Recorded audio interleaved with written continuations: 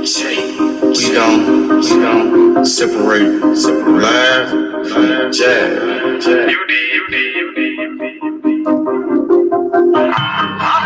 You might understand me. Am is better than am. Oh, you better than know me. Trap. I'm on my motherfucking trap shit. I'm on my motherfucking trap shit. I'm on my trap shit. I'm the number one in trap. D57, nigga on his ass out quick. Nigga came at me about a fucking bitch. I laid his ass down quick. Boom. Yeah, all that shit. We with all that shit. 20, 50s, 100 shit, I want it all. I need it. First round drought, that's how I go. NBA, but I put that hoe on pause. She ain't shit. Trap. I'm on my trap shit. I'm on my motherfucking trap shit. NBA baller, I'm that drought pick. D57 lay his ass down quick. Body found in the bag, laying in the ditch. I'm on my trap shit. First 48 a bitch. Nigga playing with this G shit.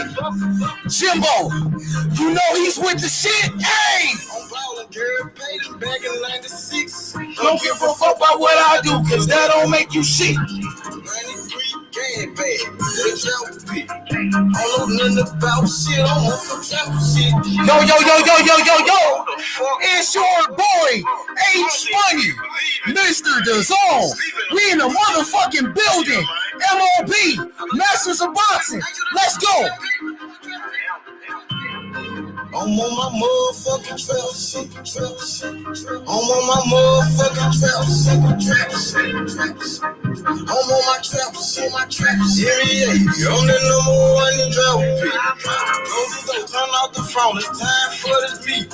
Had to grind for the shadows all the way on me. I'm on some trap shit, you niggas somewhere out there sleep. Trap like a drive-through, they know I keep going mad, cause I keep on firing up that reefer. I told them flex, got it, hold it down for my people.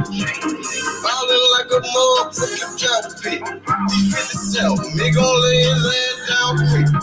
These sandwich bags, all a nigga need in my trap house. And no seeds. NBA drop pick, that's how I ball. 20, 50, 100 shit, I want it all. I'm on my motherfucking trap shit. I'm on my motherfucking trap shit. I'm on my trap shit. Yeah. I'm the number one in drought.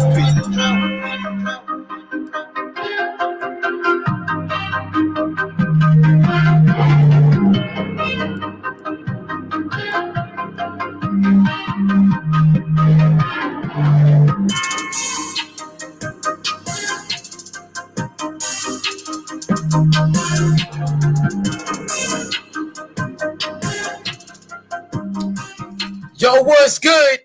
What's good, my boy Anthony Manzano? Young Anthony, what it is, Young Anthony. What's good? We on the road to Undisputed.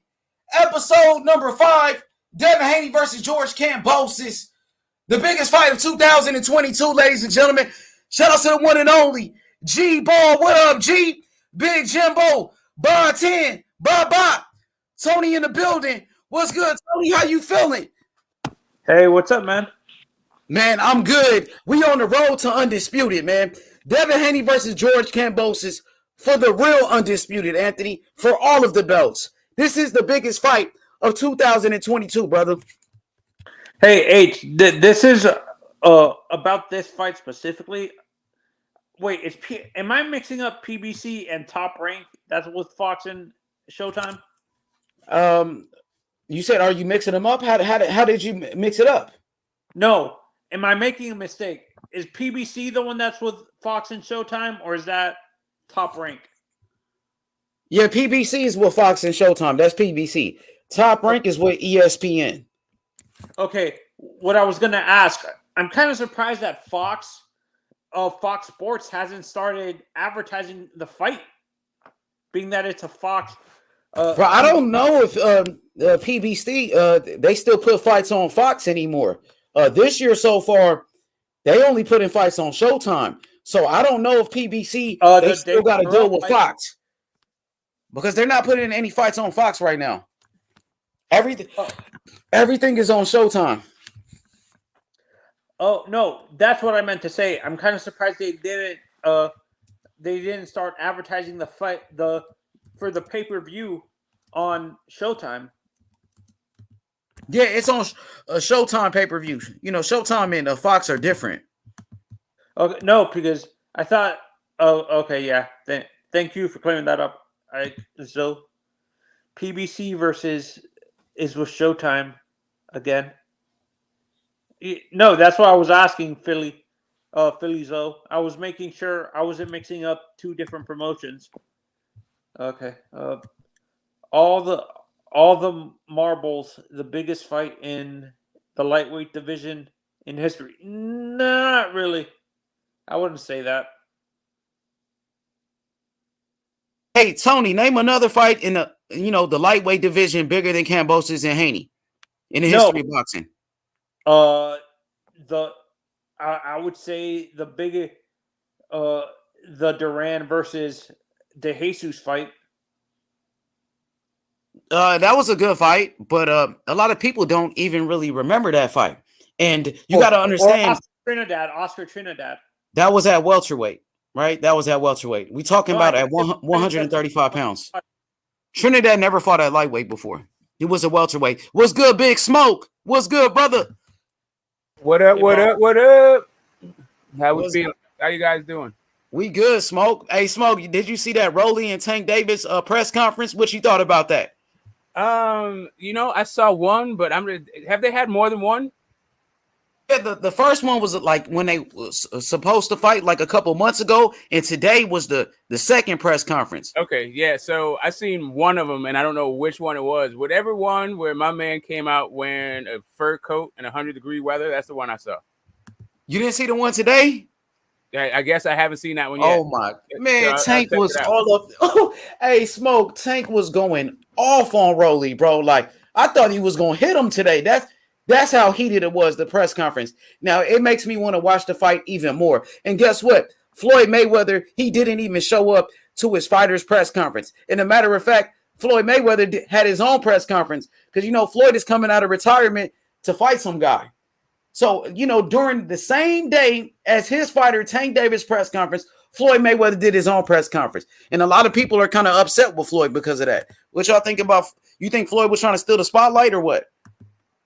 What do you? I don't care about Floyd as a fighter now. Like, dude's a Hall of Famer, and he needs to figure out what the hell he's going to do past boxing, like being a fighter.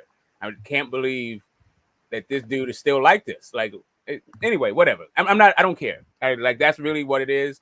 I already thought like the entire time Floyd has taken whatever opportunity for anybody's fight to actually steal the spotlight and put it on himself, and that's Floyd. I'm not mad at him any one way or the other, but I just don't care about him as a fighter. Yeah, honestly, I'm saying the same thing Smoke is saying. Like Floyd needs to completely retire. He doesn't need to prove anything else. Really, he's just trying to. He just has such a big ego that he doesn't want to. He doesn't want to give Tank the spotlight.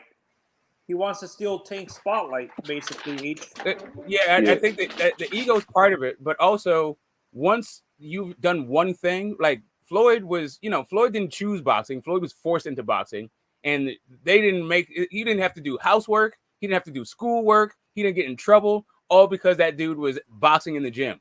He doesn't know what else to do with his life. Like whenever it comes up to some other stuff, it's like he's trying to relive his childhood. I think the dude has Peter Pan syndrome and all that shit. But whatever. I'm just saying, Floyd fighting, I like tension and Logan Paul and all that shit. Dude, I don't care about that. And now you're just saying he's gonna fight. We don't even have an opponent. If you're fighting YouTubers, where do you go from there? Yeah, he's fighting a guy named Don Moore. I guess he used to train with Roger Mayweather back in the day. He was one of his sparring partners. So, and I think they got Anderson Silva on the undercard. Young Billy Boxing was good, man. I saw you out there with King Ryan Garcia and Xander Zayas in San Antonio at the Alamo Dome. I see you, my boy. What's good? Billy Zo, what up? What's up, Brody? Kingpin H Money, Philly. My man, What's why up, big? Tony? What's up? What's up? Get the smoke, Boxing Lounge and Smoke, aka all the smoke. What's up, champ? How you doing, bro? Hey, YB, how's the atmosphere out there in San Antonio, man? What's looking like Ryan Garcia fight week? Man, it's pretty cool, man. Hey, bro, Ryan Garcia, man.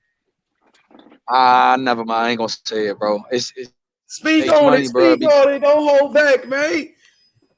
Hey, he don't look good, bro. Like when I seeing him, he looked like he still got weight to lose. I'm just gonna be honest. Don't be surprised if his next fight is at 140 pounds, not 135. Don't be surprised if that's the case. Yeah. So he looked like he was struggling. He couldn't even make the weight. He couldn't lose that weight. He looks like he's over 139 when we saw him today, bro. And I'm talking about not like not the sauna suit over. Like he got to go maybe do some exercise today, and he's probably still up working out. You know what I'm saying? Trying to cut that. He looked like he's about 142, 3, maybe he about 4 pounds overweight, bro. Hey, and he looked like he's 147. And he's still thin, y'all. Like he's not even like, it's not that he looks overweight. I just you can see a man like, all right, bro, this boy over 139. Because do you feel like he's just a big boy? Like he's just like a big guy? Yeah. He's thin. So he's thin, Philly. He's 23 now, bro. He probably gonna have him, Devin. It's gonna be him, Devin. That T.O. already there. All three of them, eventually will be 140. I'm telling you. I just seen it where he said he think he gonna finish at 54 the way his body is. He said that? Seen that. Yeah, he said that. He felt like that's where his career will end. He'll go up to 54. Oh, shit. Yeah, see? Shit. Well, he'll be at 140 soon. I'm telling you, bro. Seeing him in person, when you got somebody that's like 5'10", 5'11", bro, and he got broad shoulders, no paws, but he ain't heavy. He don't have no fat on him really, and he's still like, he's over 139. You're like, bro, what other weight can you lose to get down to 35? And this is 139. I like that he took the fight at 139 though. Personally, does he look sluggish? Smart. I think it's really smart. Yeah. Hey, Anthony, he does. It's smart. He took the fight at 139, especially if he's struggling with it. I think it's very smart. He looks sluggish as shit. Down to 135. He was not in a good mood at all, bro. You know what I'm saying? At all. Like Gabe Rosado and Shane Mosley and them were in good moods. But that dude, nah, he's overweight, bro. As soon as the press conference left, bro, he left. Like he didn't really talk. I mean, he talked to people for a second, bro, but he didn't give nobody no exclusives. So he still got some issues going on behind the scenes that people really don't know about. He's still, you know what I mean? He's struggling. And to go is on weight. That's what I mean. Tago coming to win, bro. Yeah. I got Ryan, but Tago coming to win in that motherfucker. Yeah, Xander was saying that he's always on weight. Oh, yeah, that's his stablemate, huh? They got the same trainer. Yeah, Xander sparred him a little bit for this camp. Damn. So he got some good work. He got some great work done. YB, I'm kind of worried about Ryan specifically because, like, what you're saying is, it feels like he's a natural 154, not even 140 or 147. With how big he is. Nah, he's a natural. He's a 140 pounder because Spence and them are way bigger than Spence and Ennis and all them guys come down from way heavier than Ryan. He just I just think he's outgrowing the weight, bro. I really do, because it's no way in hell he could make 135. If tomorrow he was weighing in 135, bro, this fight would be canceled. And this is why, honestly, the amateurs kind of hurts some of these kids, because they're basically fighting heavier than they actually are when they get to the pros. Do you agree, Smoke? Enzo and YBNH? No, what's the question? What was it again? Correlation. Okay. some of these kids who fight through the amateurs, going through the Olympics, are fighting at. They feel the reason why they're struggling with weight is because they actually are fighting at a bigger weight class in the amateurs, but when they get into the pros, they're fighting at 135, like the lightweights. Yeah. Well, it all depends because there's a range in the amateurs, right? It's not just like one weight class. There's like a limit between this thing and this other thing. But it just depends on the amateur and it depends on the weight. Because like if you're a 132 pounder, you know, losing a couple, you can fight either at 130 or 135. You have that thing. It's kind of like in between divisions and weights. And I'm not. But Ryan said he was fighting at 160 in the amateurs. Who was? Ryan said he was fighting at 160 in the amateurs. Right. Okay. I mean, like 160 to 135. That's a huge weight cut, and we saw like T.O. also was a big dude. But like Sean Porter was, he's fighting at 168 in the amateurs, but he wasn't really having. He didn't have weight problems as a welterweight though. Like I don't know that you can just make that blanket statement about amateurs weight cuts. I think it's a case by case thing versus this is a feature of a general boxing kind of thing. Hey, YB, you feel like he's going to try to get the knockout based off what you've seen? He's not going to try to be in there for 10 rounds? He trying to get out of there? I feel like he's going to try to get the knockout because all the shit Togo said. He said, you don't have today, bro. That boy said, you don't have Degani and Pepper. Yeah, I seen that. Right. That boy remember when Dogbo fought Navarrete the first time? He was brimming with confidence, wasn't it? It would do Utah, all that like African stuff they had going in, and then he proceeded to get his entire ass whooped from pillar to fucking post. And he did show a lot of heart. Don't get me wrong. The entire fight he was getting his ass whooped, he never gave up. He kept walking into those coconuts again and again and again.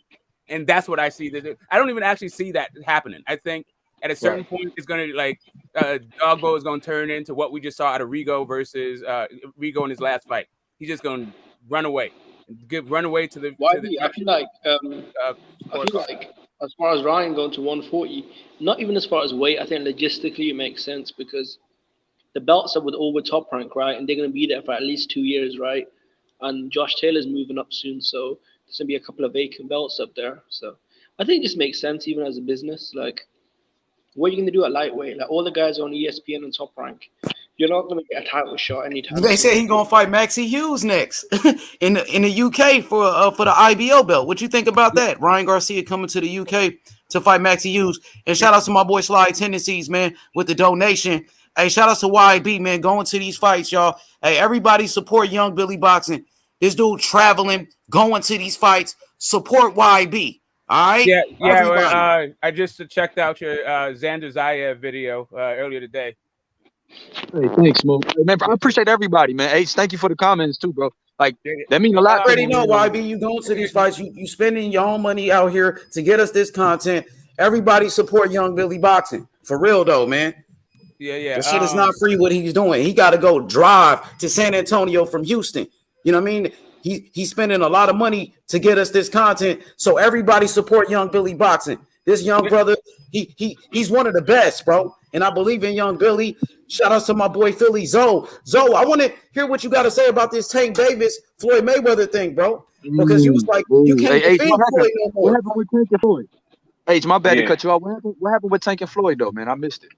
Floyd didn't show up to his press conference today, and he had his own press conference the same day as Tank. Yeah, he had a press conference today? Damn, he's coming out of retirement. The fuck? Floyd had a press conference? Yup, with Don Moore. Let me ask you this. So hold up, H. Is this a sanctioned bout or is this another exhibition?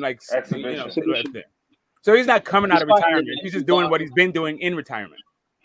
He's fighting some guy in Dubai on a helipad in one of the mega skyscrapers. So I guess he's gonna get a lot of money from there. Yeah, I'm sorry. I didn't know who you were posing the question to. I just wanted to make sure that, because to me, it's like everybody. The only reason I asked is because I've never heard of a guy in the Hall of Fame getting a sanctioned bout afterwards.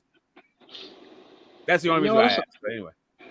Yeah. So, I feel like I can't defend Floyd no more.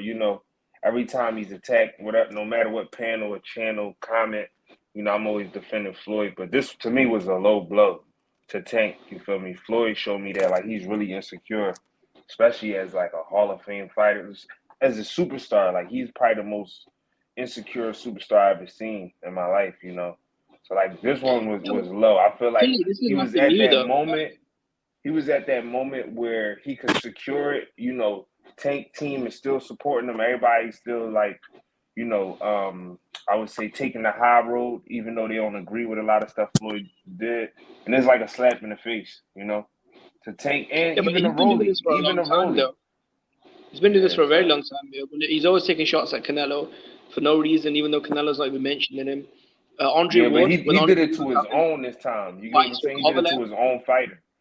It just is more distasteful when you're doing it to your own fighter. I get the whole like that keeps his own father out of the gym and called him. This is not the same thing. This is not the same thing if I was talking shit about a guy that you beat. Like this is actually. But come on, this is the same guy that called his own father a faggot. Yeah, it's not the same thing. Yeah, none of this is the same thing. The same thing. Yeah, none of this. But then later he apologized though, Jimmy. Yeah, for what he said about his daddy. And their family business has been in the public view for decades. Yeah. No, I know, but I'm just saying, like, Floyd is a great boxer, a Hall of Famer. But as a human being, I mean, he's a piece of shit. Like, it's not right because you're the best human being on earth, right? Anyway, so who the fuck are you?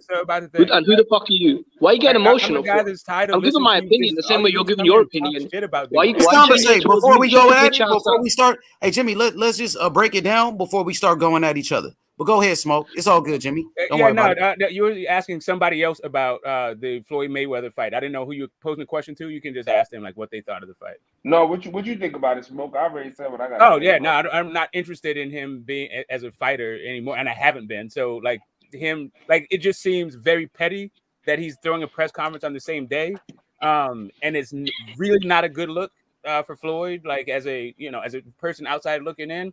But Floyd's gonna do Floyd, but I just don't give a fuck about another Floyd fight. Facts. I just don't care. And yeah, that's that's what it is. As far as like the business of Ryan being at 140, the big fights are at 135.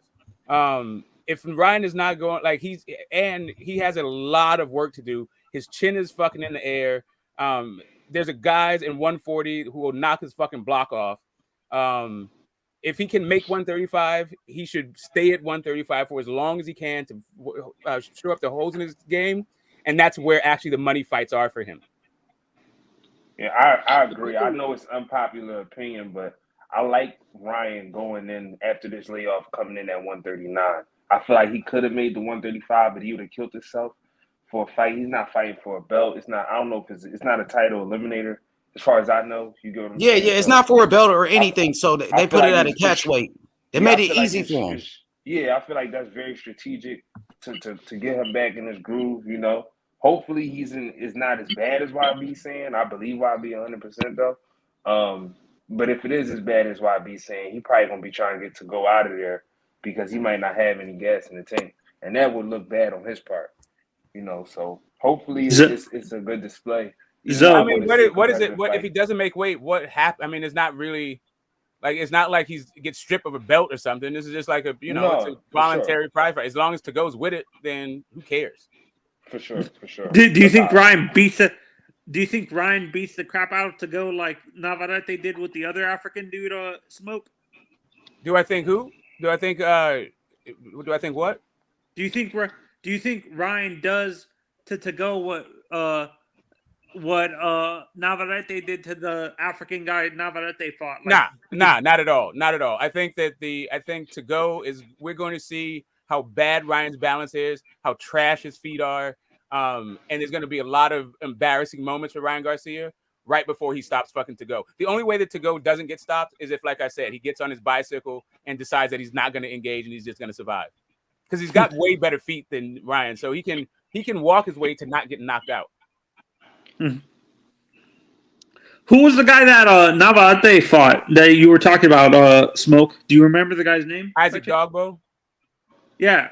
Do you don't think Ryan can do that, like beat him pillar to post? I'm saying that Dogbe is not the kind of fighter that To-Go is. Like To-Go is it's not that he's not a front foot fighter, but I'm just saying he is way slicker than Isaac Dogbo, and he doesn't have that same kind of like killer instinct. Like Dogbo was cool. He was after that red meat, but he didn't have the skills that To-Go has. The only issue really is Isaac Dogbo for that division is world class, whereas To-Go is a guy who just went life and death with Mason Menard, which means nothing. No, Mason Menard is not a world class fighter. That's my point. Yeah, and none of the guys that's been To-Go has fought, Emmanuel To-Go, none of those guys are world class. I don't think that To-Go is a world class fighter, and Ryan Garcia is a world class fighter. For whatever deficiencies he has, he is world class. Yeah, and I feel, honestly, I'm not a huge Tank fan, but I kind of feel bad for him that I think you said it earlier that Floyd is a boxer who doesn't know anything else. He doesn't have anything else outside of the ring to do. He's a decent promoter, but he's not a good promoter. He's a decent promoter, but he's not great. Do you agree, Bill and H? You said Floyd as a promoter? Now, what did you say about Floyd as a promoter? He's decent, but he's not good or great. I think he is good. I think, just look at Tank Davis. Floyd Mayweather took a kid, Tank Davis, that nobody ever heard of. He was in Adrian Broner's camp, hanging out with Adrian Broner. Took this kid and made him a fucking star. Tank Davis is considered to be one of the biggest names in American boxing, if not the biggest name as far as the American fighters. And Floyd Mayweather did that. Yeah, no, but yeah, you got to give Floyd his credit, because if it wasn't for Floyd, Tank Davis wouldn't be the star that he is today. Now, Tank did his part. Tank did his part by knocking out Pedraza, knocking out Barrios. Tank is a very exciting fighter. I think they work great together. I think they're like a tandem. They are a tandem. Yeah, but the fact is that Floyd. Let's talk about that, Zoe. Because Zoe, you've been defending Floyd. You've been defending Floyd, and today you said you're done defending Floyd. You're fed up with his bullshit.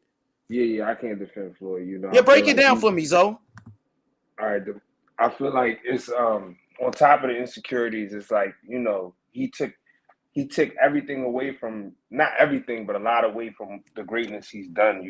I feel like Leonard Ellerbe been carrying a lot of that weight for Floyd, being the CEO. It seemed like Floyd been in like a chairman position, and he been letting Ellerbe do his thing. So it's like you take away from the work that your team does. You got other fighters that look up to Tank or even look up to Floyd. Let's say Richardson Hitchens. You got Hackett. You got even Rolly. A lot of these guys. I feel like Rolly is staying, but a lot of these guys are going to look at what Floyd going through with Tank, and they're going to second guess themselves. Like, damn, do this guy even care about us? Because people most likely have their emotions tied in and things like that. And I even seen an interview where I seen Hitchens saying like he don't want to feel like that fighter that's not fighting enough. He feel like he's not getting enough activity. He's like, he's not a champion yet, so he shouldn't be fighting once a year. He wants 3 to 4 fights a year. You get what I'm saying? So I just feel like Floyd is a good promoter. I think he was a great promoter, though. He's a great promoter. He's a great Floyd, the way he promoted himself throughout his career shows 100%. That Floyd Mayweather was a great self-promoter. Now, he's the best. He's the best. Yes, and what he did, Mayweather, he's the best. One of the best. And then the way Floyd Mayweather, what he did with a fighter like Badu Jack, took a guy like Badu Jack, who was a nobody, made him a champion. You know what I mean? Even what he did with Ishai Smith. Ishai Smith was at the end of his career. Floyd Mayweather gave him a chance, made him a champion. What he did with Mickey Bay, made him a champion. So I think Floyd is a very good promoter. But right now, I don't like what I see what he's doing with Tank. I don't like it. I don't like it at all. And I feel like it hurts the Mayweather promotions brand. I feel like they've got a complicated history though, because with Tank and Floyd, they've been going back and forth for a long time. Obviously there were rumors that Tank had sex with Floyd's daughter. Shakur Stevenson put that out on Twitter. I think Devin Haney was commenting on it as well. And then you got issues with the money as well. He's not happy getting paid. Where it started, Jim? The beef, like the first time Tank and Floyd, they had a dispute is when the Lomachenko thing, because Loma was calling him out and Tank wanted to fight Loma and Floyd didn't make the fight. And that's the first time it started with those two. Okay, I thought someone told me it was because he had sex with Mayweather's daughter. Okay, maybe I'm wrong. That's what someone told me. I don't know anything about that, Jimmy. Yeah, I can't speak on something that I don't know. You know what I mean? That's crazy. Yeah, that's crazy. That's Talk about. So, no, Philly, did not hear it though. Like, I think Shakur, they were going back and forth on Twitter. Shakur and Tank, and Shakur Stevenson's the one that put it out. Him and Tank were going back and forth on Twitter, and he said something like, "Why didn't you go back to?" How long ago was that? How long ago was that, Jimmy? How many? It was a couple years ago. Maybe 2 years ago. Yeah. Okay, so they've been cool after that. Then he said 2 years ago, Floyd was just at his last fight with Barrios, laughing and hugging him. Floyd was just talking about how great Tank was. So I don't believe that. I don't believe it. You know what I mean? Tank Davis has been like a son to Floyd Mayweather.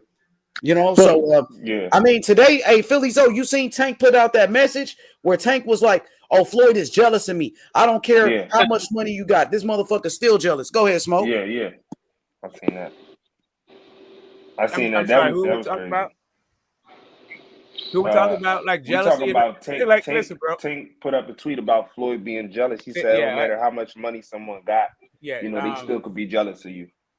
Yeah, like Floyd wants to be the center of attention. Like I'm not like the thing about really the thing about it is who gives a fuck? Like what does it have to do with it? Like I Floyd is not my homie. He's not my brother. I don't have to deal with him. So like how he is as a person, what does it matter? Like I can look at it and go, yeah, like this looks like a situation that Tank should not be a part of.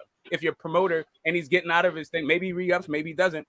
But to me, all I can say is it looks like Tank shouldn't re-sign with this dude. But really, I don't give a like. I'm not God. Like, why the fuck I need to sit in judgment of somebody's character and their personality and all this shit? I don't care. I got enough shit going on in my life. I'm worried about my fucking personality, not the next dude's.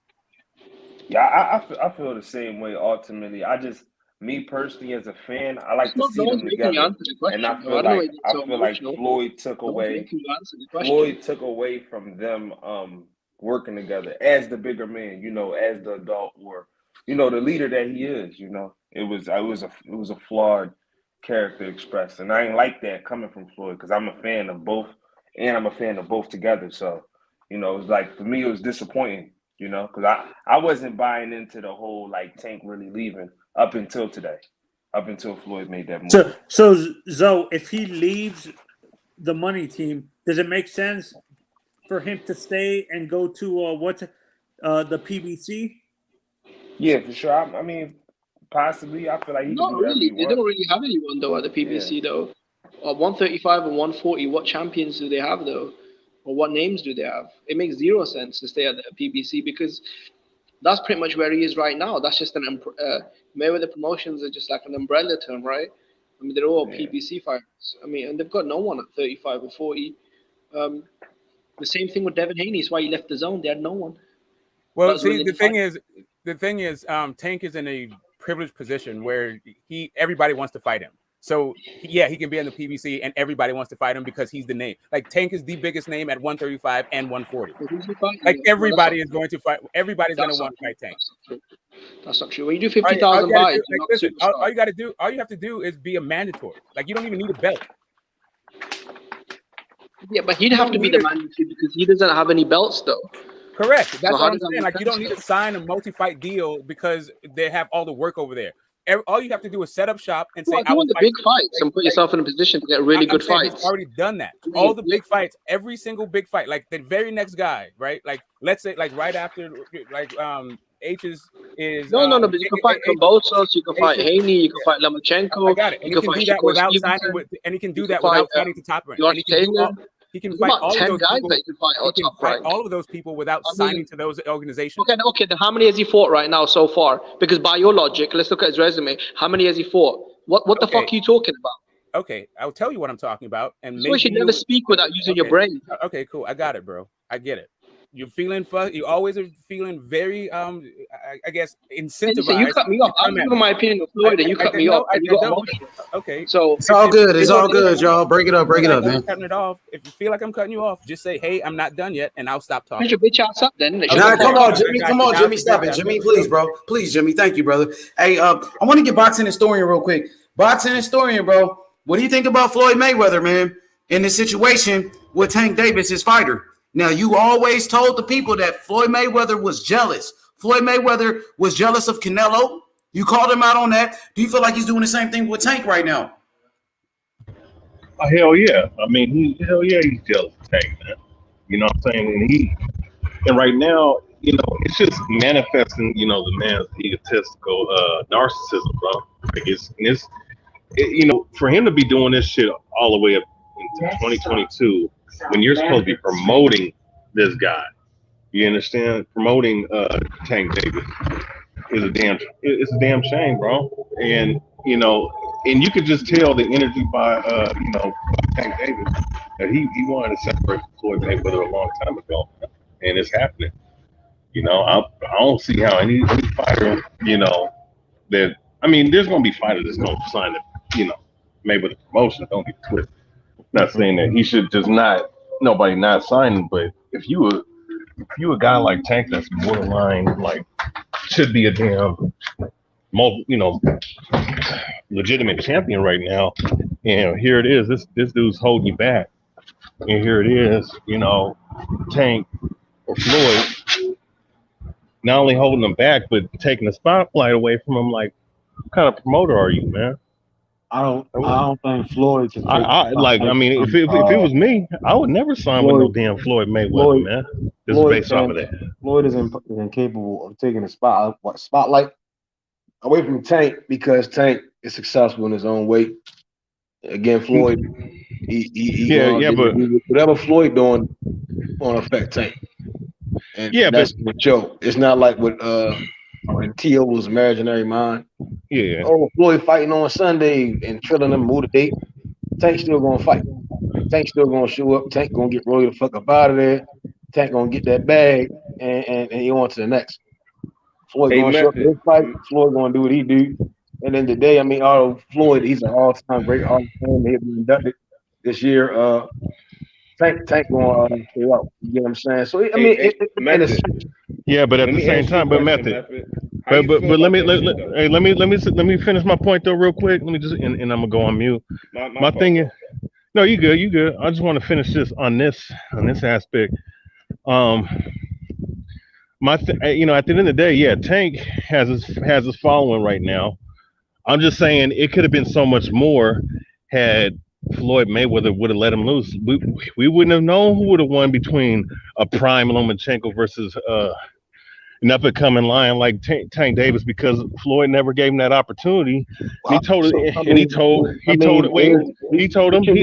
for 7 years. What do you mean by prime? What do you mean by prime Lomachenko? You say that again? A prime Lomachenko from 7 years ago. I mean, they say Loma better than Muhammad Ali, better than all these other guys. They say better than Crawford. They say better than. Who's saying that? Well, yeah. Top rank. And these are guys that's incredible guys. Yeah, I mean, but top rank does. I mean, he's supposed to be. But you know what? Top shape. I mean, it's a lot of guys. That's not the point, bro. Listen. We're not deviating from the topic. We're sticking to the topic. It's about Tank. I'm exactly on the topic. I mean, no. Listen, if we can come hard on Bob Arum, Al Heyman, and Eddie Hearn when they shitty promoters, we can do the same to Floyd, right? Because Meth is always ready to put the boots at Eddie Hearn's neck, right? When he fucks up with Devin Haney's career. So we got to do the same to Floyd. I don't get the double standards. How is Floyd a shitty promoter for Tank? Okay, so trying to sabotage your own fighters event. Listen, man. You asked me a question. Well, let me answer it. Let me answer it. Let me answer the fucking question then. You asked me a question. Can I answer it? You get way too emotional, man. I gotta reword the question, right? When I reword the question, right? Defend Floyd. How is Floyd sabotaging Tank? Right? Tank is fighting a professional boxer, right? And he's not outside the age of 40. Yeah, but come on, man. You got to be so fucking critical, right? Why would you announce a media event on the same day as your fighter? Who the fuck does that? We're going to support Who the fuck does that? There's only so much media in boxing. We're going to watch Tank. Listen, there's only so much media in boxing. Hey, let me say this. Somebody got to take the back seat because y'all can't talk at the same time. So let one person talk, then respond. Let me reword the question. Asked me a question. I'm gonna reword the question. How is Floyd sabotaging Tank? When we already understand shall I answer it now? Okay, let me answer. I'm putting the context on. Floyd is a 40-year-old man. Tank is 27 years old, fighting the Rolly Romero. You're answering your own question, bro. You're talking to yourself right now. How is Floyd sabotaging him? Listen, whatever Floyd is doing, is not going to. No matter what Floyd is doing, will not affect fans that really support boxing, support Tank. Like, I plan on going to the fight. You see what I'm saying? So how is with Floyd going to do? To answer your question, the reason how he sabotaged it, because in the history of boxing, I have never seen a promoter do a media event that clashes with his own fighter's media event. There's only so much media in boxing, right? Tank is not a Canelo or a Joshua where he's a crossover ultra star where you'll have all the mainstream media and TMZ and all that shit there, right? Tank's not at that level. You never clash. Come on, this is basic. It's like you've always got your boot ready to put it to Eddie Hearn and Bob Arum's throat. You got to keep that same energy. That's all I'm saying. This actually brings more heat to the Tank fight. I'm not criticizing Floyd as a fighter. I'm just criticizing him as a promoter. I'm just saying, bro. Like, at the end of the day, he's not sabotaging. It's not sabotaging. Double standards are never good. It's not like the Rolly fight was about to be like lit, but now Floyd's announced a fight, and so now all the eyes are no longer on Tank's fight. Now they're on why would you do that, Smoke? Who the fuck does that? We already say. Why would you do a media event on the same day as your fighter's press conference? Who the fuck does that? Sabotage Tank though. Which is no, it does. Let me tell you how it does. I can tell you how it does easily. I watch Undisputed with Skip and Shannon, right? Today they had a segment on Floyd coming back to fight. They didn't have a segment on Tank. They never would have a Tank. Do you think they were going to have a segment on Tank and Rolly unless Floyd did something? You guys are way too much in the feelings of Floyd, man. Because Skip. No, hold on a second. Let me finish. Go ahead. At the end of the day, fuck Floyd Mayweather, bro. Skip is obsessed with Floyd Mayweather. That's why they did a segment. It's not like if Floyd didn't announce a fight, they would have been talking about Tank versus Rolly. Y'all putting too much emphasis on Floyd, bro, instead of just talking about Tank versus Rolly, bro. Listen, it's a promoter. I'm gonna watch. Listen what I'm saying. This is what I'm about to say. This is all I'm saying. You got your boot ready for every other worried about talking about Floyd's daughter and her sexual phase and what the fuck Floyd's doing. Floyd is retired, bro. Why not? He's his promoter. We're not talking. It don't fucking matter. We're not talking about him as a boxer. It's the attention that niggas see what Floyd doing and be like, "Oh, he's a fucking shit promoter." You don't gotta give Floyd attention. I really don't give a fucking shit promoter. That's what I'm saying. I don't give a fuck about what Floyd doing. I'm saying he's a shit promoter. His own fighter is saying that. Jimmy, you yelling. It's time lying then. His own fighter is saying that. He's in his feelings. It's too late for all that yelling shit, first and foremost. So again, who gives a fuck that Floyd's fighting somebody that's 18-0-1? His fighter does. Bro, his fighter does. Rolly Romero. His own fighter does. Let me finish what I'm saying, because you just want to argue. That's weird. Let me finish the thing. Because I'm bringing nuance with them. It's nuance what I'm saying. Just listen. Again, Tank is fighting Rolly, and Brooklyn's finally opening back up. It's gonna be one of the first fights back in Brooklyn, bro. That's way more important than Floyd fighting somebody on a fucking helipad. Well, Tank disagrees with you. I don't give a fuck about that, bro. It's not even worth talking about. It's not even worth talking about. To leave the niggas talking about his daughter and shit, bro. You giving a nigga what he wants. Fuck him. Let's talk about Tank knocking Rolly the fuck out. Time Davis wants to talk about it. Bro. Let's talk about March 16th. And he's talking about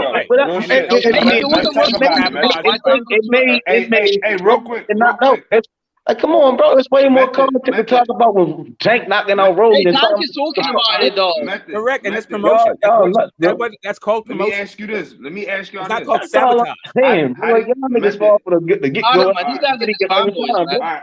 No, you're a fanboy because you still want to talk about Floyd and his daughter and all this other Tank shit. is talking about it though. You're unaware of what you're doing because you're so Tank is angry. calling him a jealous motherfucker. It don't matter. That's him and Floyd relationship. I don't got nothing to do with that. But it's made fucking public. Then why are you getting emotional then? Why are you getting so fucking emotional for his mandatory fight? And then we You're so gonna ready probably to get defend Tank Floyd. versus one of them other niggas. Put your cape And that's away. all that matters. Put your fucking cape away. What you doing, bro? Put your cape away. Besides the girl collection shit, that shit Put your fire. cape You get away, what I'm saying? And all them Put your investments. fucking cape That shit away. fire. Look, Yeah, that Tank that's a Rolly good shit. point. That niggas need to be talking about. Any other time, niggas bash Tank, bro. Well, Tank wants to talk about it. Tank wants to That's talk about it. not He called me a sabotage. salty motherfucker. That's called promotion, not sabotage. Look, that's a good Well, point, it is, right? man. It is, man. I have to keep it a buck now. And I'm not even the biggest Tank fan because obviously, you know what I mean? The guys that he's been fighting, I mean, come on, man. I know, we got to keep it a buck. Right? You got to slag him off, right? We got to keep it a buck, though, innit? Listen, No, listen. you At the end of the day, you don't know what a buck is. Dude. Okay, when Oscar De La Hoya was promoting Canelo Alvarez, when Oscar De La Hoya was promoting Canelo Alvarez, would he fucking do a media event on the same day as Canelo Cotto? Like, come on, man. Like, use your fucking brain. What is that? Use your fucking brain. So what if Mike Tyson has a fucking promotional company, man. It wouldn't say it's still not So sabotage. when Canelo fought Golovkin, did Oscar come out on that same day and announce him and B-Hop were doing the rematch? Come on, man. It don't fucking matter. It don't matter, my God. It's money to be made. It don't fucking matter. Go get your money. Y'all niggas get caught up on small. It's not 1990. It's not 1905, my God. Fucking wait one day. Like, Method. nigga, if It was so Floyd- if they important. He had to do it on offer the same day as $100 million to He go couldn't there wait and one knock that young motherfucking nigga out. day. He's gonna go take it, my nigga. I can't stop that nigga from doing that shit, my nigga. Hey, yo, real quick though. Well, Tank's got a problem with it, and he's the fighter. He's still gonna knock Rolly the fuck out. No, a lot of fans of it. Listen, he's a salty motherfucker. Floyd Mayweather is a salty motherfucker. The only reason why he's saying, but it's not gonna restrict the track from anything that's Hey, happening to first Rolly, my off, nigga. fuck Floyd Mayweather, man. At the end of the day, man, there's no excuse for a guy to make a press conference to conflict with his own guy that he's promoting press conference. There's no excuse for that, man. And the fact that you guys are bro, you guys hate Tank, man. You guys must despise Tank, man. Because you guys are advocating for the guy that's supposed to be his promoter to advocating for the same guy that's up here and pulled him a punk ass move about an exhibition bout with some goddamn YouTube, man. All that shit you saying, what kind of fucking excuse? There is no excuse for that, bro. Like niggas ain't had nothing to say when niggas talking about that man daughter, my nigga. Like God's feeling nobody want to hear that shit, man. Floyd's been doing the same fucking thing for the last 12, 13 years, man. And niggas still can't get it, man. So again, crazy, man. Again, shit is so crazy. Jimmy, you can't talk over niggas, right? Around the fucking boxing, the story, whatever you want to call it. Listen. At the end of the day, if Eddie Hearn did this or Oscar De La Hoya did this, you'll be the first one. You got sexual emotions for Floyd. That's your problem. Floyd fight any You got sexual feelings for Floyd. There's no point of talking about sexual emotions for Floyd Mayweather. That's your problem. Fighting without any sexual emotions it's not for a another world man. title fight. It's not a fight worth talking about. The same way I'm not giving the zone any fucking attention. I'm not giving that shit any fucking attention. You want to talk to me about Girls Collection? You want to talk to me about the Pivot Podcast with Floyd on there? Listen, all that other shit. Hold on, my nigga. Hold on, my nigga. Hold the fuck on, my nigga. If you want to talk about any other Floyd investments, right? If you want to talk about any, let me finish what I'm saying. Why you got to keep talking when niggas talking, my nigga? You the only nigga on the tell talking about niggas' daughters and shit, bro. Hey, come on, man. Come on, man. One at a time, bro. Weird, my nigga. It's not cool, my nigga. Stop. One at a time. Just one at a time, bro. So again, if you want to talk about any of other Floyd's investments, like the Girls Collection, him doing interviews, his jets, all that, I'm fine with that. But right now, it's bigger shit to talk about, like Tank fighting Rolly, bro. Like this nigga, Rolly, whole heart jumped out with his chest. That nigga caught the biggest dude on the stage. Where was that space? That's way more important than what the fuck Floyd doing, my nigga. Because he's not doing what they're doing, bro. Y'all can choose to talk about Floyd. You can choose to talk about Tank. You pick your lane, my nigga. At the same time, I'm not going to break down either one. Okay. I'm going to say Tank got this motherfucker out. I'm not going to once Method wrap it up, once Method is done, I want to hear what Zoe and Smoke got to say. Y'all got to pass it around. Yeah, so just a real quick clarifying question. was there a bunch of interest in the Rolly Tank fight that all of a sudden dissipated because Floyd said something? Or did this actually enhance the promotion for the Tank fight because now there's even more controversy and more drama? I feel like it might have definitely enhanced it, for sure. Although, you know, it might have disrupted and ended the relationship that Floyd and Tank may have in the future that I was looking forward to as a fan of both of them. I definitely think it enhanced the promotion of the fight. You know, I feel like that's all it did. And like I said before, I wanted to see Floyd and Tank keep going together. I love the tandem. Same way H Money put the picture of them up on the screen. I'm always defending Floyd. To be honest, for the action that he made today, I'm not really fucking with that. I ain't gonna lie to you. However, I'm still supporting, you know, Mayweather Promotions or whatever the case may be. Definitely supporting Tank. You know, I might go to the fight as well, but yeah, it definitely enhanced the fight, and I definitely feel like, you know, that was a great press conference. That's where I was gonna go with it, talking about the press conference. But you can go in on that. Hey, I just want to finish it off with again, TMT does have other fighters. If Tank leaves, shit, I'ma still support Tank. I'm still gonna support the fighters over there on TMT because they got some great fighters over there. I'm not gonna sit there and bash Floyd for his business decision to go up there and beat that young man's ass. Is it a better fight than Tank and Rolly? Fuck no, not at all, bro. That Rolly Tank shit gonna be fire, nigga. They gonna be in Brooklyn throwing the fuck down. I done seen Rolly tuck his tail, and I'm like, all that shit he been talking, then you tucking your tail, like that shit. Wait, you get what I'm saying? I understand Floyd coming back, do what he want to do, but that shit don't mean shit right now in the grass.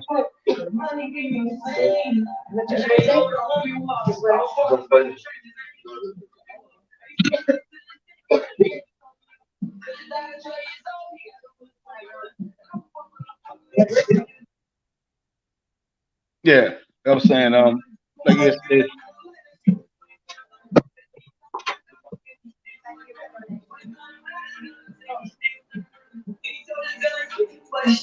Hey, YB, I think your shit is playing, Brody.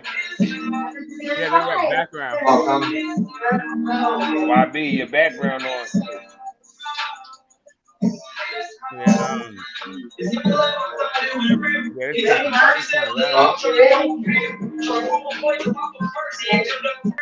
Yeah,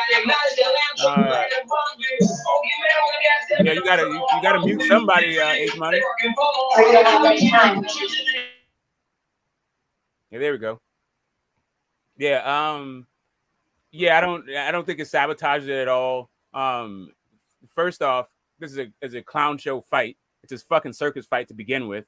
What Floyd is doing is also circus-esque. Like, it's just, this is all just the what is it? It like the fact that he's counter programming him with his own fight is kind of a 10% of teapot. And I think that this is going to just keep the tongues wagging. And this makes Tank look good. It makes Tank a sympathetic character. And, you know, quite honestly, I think that people who weren't interested in the Rolly and Tank fight, it's like, you know, whoever wasn't interested in watching it, more people will be interested in watching the fight than otherwise would be. Like if Floyd didn't do anything and just did the Leonard Ellerbe, you know, Floyd, Tank's a hell of a fighter, Rolly's a hell of a fighter, we're going to get a scrap, I don't think they would have gotten one more viewer. But this right here, this is how you get the tongues wagging. This is how you get people's passions inflamed. And yeah, this will get people's like not only interest in the fight, but also paint Tank as a sympathetic character. Hey, but ain't no sympathy for no G. You dig what I'm saying? Hey, we seen that nigga really with the smoke. We seen Rolly tuck that tail, all that trash talking he been doing. If that don't make that nigga Tank, ain't nobody doing what Tank is doing, like at a press conference like that. In boxing today, I don't see it. That's like some old school shit. Tank was all up in his face. He called him a bitch to his face. That nigga said, "You's a bitch." Hey, I love. Hey, Rolly was a mute. Rolly was a mute. And I can't wait for this fight. Boy. That's that Baltimore shit. That shit came up on him today. Nigga, you's a bitch. You seen Tank pointing all up in his face and shit. I thought Tank was about to slap him. They couldn't nobody control Tank. But that's the whole thing. Like all he's doing is bullying some dude that he might be like an Baltimore shit. Like, but he was supposed to be the bully though. Smoke. That was Rolly for all these years, calling Tank a pussy, calling Tank a bitch. Yeah, but that's because they're not fighting. You can do all that shit from Twitter. Not, bro. Rolly can't fight. Rolly do got some power though, Smoke. One thing about Tank, at he get rolled out the way, it's gonna be the same energy for everybody. That's why. Hey, crazy Tank, man. Hey, everything else gonna get the same. It's always the same energy. You see what he did to Tavern Farmer? Like, come on, man. Like, shit, man. Don't touch me. The first press conference let me talk to him. Let me tell but this one, Tank just went off, dog. Like, man, like he couldn't say nothing because Tank looked like off. Have you seen Tony Harrison today? Tony Harrison throwing hands, boy. Tony Harrison could sell a fight. Tony Harrison. Oh yeah. Hey, that was some bullshit from Luis Aries, Cuba. What they call that boy? He throwing shit at Tony Harrison, bro. Yeah, that was weird. That was definitely weird. Yeah, I didn't like the format that having all the dudes on stage at the same time. Like, why do that? Like a bunch of dudes looking like they roll out of bed, and then like Fortuna looked like he works at the fucking at T-Mobile or fucking AT&T or something. I don't know. It was kind of. I didn't like that whole taller than Lupin. That face off was crazy. But Harrison definitely, like, you know, he knows how to sell a fight. That was like some vintage Harrison today. That's him. Oh, that's him 24/7. That's the shit I like though. Like, well, his last fight he was kind of subdued. Like he was going, I guess, through some personal shit. Once with all the press conference though today, H, you had Ryan Garcia, Tank, Mayweather, and Tony Harrison. Like, yeah. So let me say this real quick. Great quarter in boxing. Yeah, absolutely. Great quarter. So let me say this now. Shout out to YB, Young Billy Boxing. He went to the Ryan Garcia press conference with Tago. You had the Tony Harrison, Fundora, and then you had the Tank Davis and Rolly. And for me, the Tank Davis and Rolly press conference was the best. You know, it wasn't even close. Nigga, Ryan had a press conference? Yeah, he had a press conference. I swear to God, I ain't watching that his own shit. He had a press conference? Shit, they had a face-off and everything. I haven't seen that shit. What press conference? What press conference? What press conference? Yeah, Tank stole the show. You can honestly say that. Come on, man. Stop this shit. It was Tank versus Bullet. It was Tank versus Bullet. I ain't Hey, no, man. That nigga name ain't no Bullet. His name can't be Bullet. The only Bullet is Baltimore Bullet. Ain't no Bullet. It was only Bullet is Baltimore Bullet. What we talking about? Only Bullet, only Bullet. We recognize the Baltimore Bullet. What's going on out here, man? Tank called him Booker T. That's his name, Booker T. He ain't no Bullet. The only Bullet we recognize the Baltimore Bullets. What's up, Coco? Don Method. What's good? Hey, man. What's up with everybody? Don Jimmy, Don Historian, Don Philly. Get the smoke. Salute to you guys, man. H Money, thank you for having me on the platform. Hey, man. To be honest with you, out of all the press conferences and everything that I watched today, like Tank is just a must-see, bro. You cannot miss anything that Tank does. I swear, on everything. Like, Tank is just like, he's a star, bro. If you guys can't see that, I don't know what to tell you guys. Like, I love Ryan. I think Ryan's great. But he did his thing, but the energy wasn't there. Like, fucking Tank brought that energy, bro. I guess we'll find out who sells more tickets. Hell yeah, Don. That boy Tank brought the smoke, man. That was the fucking smoke right there, bro. That's what you want to see. Man, I'm telling you, the Don. Yeah, like Ryan was too nice, bro. Like Ryan was like shaking hands and trying to be too political. Like I didn't like how he was like just too nice, crossing his legs and shaking hands and shit. Like, you know what I'm saying? Like I need a little bit of that trash talk. Like I remember Oscar De La Hoya, like back in the day, like even though he was like you know, a businessman. Like he was educated and he wasn't like rah-rah, but he would tell you something. Like Oscar would always tell his opponent something to let them know that they in for it. Like I didn't see that energy from Ryan today. Like You have to remember, Ryan Garcia is like a Disney star or whatever. Like I don't know, man, because hasn't he got like sponsors or whatever? So I don't know. But I'm just talking about the press conference. I ain't talking about like no Disney Channel. You know what I'm saying, Don Jimmy? No, I'm that's not. what I'm saying. I'm not trying to be No, bro, disrespectful or nothing. you're not listening to what I'm saying, Don. I'm saying maybe he can't get heated at the press conference because he's a bit of a, like he's a bit of like a YouTube, Instagram, Disney guy, innit? So I mean, Jay Paul with the Nah, shit. you gotta have that energy. I'm sorry. I need that Mayorga energy. I need that slapping in the ass on Mosley. I need that Mayorga when he was calling De La Hoya a gay dude. I'm not trying to be like politically incorrect, but you know what I'm saying. I need that energy. You know what I mean? I need that hunger. Like I didn't see that hunger with Ryan, but I saw that hunger with Tank today. That's a fact. Hey, yo. He made Rolly look little with shit, too, though. He made Rolly look little. A bum, though, isn't it? So, I mean, is that even... Hey, you know one thing I gotta say about Rolly though, like he's really awkward, and he does pack a punch. Like I don't know. Like to be honest with you, I got Tank knocking his ass out within 6, no later. Because one thing I do know, like Rolly don't got no footwork, bro. Like Rolly looks like one of these guys that are like stiff as fuck. Like they got no athleticism. He's just gonna walk into a punch. And Tank is a masterful body puncher, underrated body puncher, and he's gonna come and sit on that ass, and he's gonna fuck him with an uppercut once Rolly starts lowering those arms.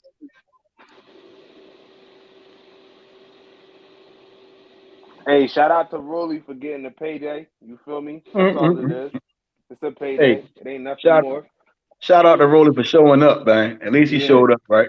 He showed up. You feel me? Hey, those Dolce & Gabbana glasses were sick, though. I'll give him that. Those Dolce & Gabbana glasses, those are ill as fuck. Hey, I ain't gonna lie, I'm mad as shit. Both of them had sunglasses on though, they had the shades on. I was mad as shit. Yeah, but the boy, man, hey man, that shit surprised shit out. He was twitching and he was trying to get the fuck up out of there, boy. That motherfucker was scared. He talked the bullshit. Hey, Don Method, that body language speaks for a payday. Like that body language, right, Don Method? Don Method didn't Rolly body language look kind of like different?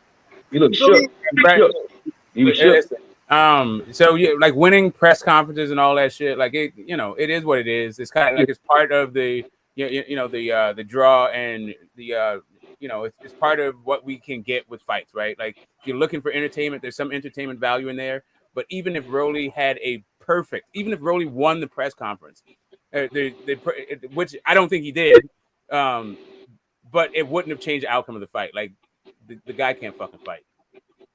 One thing I didn't know about Rolly is that he knows how to speak Spanish. So I almost got pulled. I almost like started like wanting to cheer for him. I was like, damn, Rolly know how to speak Spanish. I was like, okay.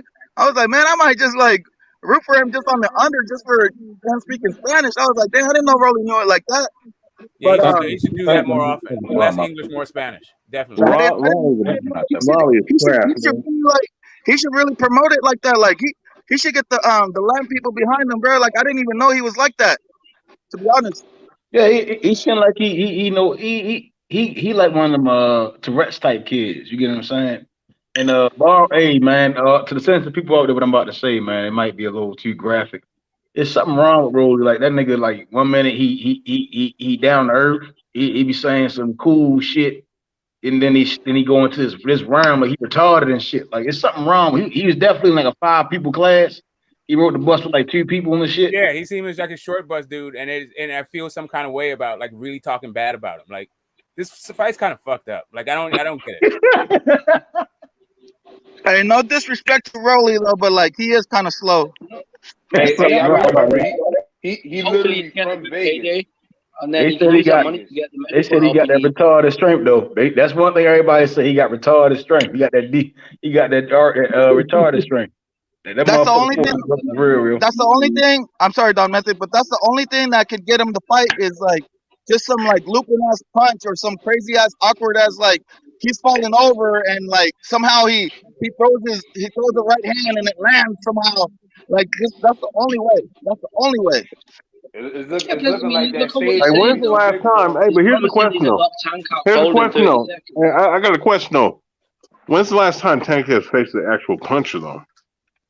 Every damn day in the gym, motherfucker.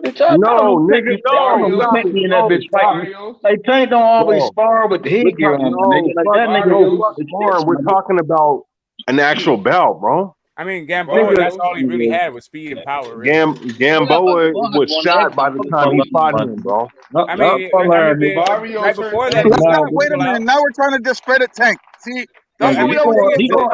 Credit, bro. Hey, No, I asked the he gonna learn the question. hard way, No, man. Barrios. He Hey, took bro, that listen, shit, listen nigga. to the question I asked. When did he? Listen, Who did he fight? Who did he fight in a professional bout that was a puncher? And I'm saying Gamboa. Because Rolly is a Gamboa wasn't puncher. puncher. That's my question. It's not disrespectful, man. Well, before the fight with Barrios, they were saying that Barrio had some clip to him. I'm not just that. Gamboa also was a puncher. I mean, he had okay power. Here's the thing. So here's really what it is. Rolly is not a puncher. Like Rolly, like we're always saying, about Rolly. What you can say about Rolly is like the best thing about it is his power, but his power ain't all that either. So it doesn't matter. Like the dude can't fight. There's nothing good about fucking Rolly.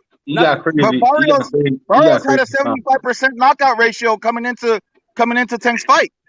Yeah, he got crazy. Barrios a puncher. Barrios could bang. Barrios was a puncher, accumulated puncher, and he had power. And Tank nullified all of that. Yeah, Barrios is a puncher boxer, and Rolly's a puncher. But Rolly's the only puncher. I remember when people were saying that Barrios height and his length was going to cause problems for Tank, and Tank nullified that, closed the space, and got in his ass. Tank said in the post-fight conference, he said he didn't believe that his power would translate to 140. He didn't even believe in himself, and he still stopped Barrios. You guys are talking like Barrios wasn't shit though. Barrios wasn't shit. And Barrios took. Thurman ain't stop him. Hold on. And Barrios took Thurman the distance. Yeah, but he was a punch back. He made Thurman look basic. He made Thurman look basic. I mean, we could find a million. Tank got him out of there one time, didn't? Okay. Let's do a segment on hating on Tank. We could do that. Who's high on one time right now though? No one's really. No, but I'm just saying, like, you talking about the power though, and you talking about the threat. Yeah, we can punch. Tank, that's easy. Tank can definitely punch. I agree with you, man. He's a puncher. Tank Davis. He can box. Tank is more of a boxer puncher. That's what y'all don't understand. Exactly. Really good feet too. He don't really the truth, bro. Last two fights, he was struggling against Barrios to box. He did not struggle with Barrios, Joe. He takes his time, my God. Like y'all don't struggle with Barrios. Mayweather was yelling, "You're losing." Takes his time. It's called about. It's called. Let me say this real quick, Coco. It's called a bout, my nigga. Not no street fight. It's called a boxing bout. A bout. Talk to him, Method. Talk to him, Method. Wait, can I say this though? It's a bout. Yeah, he Let me say this though. By the fourth round, hold on.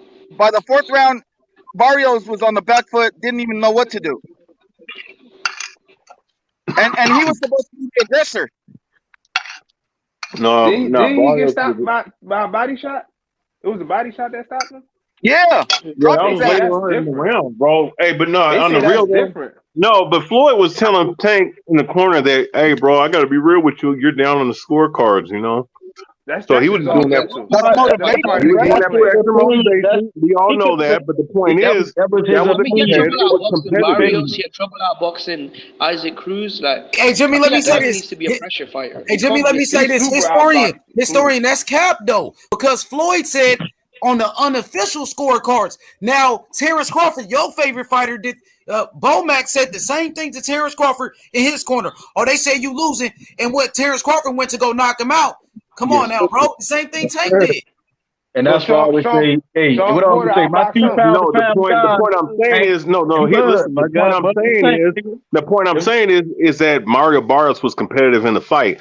I didn't think he was up on the scorecard. He was competitive. He was competitive the first 2 rounds. He got no, he was competitive all the way through before he got The difference is right here, Keith Thurman. He hurt. He got him out of there. The difference he hurt Keith Thurman. He ain't hurt Tank. That's the difference. By the 4th round, Tank already figured him out. He backed up Tank. Tank ain't leave it to the judges though. Tank hurt him. Don't even matter. No. The point I'm saying is he didn't leave it to the judges. That's good. The point I'm saying is that Mario Barrios was competitive in the fight. That's all I'm saying. He was competitive with Keith Thurman because he hurt Keith Thurman. He didn't hurt Tank. What are you talking about? Ain't that funny? He was not competitive in the Keith Thurman fight, but he was competitive in the Tank fight where he got knocked out. How was that not competitive? He hurt Keith Thurman, had Keith Thurman running. That's competitive. The dog shit out of him. Did you not watch the same fight, or you just watching it? With another one more time for you. Keith Thurman ran from him, bro. Really, Keith Thurman busted his fucking face up. His face are you watching? He hit Tank in the body. Tank kept throwing him back in his body and got him out of there. What are you talking about? What are you talking about? In the body and he ran. Then he spit his mouthpiece out.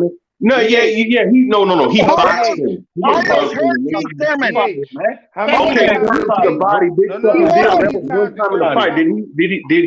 Did he fucking just making up shit, bro? Oh my God! No, you're making up shit, man. You're not talking about the same fight I'm talking about. Did Keith Thurman not spit his mouthpiece out against Mario Barrios? That happened in one fucking round. What are you talking about? That's competitive. It's not competitive. What are you talking about? Come on, man. It was getting fucked up all throughout the fight. Whatever, man. Hey, you know, man. We're living in the twilight zone. Keith Thurman used Mario Barrios as a tune-up. What are you talking about? That was a tune-up. So we're living in the twilight zone right now.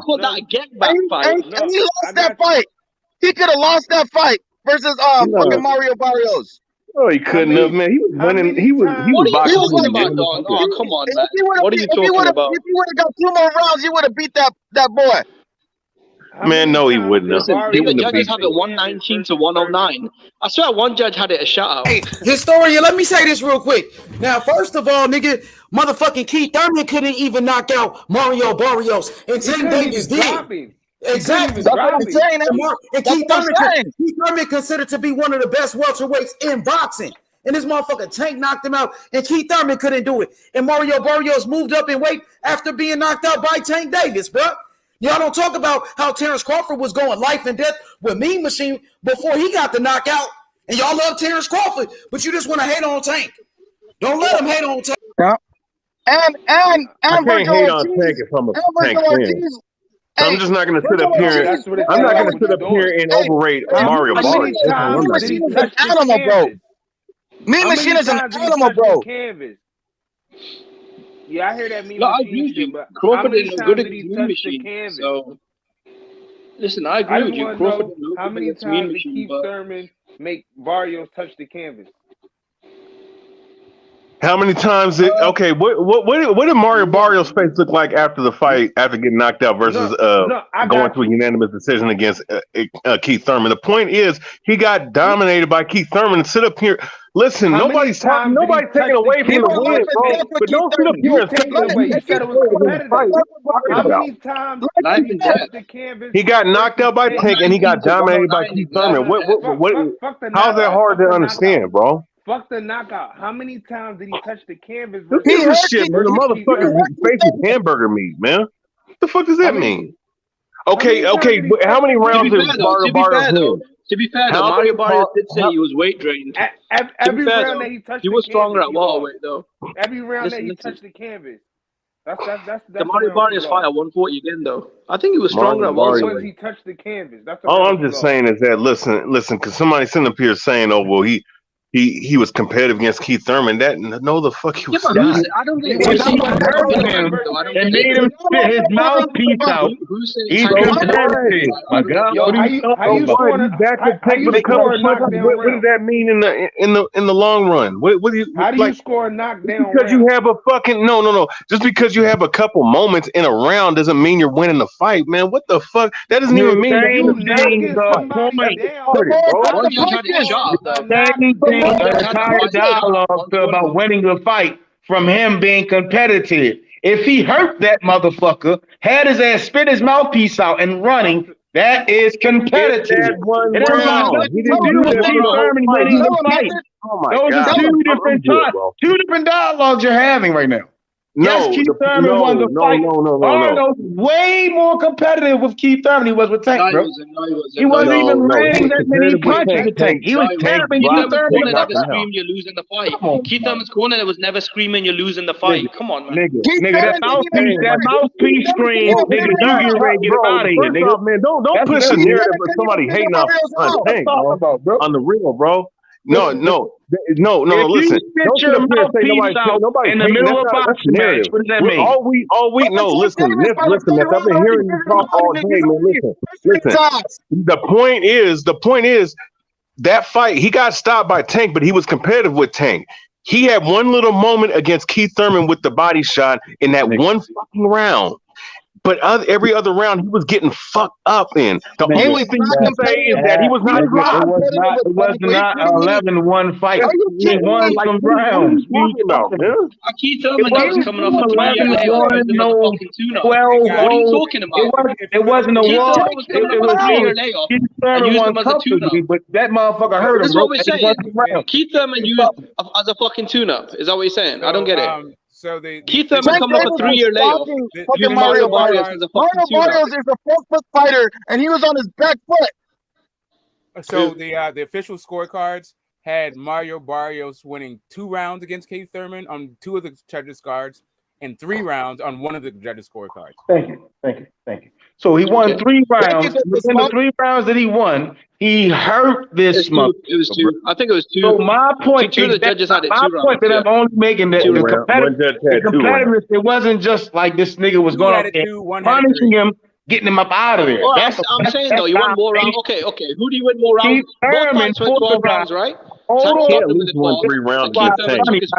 Now watch out. Now watch out. Wrap this shit up. Now wrap all this shit up.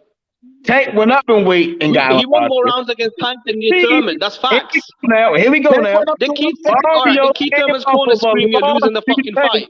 Went up there. Keith Thurman's corner scream you're losing the fucking fight. He survived against Keith Thurman. Keith Thurman didn't do shit. He got his punches off. He the bigger guy. He came in there looking like he was the Hulk. He got his punches off. But again, he ain't knock him down, knock him out. None of that shit. He didn't really want to push them.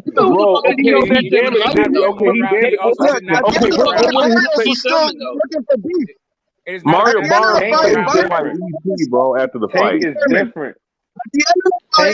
At the end of the fight, Barrios wanted more smoke. At the end of the fight, Barrios did not want no smoke with Tank. Because he got knocked out. Mario Barrios looked like an alien at the end of the Keith Thurman fight. Bro, the point, no, but you're not getting the point. The point is he got dominated against Keith Thurman. It was not even remotely competitive. As a point of fact, Mario Barrios did not win more rounds against Tank than Floyd. Like it just like he won 3 rounds, right? And then there's some swing rounds in there, but it was 3 rounds that Mario Barrios won. There was fewer. Why is that relevant? Mario Barrios is a bum, though. I don't get what you guys are saying. Okay, Keith Thurman went the distance with him. He used him as a fucking tune-up, though. Mario Barrios is any good. If Mario Barrios was any good, Keith Thurman would not fight him coming off a 3-year layoff. Come on, let's be honest. What is your definition of a bum? If Mario Barrios was any good, Keith Thurman would not use him as a tune-up coming off a 3-year layoff. Come on, man. Like everybody can't be a bum. Like Keith Thurman could have fought Crawford. He chose Mario Barrios instead. Mario Barrios is a C-level boxer at best. So now Mario Barrios is a bum. Okay, that's what it is. C-level boxers bum? No, he's a C-level boxer. Who's he beat, though? Oh, he's not a B-level boxer. He's C-level. Every time, bro. Every time when it benefits you guys, you call people bums. Bro, it's so C-level's a bum. So I get everybody's A-level. Coco, wait a second. Come on. Is everybody? Hold on. You over here got money on Manuel Tago and shit. I don't know. Tank is pulling That's how much. Method is pulling Kambosos as a bomb, but Mario Barrios is a fucking gangster. I don't know. I mean, they're talking about Kambosos is a bomb, but Mario belt. Barrios is a fucking This is a gangster. world title. That's it, right? All right, It's only, in boxing, you only got bums and gangsters. Like I understand A, B, and C class. No. Hey, no, get the smoke. Listen, we grade fighters. Fighter makes sense. Mario Right? If you say Barrios C-class fighter, Mario Barrios was the champion. Respect the man. Respect him for his belt. He's a C-level Well, look, boxer. I'm saying though, how could Kambosos be a bomb? Yeah. Hey, there's a lot of D-level Mario Barrios boxers is a with titles. Coco, come on, bro, you better than that. This Method all the time says Kambosos is a bomb, but Mario fucking Barrios? Hey, what's his name? Before he fought Josh Warrington, Keith Thurman uses a tune-up. Martinez was a champion. This motherfucker is using the tune-up. Fucking hell, Barrios man. beat the shit out A lot of them are coming up 3 year layoff using them. Barrios will beat Campbell. Listen, if Barrios was decent, Keith Thurman wouldn't have fought him. Let's be honest. Keith Thurman cherry-picked him. Now watch this. Mario Barrios beat Keith the shit out Thurman cherry-picked him. Okay, Mario Barrios. So what the fuck was Terrence Crawford doing though? Jimmy, what was Terrence Crawford doing fighting motherfucking Jose Benavidez with one leg? What was Terrence Crawford doing fighting a washed up Amir Khan? I can't. Say the same thing about Terrence Crawford. I can't talk about Terrence Crawford because he's not Earl up. People say that about Crawford all the time, though. People say that all the time. No. I criticize Terrence Crawford when he's fighting a guy with a shot leg, and nobody wanted to see him fight. That's like me talking about Jamal Charlo when he fought Holland and shit. The number one guy He at beat 140. he got that motherfucker up out of there. I ain't gonna slander Jamal Charlo because that motherfucker. No, but you can't compare Crawford to Tank though, because Crawford actually fought the top guys at 135 and 140. Tank Davis has never done that ever. Tank is the top guy at 135 and 140. No, the fuck he is not. He is not that. He didn't have one belt. So where was Josh Taylor? Give me a break. Your opinion based off belts. Belts don't make him better than Tank. Talking about fucking Gamboa, who's a featherweight. That was Gamboa's first fight at 135. And I know you ain't talking about Ricky Burns, bro. Come on now. I know you ain't talking about Ray Beltran that Terrence Crawford fought at 135. Stop it. Yeah, he did not fight. Now, Ricky Burns was a very good win. Undefeated. And so was y'all two need to stop it, bro. But Ricky Burns wasn't a bum, though, right? Get this nigga H8. We ain't gonna do the Bush, man. He gave Gamboa his first loss, man. Bud pound for pound number one, Tank number two, man. Now Gamboa didn't dominate for 10 years. Nobody wanted to fight him. We ain't gonna do no Tank Davis slander then, man. Hey, I'm with all that, but these two motherfuckers don't know what the fuck they talking about. Man, what are you talking about? We just talking about Mario Barrios. He's a C-level boxer. He's not. Mario Barrios isn't a good fighter. Let's get off Mario Barrios. A guy that's got real belts. Let's get off Mario Barrios. Let's get off Mario Barrios, right? That's what was saying before the fight that he wasn't all that good. You guys are talking like Mario Barrios. Let them argue with themselves for a second. What I'm saying again, let's get off Barrios, right? And let's talk about Kambosos. No, you call Kambosos a bomb. You're going to sit on this. No way in hell that you're going to sit on this panel and tell me that Kambosos can beat Tank. It's no way you can say that. It's no way. It's no way you're going to sit on the panel and tell me Kambosos can even last 8 rounds with Tank. And that's he can beat Tank with the right game. Cruz, bro. Okay, Isaac Cruz went the we got one. Isaac motherfucking Cruz. I think Tank will knock him out, but and Isaac Cruz, bro. Come on. I think Tank will knock him out. Cruz is a bum. So Tank knocked out a guy that went 12 rounds with Keith Thurman. But you're going to tell me the guy that say he can go down to 130 going to beat Tank. Y'all saying this shit to me on Cruz You're win. saying Kambosos is a bum, but Isaac Cruz is a fucking, well, what is he? A gangster. He's a Barrios fucking bum. the holy shit out of. That's what it is. He said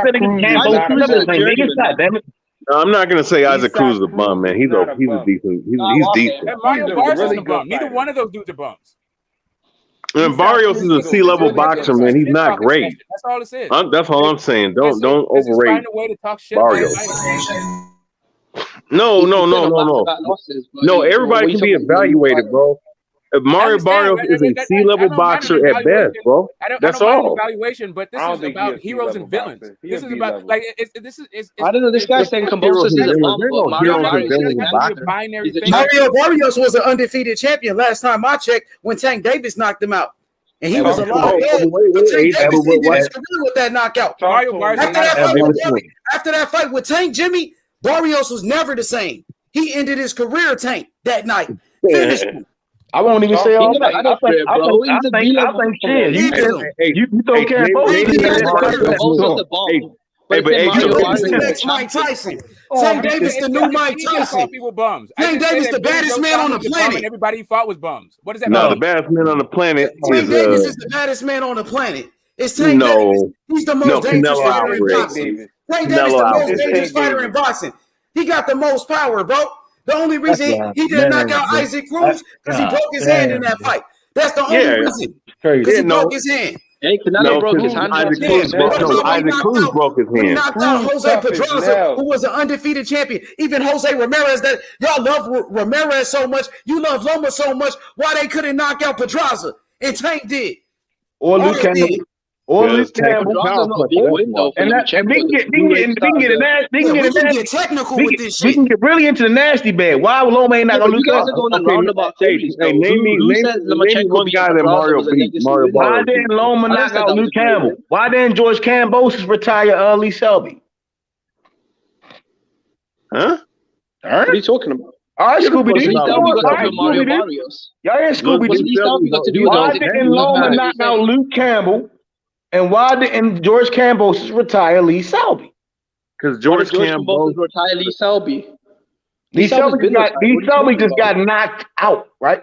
Knocked out. And we saw quote unquote the soft Ryan Garcia knock out Luke Campbell.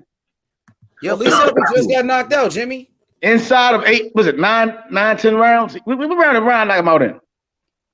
Nigga, Tank fighting. Come on, bro. Tank Davis going the distance with Isaac Cruz. Let's be honest, bro. Motherfucking Pitbull is a beast. He's a Mexican warrior, bro. Let's be honest. Let's be honest. That motherfucker, man. That big motherfucker keep them hands.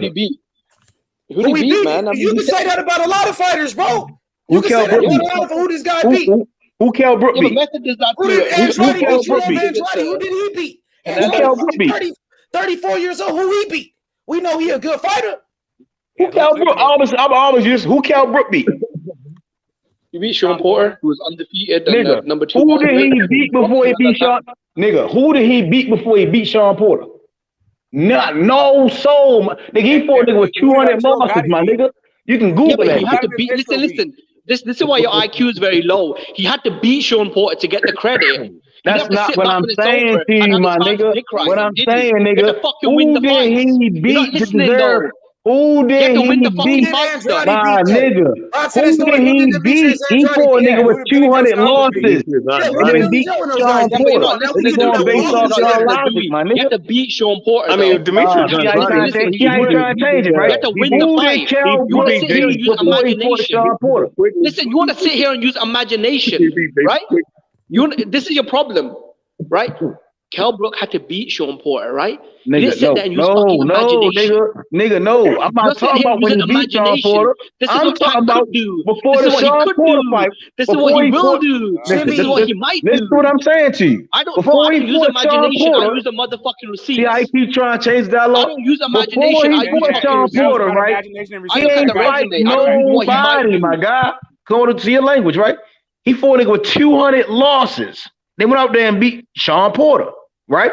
But you're not listening. So he had to beat Sean Porter. Well, who did this guy beat? Who did that guy beat? Kell Brook ain't beat nobody. He went out there and beat Sean Porter for his WBC title, my guy. What are we talking about? Yeah, I'm saying like, who he had to do it though. He had to do it though. You see, this is the key word. He had to win the fight. Now he's talking that Nike shit. What's the key word? He won the fight. Who did he beat? Right? That's the real world. The question is, who did he beat? You want to sit here and debate fantasy. The question is, who this did is your he problem. Who did he beat before he fought Sean Porter? You keep trying to bring it at Sean Porter. What the fuck is your before point? He fought Sean Porter, the fight before Sean Porter, who did he beat? He didn't beat anybody. He don't know who he was. Did he want to beat Sean Porter? Nigga ain't think Cal was gonna beat no Sean Porter. But we know. I'm just saying we knew Mario Barrios was a good fighter, just like we know Demetrius Andrade is a good fighter. That's all that I'm saying. He was undefeated. Tank knocked him out. Tank jumped up 2 weight classes and knocked out an undefeated champion, Mario Barrios. The same thing Canelo did when Canelo went up to 175 and knocked out Kovalev. Tank is doing what Canelo's doing. No. Yes.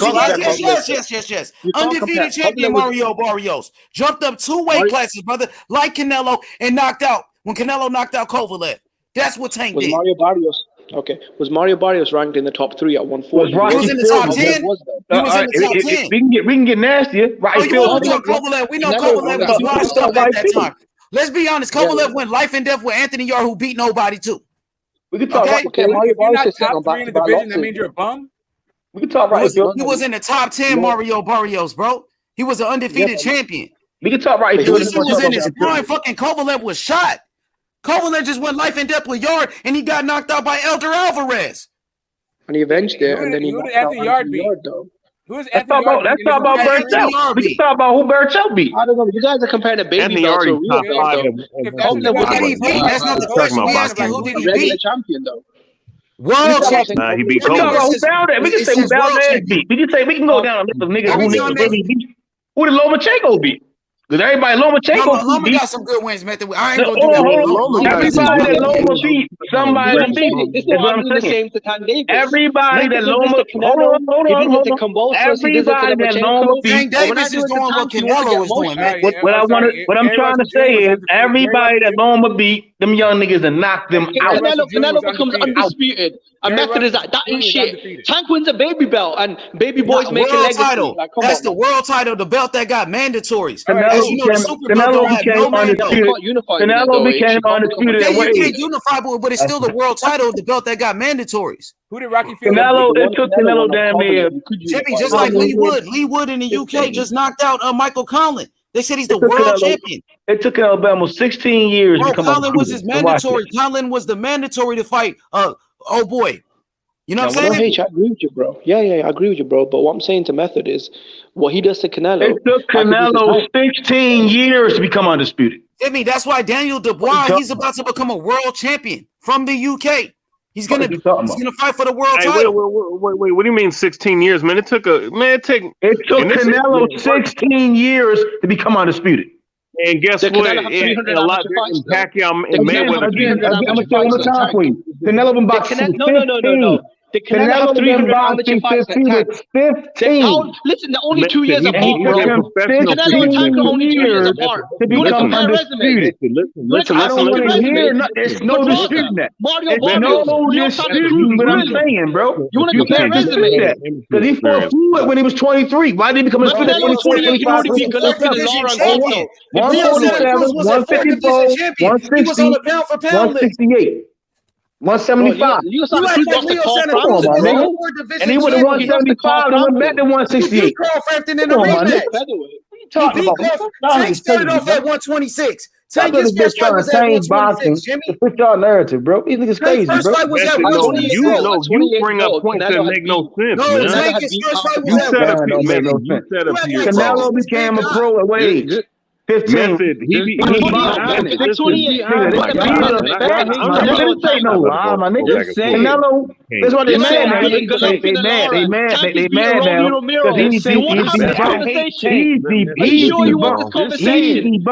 It took Canelo 16 years.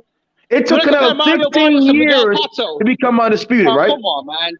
And Devin Haney gave you undisputed. I hate Tank. The same age Canelo lost to Floyd. I mean, the same age Canelo lost to Floyd, Devin Haney about to be undisputed. The fuck y'all niggas talking about, nigga? Just say you don't know shit about boxing. You don't know shit about boxing. Y'all niggas don't know shit. He wasn't fighting Don't Isaac know motherfucking shit. Cruz. Don't know shit. Don't know shit. Please. Same age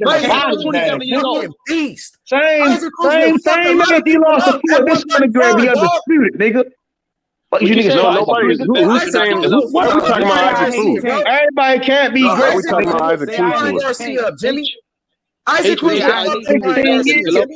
What Kanye said? 18 years. 18 years. Not a better win than Gennady Golovkin. Guess what? This guy's has had 25-year careers and he became an undisputed champion. People thought Canelo What's your lost point, Method? Method, what is your point? Talk about this bag though. Y'all want to People go to thought bad. Canelo lost that fight, Jimmy. Remember? Method. Listen, bro. Method, I don't understand that though, bro. Isaac Cruz, who why are most you talking you know about most it took people him think 16 years Isaac to be Cruz is a bum, undisputed? bro. There's been several guys I can't understand what y'all thought at the same time, yo. Yo, Errol Smith's been has been boxing since he was and he ain't undisputed. Bro, we can say we're not talking about Earl. We're not talking about Earl at all. We're not talking about Earl. We're not talking about Earl. We talking about he brought up Canelo.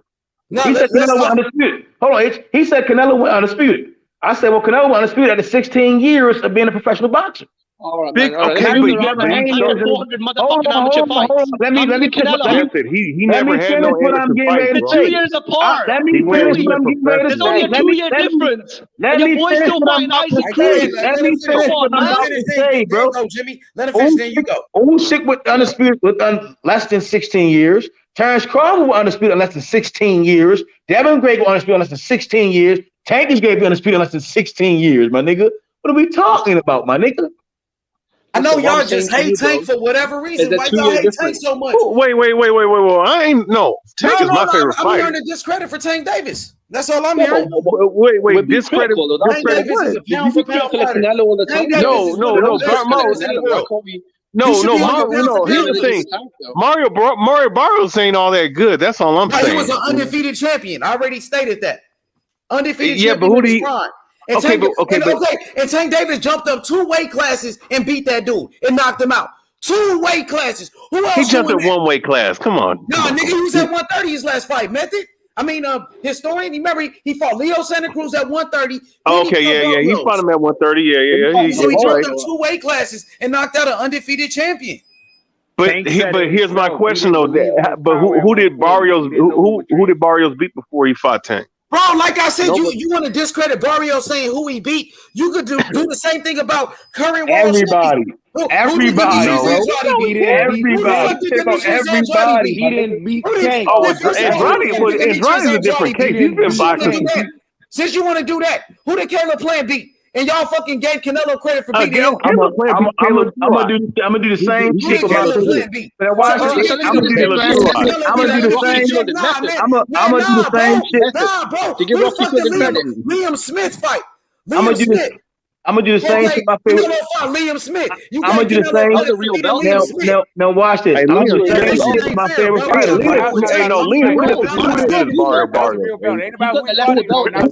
Josh Taylor was an undisputed champion, bro. Caleb Plant beat, and you gave Canelo credit for beating Caleb Plant. Who did he beat? Now watch this. He beat Caleb Trump. Duran beat before he beat him. Who did Roberto Duran beat before he beat him? A top 10 guy. At all, my God. And he was losing.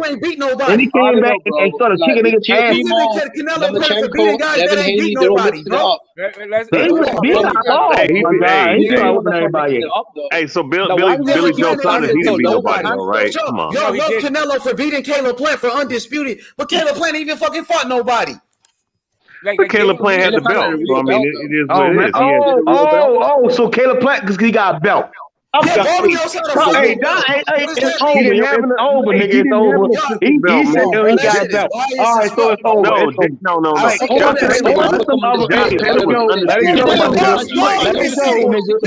go. Y'all said Caleb Plant ain't. Y'all niggas let that shit go, nigga. Y'all let it go, nigga. Let it go, yo. Let it go. Let it go. Because you're going to say, that nigga say, oh, Billy Joe was undefeated and he had a belt. Oh, Caleb Plant was undefeated and he had a belt.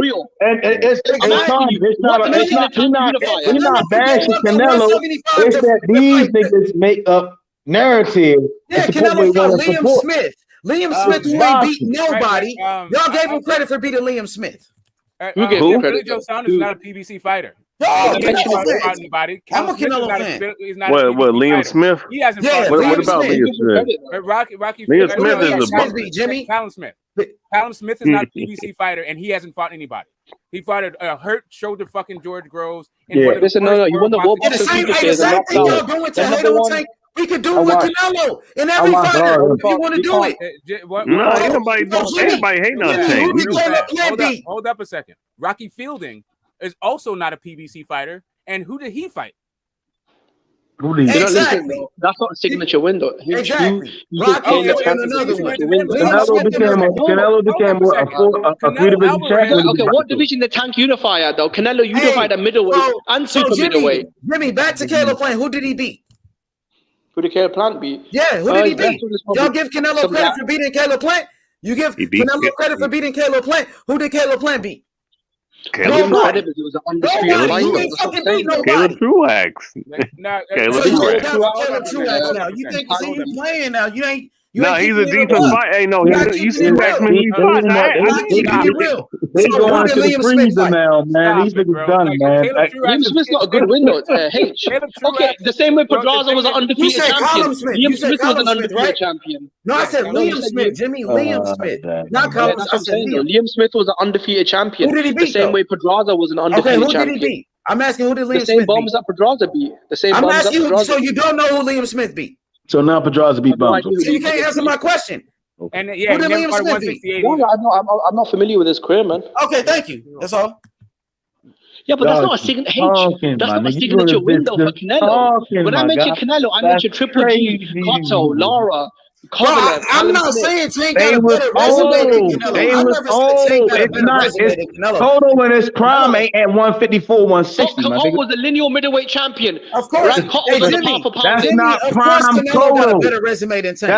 prime Cotto. That's not prime Cotto. You just be talking, my nigga. That's not prime Cotto, my nigga, bro. Like when we have to compare Tank guys to Canelo, is asking me who the Barrios beat, so we can do that with some of Canelo opponents. But he's not going to do that with Canelo opponents. He's saying, "No, Caleb Plant beat Caleb Truax capping." Now he's capping. How am I capping? I mean, Caleb Truax was a good win. Stop it. Okay, that was his best win. I mean, yeah. Caleb Truax. So that's not his best win. Hold up a second. Caleb Truax. The only reason why we know his name is because James DeGale shit the bed. He was like that was supposed to be James DeGale's retirement fight, but Caleb Truax won. That's the only reason we're talking about James DeGale revenge. And you know what? He took the opportunity, and we know his name now. Ain't that right? Get the smoke. There you go. Because it's what James DeGale didn't do. It's not because Caleb. Uzatagi didn't he knock out Anthony Durrell though? Then Ustakai knock out Anthony Durrell. I swear he did. That motherfucker Cotto, man. Come on, man. Y'all niggas crazy, bro. Cotto was a lineal champion who knocked out Sergio Martinez. Cotto was a. What are you talking about? I'm really sure you want to do this. So who did Triple G beat then? Triple G beat. Wait. Martin Murray. Kell Brook, who came up from 147. Kell Brook. Are you serious? Hey, he beat. He beat Danny Jacobs. God damn, nigga. Fight that nigga come up in this bitch. He great. Liam Smith, I think. Okay, Danny, are you sure Danny? Who the fuck did Danny Jacobs beat? So who did Danny Jacobs beat? Oh my God, come on. Hey, come on, H man. I'm asking the question. Who did he beat? Who did he beat? Triple G. Danny Jacobs. Yeah, I'm just asking. Unified champion, though, bro. I'm asking you guys who did Danny Jacobs beat. That's all I'm asking you guys. Danny Jacobs beat a lot of good fighters. Charlo's still fighting Danny Jacobs leftovers. I'm asking the same question. Charlo still fighting his leftovers. I'm waiting. Bro, Charlo is still fighting Danny Jacobs. Who did Danny Jacobs beat? I'm waiting, guys. Okay, I got you. They gonna say now watch this. They gonna say Selecki. They gonna say Selecki. Watch. I promise they gonna say Selecki. I fucking promise you they gonna say Selecki. I promise you. Wait. Okay. I got you. Hey, wait. But you telling me Daniel Jacobs beat Selecki? Y'all niggas capping. Okay. Hey, no, he did beat Selecki. What you talking about? Y'all niggas is Charlo fighting Selecki right now, and y'all shitting on Charlo for fighting Selecki. Yeah, he fought him 4 years ago. The fucking Danny Jacobs fought him, and you saying it's a good win. It's a good win. What you talking about? He said 4 years ago. I'm on mute now. Yeah, I don't know, man. He beat Arias. Hey, he beat Sergio Moro. This nigga said Luis Arias from the money team. What the fuck? Oh my God. Y'all niggas see. He beat Sergio Moro. Hey, he beat Peter Quillen. He beat Peter Quillen. Come on, man. Who did Peter Quillen beat? Now let's go. Peter Quillen. Who did he beat? Didn't he beat Fernando? What's his name? Fernando Guerrero. Never heard of him, dog. You gotta do better than that. Never heard of him. Fernando Guerrero. Charlo's middleweight legacy is Danny Jacobs. Nigga. I know Robert Guerrero. I ain't heard of Fernando. You don't put the names together. Method hypes up.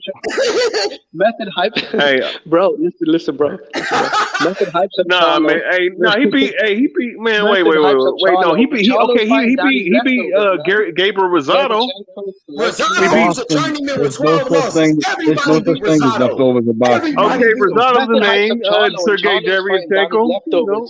Sergey Derevyanchenko never was a champion. Charlo beat Sergey Derevyanchenko, and you said Charlo beat a bum when Charlo beat him. You said he wasn't good.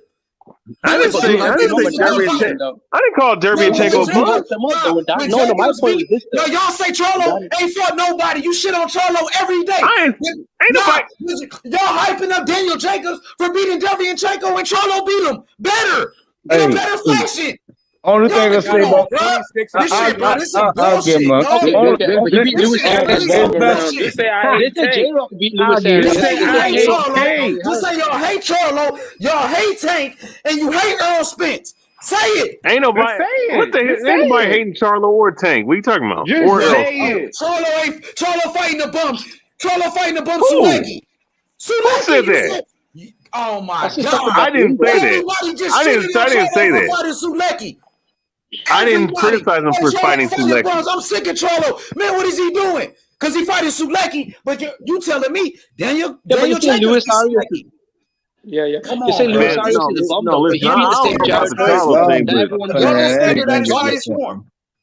But we're talking about Canelo Alvarez and the guys he beat. Luis Arias beat Jared Hurd as well. No, it's not, bro. Come on. I don't know. How did Charlo get brought up? That's crazy. How's Charlo? Why are we bringing up Charlo anyways? We're talking about Daniel Jacobs. No, I'm saying Luis Arias beat Jared Hurd, the same Jared Hurd that everyone gives J-Rock credit for. Jared Hurd. No, that's a bum. That's a real bum right there. So what y'all think about Anthony Mundine though? He was okay. He was an okay fighter. He was okay. Oh, okay. All right. I just want to hear what niggas great say. All right. So he's okay. Anthony Mundine's okay. The double standards though. Canelo can fight multiple Hall of Famers and fighters. I was getting Joshua Clottey beat him. You want to hype it up? You say, Brooklyn Dan Gill beat him. You won't even talk about Rolly boxing back in Brooklyn. He beat Bronco McCart. Because y'all hype up Canelo for beating Daniel Jacobs, and you guys. And there's some guys today. Jeff Horn knocked out Mundine. You see what I'm saying? So y'all and Jimmy whole thing. He's fighting his leftovers. So Jeff Horn knocked out Anthony Mundine. Man, it's not the same though, man. Yeah, who gives a shit about Anthony Mundine? I want to throw a random ass name in there. That's what I put a random ass name in that bitch. Listen. Charlo fought some decent opponents. He just hasn't fought nobody great. That's all I'm saying. Bro, Charlo's been fighting Danny Jacobs leftovers, Selecki, Derevyanchenko. That's all he does. Like, come on, man. Again, I ask you a question, a boxing historian. Who is great at 160? That's all. Right now. Nobody. Nobody's great. The only guy that's great was Canelo. In the words of Jamel Charlo, no. Yeah, right. So he was great on everybody. Everybody's great without doing it. Yeah. Jamel, so we you gotta prove that. Canelo. We got Triple G and Canelo, and we gotta give it to Andrade. I said Andrade's the best middleweight, but he's left though, isn't it? So. I mean, who we got? I mean, nobody, I guess. That's what actually, it sounds like you guys are penalizing guy for doing something that can't be done. There's nobody great to force him to fight at 160. So of course the people. If Golovkin beats Murata and becomes a three-belt unified champion, then he'll be the only unified champion in the division. So by default, yeah, he's the best. That doesn't make him. That doesn't make him great. Fighting the guy coming off a 3-year layoff is not making. Fighting Murata coming off a 3-year layoff is not great. Danny Jacobs fucked up 5 years ago. That's not great. No, Murata's coming off a 2-year layoff while Triple G is coming off a whole year layoff. Danny Jacobs is Golovkin's leftovers, and he's fighting Danny Jacobs leftovers. This motherfucker's going through the garbage. Hey, Murata's about to beat the shit out of Triple G anyway. Leftovers. Real fast. if Triple G beats Murata and becomes unified, a 3-belt unified champion. Yep. Is Triple G going to fight Charlo? No, is Charlo going to fight Triple G? Is the question. Okay, cool. Is either one? Is that fight going to be made? And if it isn't made, do you think it's going to be because Charlo doesn't want to fight Triple G, or is it because Triple G doesn't want to fight Charlo? Well, Mike Tyson asked Charlo, "Would you want to fight?" And his response was nobody. Hey, Mike Tyson asked Charlo, "Would you want to fight?" And his response was nobody.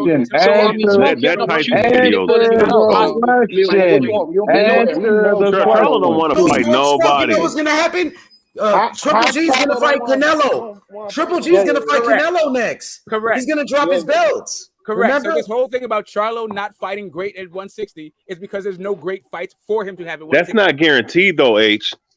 He is, bro. He's gonna fight Canelo next. The zone already said it. It's set up. Man, he don't want to fight. He don't want to fight. Yeah, he gonna beat Murata, bro. Don't start. Who the fuck did Murata beat, bro? Don't start this. Man, Murata beat some guys. Come on, H. Who did not? Because you want to say who did Barrios beat? Who the fuck did Murata beat? I'm telling you, who He beat beat a him? couple Not good only fighters. who did he beat, but who did he get beat by? Who did he beat? It's okay to say who did Barrios beat, but when I ask you who did Murata beat, you can't answer it. Now it's a problem. Murata beat who did this guy beat? Who did that guy beat? At least he got man, Murata beat some guys, man. And Murata had the same belt as Barrios, the regular belt. Got beat by Hassan and Dom. Man, he don't have the regular belt now. He has the but that's the belt he fought for. Hey, Smoke, did you watch the Hassan and Dam fight? You know the WBA suspended one of the judges. That's how big of a fucking robbery it was, right? You do realize that, right? Man, he should have knocked him out like everybody else did, nigga. Hey, you know what? Man? I need to.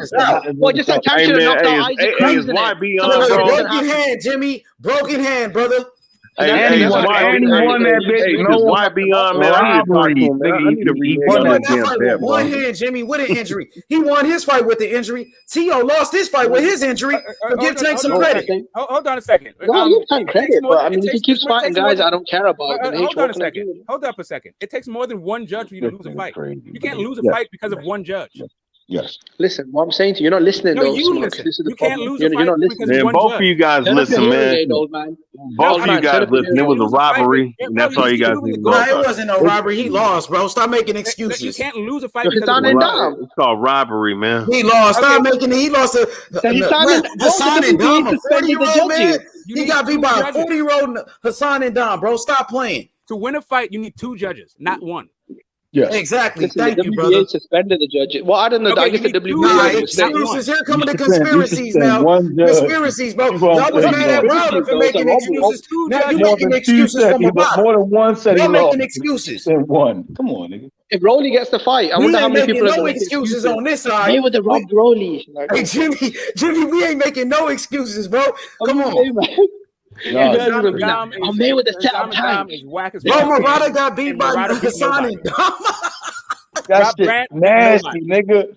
He lost to Hassan Dom and he lost to Rob Brand. That's some nasty shit. Look, robberies happen the same way Carl. Wait, where's YB at? I want to read on this bed, shit now. Oh, it was a conspiracy. He got off the couch. It was a scam. Come on, Jimmy. Bro. No, bro, he lost to Rob Brand. No, yeah, you he sound like lost. It was a conspiracy. It was fixed. You was on the DAZN network. Come on. No.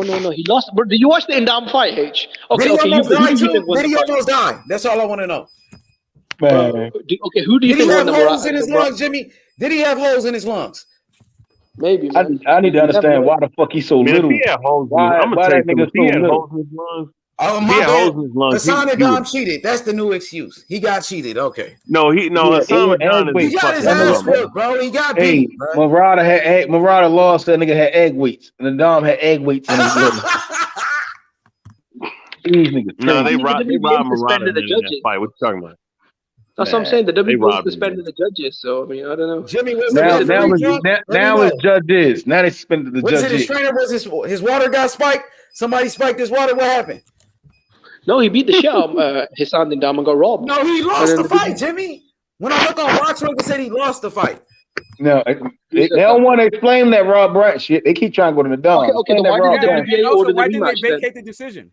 I'm asking you, why did WBA order the rematch then, or why did they suspend the judges if it was a fair decision? Why didn't they vacate the decision? No, I'm asking you, why did the And I'm asking WBA you. order No, the no, no, I'm rematch? asking you. That's a Why real didn't they question. vacate the That's a decision? real question. That's a real I'm question. asking you. Why didn't they asking you, vacate? why didn't they vacate the decision? Then that's real. They'd be like, Listen, "Oh listen. yeah, that's a robbery. Why That's changed. did it That's change for it to a no no contest." contest or no decision? Yeah, no decision. Yeah. It depends, man. Sometimes you can't do it once the commission has ruled about. You can't do it. I'm asking you, why did the WBA order the rematch and suspend the judges? Obviously, it doesn't matter because you knocked them out cold in the rematch. Conspiracy. But the Wilder never did. Wilder could never avenge his losses. Conspiracies, Jimmy. Why didn't he The fight in man the last lost the fight, bro. Please. Why he ain't fought for Wilder damn could near? avenge his loss, though. Why Wilder hasn't He Murata lost the fight. No excuse, brother. Why hasn't Murata fought for almost 3 years? Explain that. But he avenged his loss, though. Something Wilder could never do. Explain why Murata. Triple G gets to fight Murata, who was a.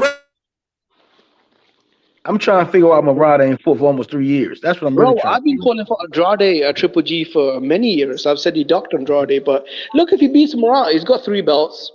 He's a top middleweight. I mean, it is what it is, man. I mean, No, I've been calling for Andre and Murata.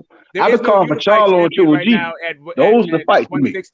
Those are the fights to me. What are you talking about, man? It's a Triple G and Andre. They're on the zone. Morales on ESPN. I don't know. Hey, it don't matter, right? Because we seen Sean Porter, and he said that shit today. That shit don't matter, my nigga. Them motherfuckers be bull. A lot of niggas be bull, nigga. The same way Andrade called out Charlo, and Charlo bitched out. Nigga. That's Sean what happened, Porter man. came up today and was like, that shit don't mean shit the shit. fucking bed. Yeah, that, all that side of the street shit, The cat. same way Danny Jacobs cornered him in the hallway. The same way Andrade pulled up in the press conference. Charlo's been a bitch, man. Again, like Andre, like that boy Sean Porter came out today and said that side of the street shit. You know what Andre pulled up in the press conference on Charlo, and Charlo started stuttering. I'm not a matchmaker. But Danny Jacobs pulled up. Like all these. You hear what Danny Jacobs said? You fucking know about track record. Charlo was real humble. This is why he wasn't saying anything to Mike Tyson. No, he didn't want to get cornered in the hallway. Jamal is that's more why Charlo didn't want to call anyone out. He didn't want to get cornered in the hallway. Then when Danny Jacobs ran up on his bitch ass. Jamal is more. When Danny Jacobs cornered his bitch ass in the hallway. Danny Jacobs had Chavez problems. Danny Jacobs just got his ass whooped by John Ryder. Stop playing. I mean, I don't understand. Like, if you think these guys are bitches, but they'll beat the entire shit out of you, what do you think of yourself? And I'll beat the entire shit out of you, old man. So what's your point? That nigga Jimmy talk more shit, man. I'm saying, like, bro, like, do you think you're a bitch? Because apparently, you think a whole bunch of people. I'm a fucking gangster. That will whoop I run these streets. That will beat the entire shit out of you. Yes, not Charlo bitches, but they will beat the entire black Charlo wouldn't. Or brown or He's whatever. an athlete. I'm a gangster.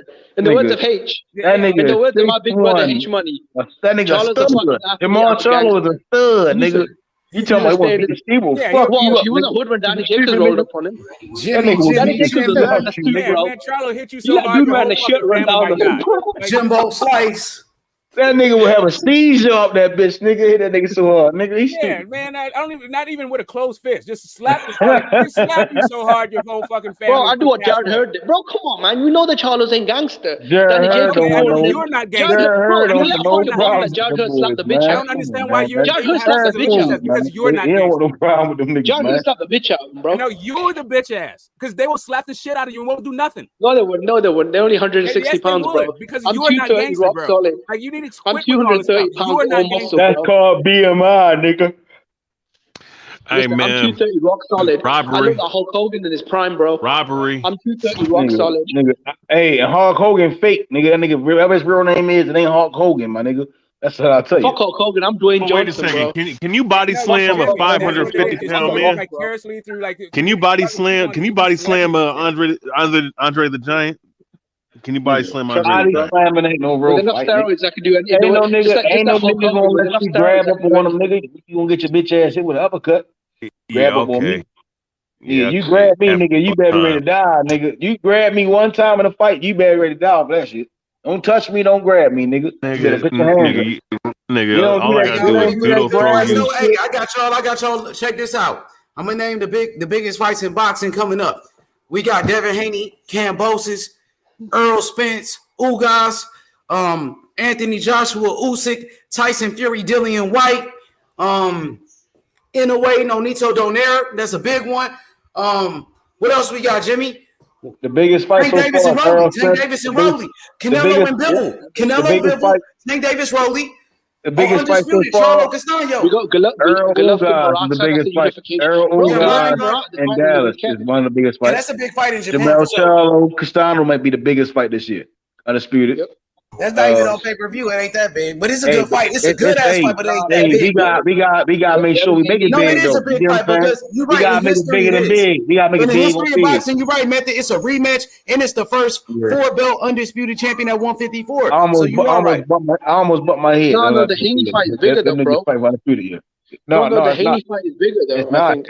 It's not. It's weight classes for a reason. That's why when I do my pound for pound, it's weight. Yeah, but that's why the lightweight fight with Haney and Kambosos for a reason. Jamel Charlo, Castano really.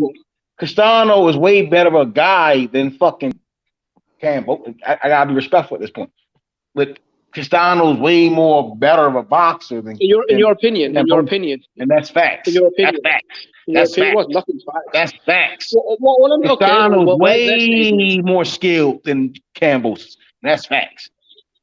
No, it's not. That's facts. When has Charlo ever beat anyone? When has Castano ever beat anyone on the pound for pound list? What the fuck's his best win? Castano. He talking about pound for pound and all that. He beat Lara, didn't he? Y'all be discrediting fighters like a motherfucker, bro. No, I'm not. I'm saying he beat Teofimo on the pound for pound list. I thought that was a good win. That's not what I asked. Then do you think Castano beat Lara? Is all I'm asking. It was a draw. And Law was way far more greater. Castano won 8-4. Castano won 8-4. Nah, he won 7-5. Castano got robbed. That was a fucking robbery to Don. You called it, bro. Yeah, Castano won that fight. Hey, and I respect Devin and Kambosos fight, but Jamel and Castano was a real. That shit real. Niggas is big. They not our artists, nigga. Hey, Jamel Charlo said, I'm a knockout artist, baby. That nigga Castano dominated that fight. He was the one, the aggressor, and he got the more effective punches. I can't say he dominated, but he definitely won. Respect. I gave it a draw. I give it a draw. He won, bro. Shit, that fight was boring as fuck, bro. What the fuck are you talking about, bro? That's his opinion. You can't get mad at nigga opinion. I think Earl and Bud might be boring when the knockout comes. I think niggas gonna be mad as shit and Bud knock him out. Yeah, I thought that Lewis Ortiz Christian Hammer fight was way more entertaining than that fucking fight. I was bored out of my fucking skull watching that shit. Wait a minute, but they had a lot of exchanges though. Smoke, you didn't appreciate that? I mean, nah. I mean, I did for the action that happened. I mean, there was so much inactivity that no, I wasn't really grateful for the action that happened. Huh? Charlo, the only thing that held Charlo up was the ropes. No, bro. I'm talking about Castano versus Lara. Oh, I apologize. Okay, let me step back. No, they should. No, I'm not gonna lie. In that when he fell into the rope, wait a minute, Lara. When he fell into the ropes, he should have. They should have scored that.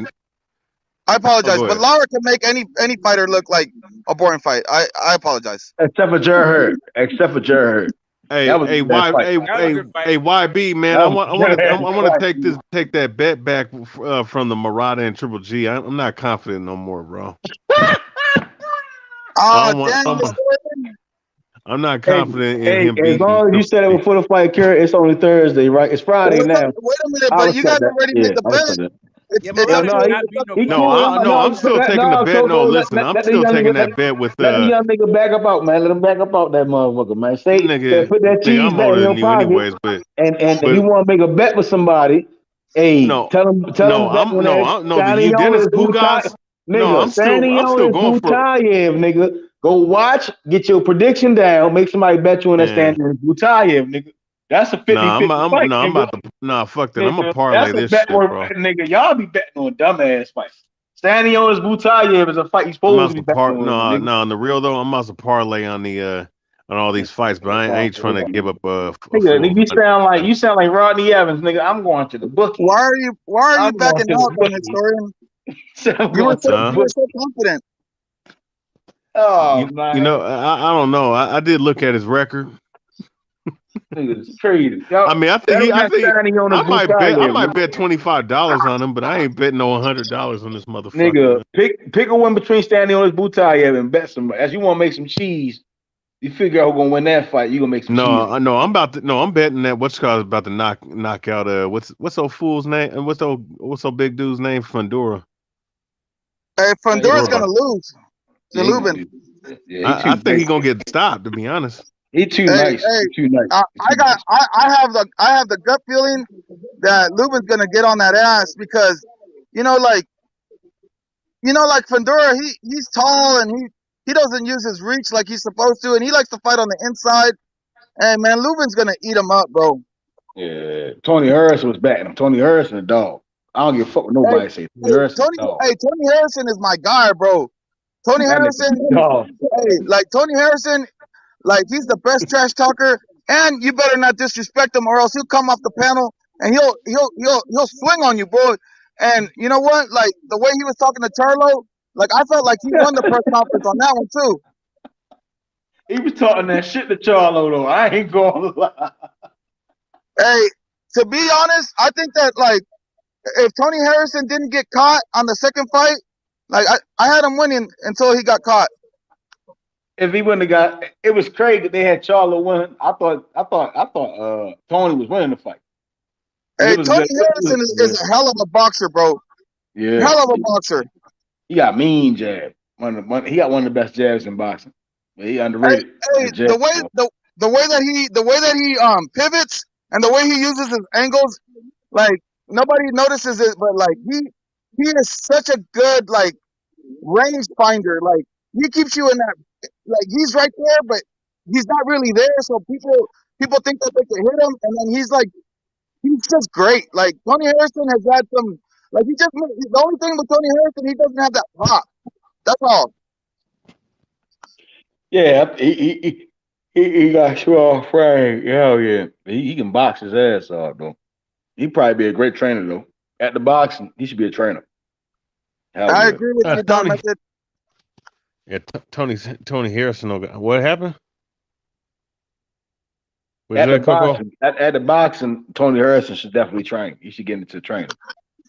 Man, Tony Harrison looked like straight garbage against Perella.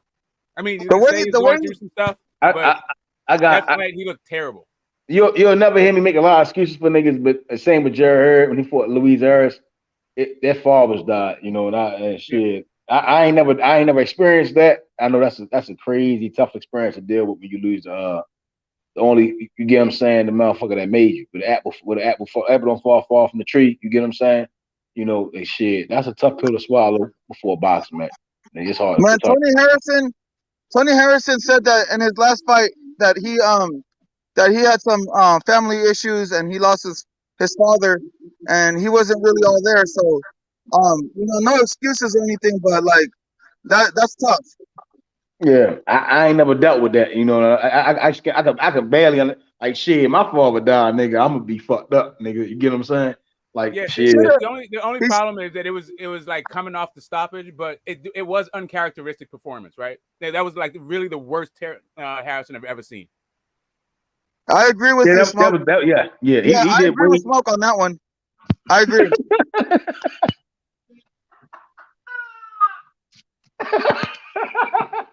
Hey, yo, Fundora. What the fuck you laughing for? Hey, yo, Fundora tall as shit, nigga. Yo, what the fuck? Yeah, Fundora looked like a pretzel, man. Yo, Fundora said that he could knock. Fundora said that he could knock Lubin out. He said he has confidence. Fundora. Yeah, but no, he's too slow, man. He be fucking telegraphing the shit too. Yo, Fundora looks like Fundora be smothering his punches, bro. Hell yeah, he does. See, I like Diego Pacheco a whole lot more. He looked like he more polished than Fundora. At 168, at 168, I gotta go Benavidez every day and night. Anything. Benavidez. No, I'm talking about between him and Fundora.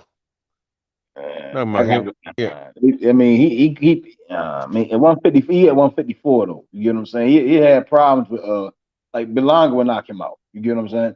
Hell yeah. And before I go to Pacheco, before I even mention Pacheco, I got to mention Berlanga. You see what I'm saying? I got Berlanga. Oh, Berlanga need to learn how to box, man. He'll beat the shit out of Sebastian Pandora. Because he want to get up on the inside. That's easy work for Berlanga. He might. Get up on the inside, yeah. He has. He would have Berlanga has more skills. I think Pandora is stuck on one way of fighting. You know, he started fighting at a young age, and he hasn't like adapted to his size. So the way that he started fighting when he was young was on the inside, and then he hit a growth spurt, and nobody taught him any other way. You know, like maybe if you had like an American trainer, they could teach him how to stick a jab out there. Like he would be great if he like uses the range and be like Lennox Lewis with a straight jab like down the pipe. You know, I don't know. I got Benavidez over Morrell three days every day of the week, boy. I would love to bet that. Hey, Matt, I love to bet that, bro. I got Morrell on that one. Hey, what's I got up, Benavidez. Hey, what's up? I think right now, I'm gonna say this right now. Bandera Rohan. I got Bandera Rohan, boy. That boy gonna beat the fuck out of one of them boys. They gonna think shit. I think Morrell has more quality. He has better footwork. He knows how to work the inside and the outside. Like he's a pressure fighter, bro. Like he looks like he's just coming forward like Frankenstein, and you know he's weak to the body. You know he's never been really tested, bro. Man, I got Morrell as the Canelo stopper, man. No, Canelo not. You heard it here first, man. Canelo not about. I almost felt for that. Athletic. Morrell need that Laura training. He not ready yet. He like Andy Cruz right now. He look good. We give him in the pros. He gonna get YB interviewed David Morrell. I forgot Morrell got a belt. What fight did he get a belt in? 168 WBA. I think it's third fight. Yeah, third, fourth fight. And how many fights in? I think he got the vacant title. Yeah.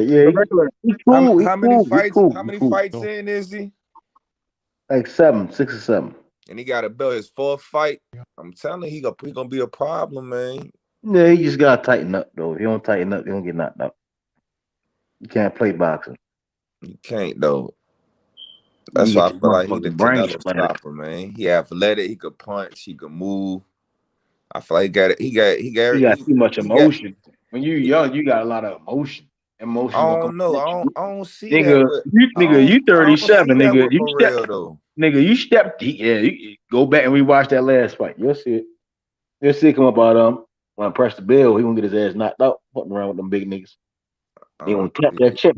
David Lemieux will give him some problems right now. He gonna get emotional. He gonna get emotional. You get emotional one time with a nigga, he hit you with that shit. You gonna be like, what the fuck? I don't see it. Nigga, it's levels for a reason, then it's weight classes for a reason. It's a reason why niggas ducking him too. Anyway. Shit. He's still green, nigga. That's what I said about Caleb Plant. Caleb Plant was my opinion was green. He should have been getting a couple of more fights, and then all that other shit. Like him and Benavidez should have fought when lose a draw. Callum and Billy Joe. Like somebody should have not Billy Joe was the weakest link. You know, he was the weakest link. He was a smaller guy coming up. He was a fat boy. You know what I'm saying? They should have knocked them off first, but a lot of niggas, they was just holding. Billy Joe can dance in that ring, though. Man, he's a bum. He's a fucking bum. Fuck him. Ain't no bum, man. You be saying everybody a bum, though. No, I don't. You'll never hear me say. You won't hear me say certain niggas bums. I say Billy Joe a bum in a heartbeat. He's a fucking bum. Oh, Billy Joe is not no bum, man. He's a bum, bro. He's a bum. Hey, everybody, Billy Joe like his best win is Chris Eubanks Jr. Top dude at 168. Yeah, Chris Eubanks Jr., David Lemieux. Yeah, I got you. Chris Eubanks Jr. Yeah. I'm sorry. Like I was saying, Chris Eubanks Jr.'s best win. You want to say David Lemieux, but David Lemieux is one of those other dudes. Like, who did he beat? Everybody praised the fucking David Lemieux, but he's been in there with people, but he lost. Like he didn't beat anybody worth talking about. Mm-hmm. This is some bullshit, dog. I'm trying to figure out if y'all saying Eubank gets best win, then that says nothing.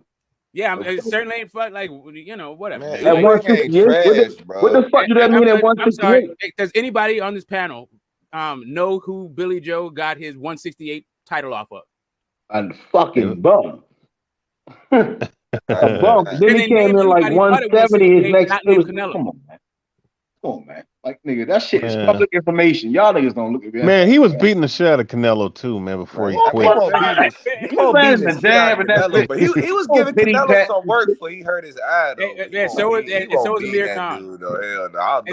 Well, Amir Khan was gonna get knocked out. We already knew that. That business. I mean, if that's what you're gonna say, but Amir Khan. Everybody knows Amir Khan was gonna get knocked out. Everybody knew that Billy Joe Saunders. You could tell Billy Joe was gonna get knocked out. It was no point that I was like, yeah, I'm comfortable for Billy Joe, nigga. Like, man, I got Canelo stopping Bivol too, man. I don't know why. I just see that shit happen. I think Bivol gonna lay down for Canelo, but hopefully Bivol gonna outbox Canelo, bro.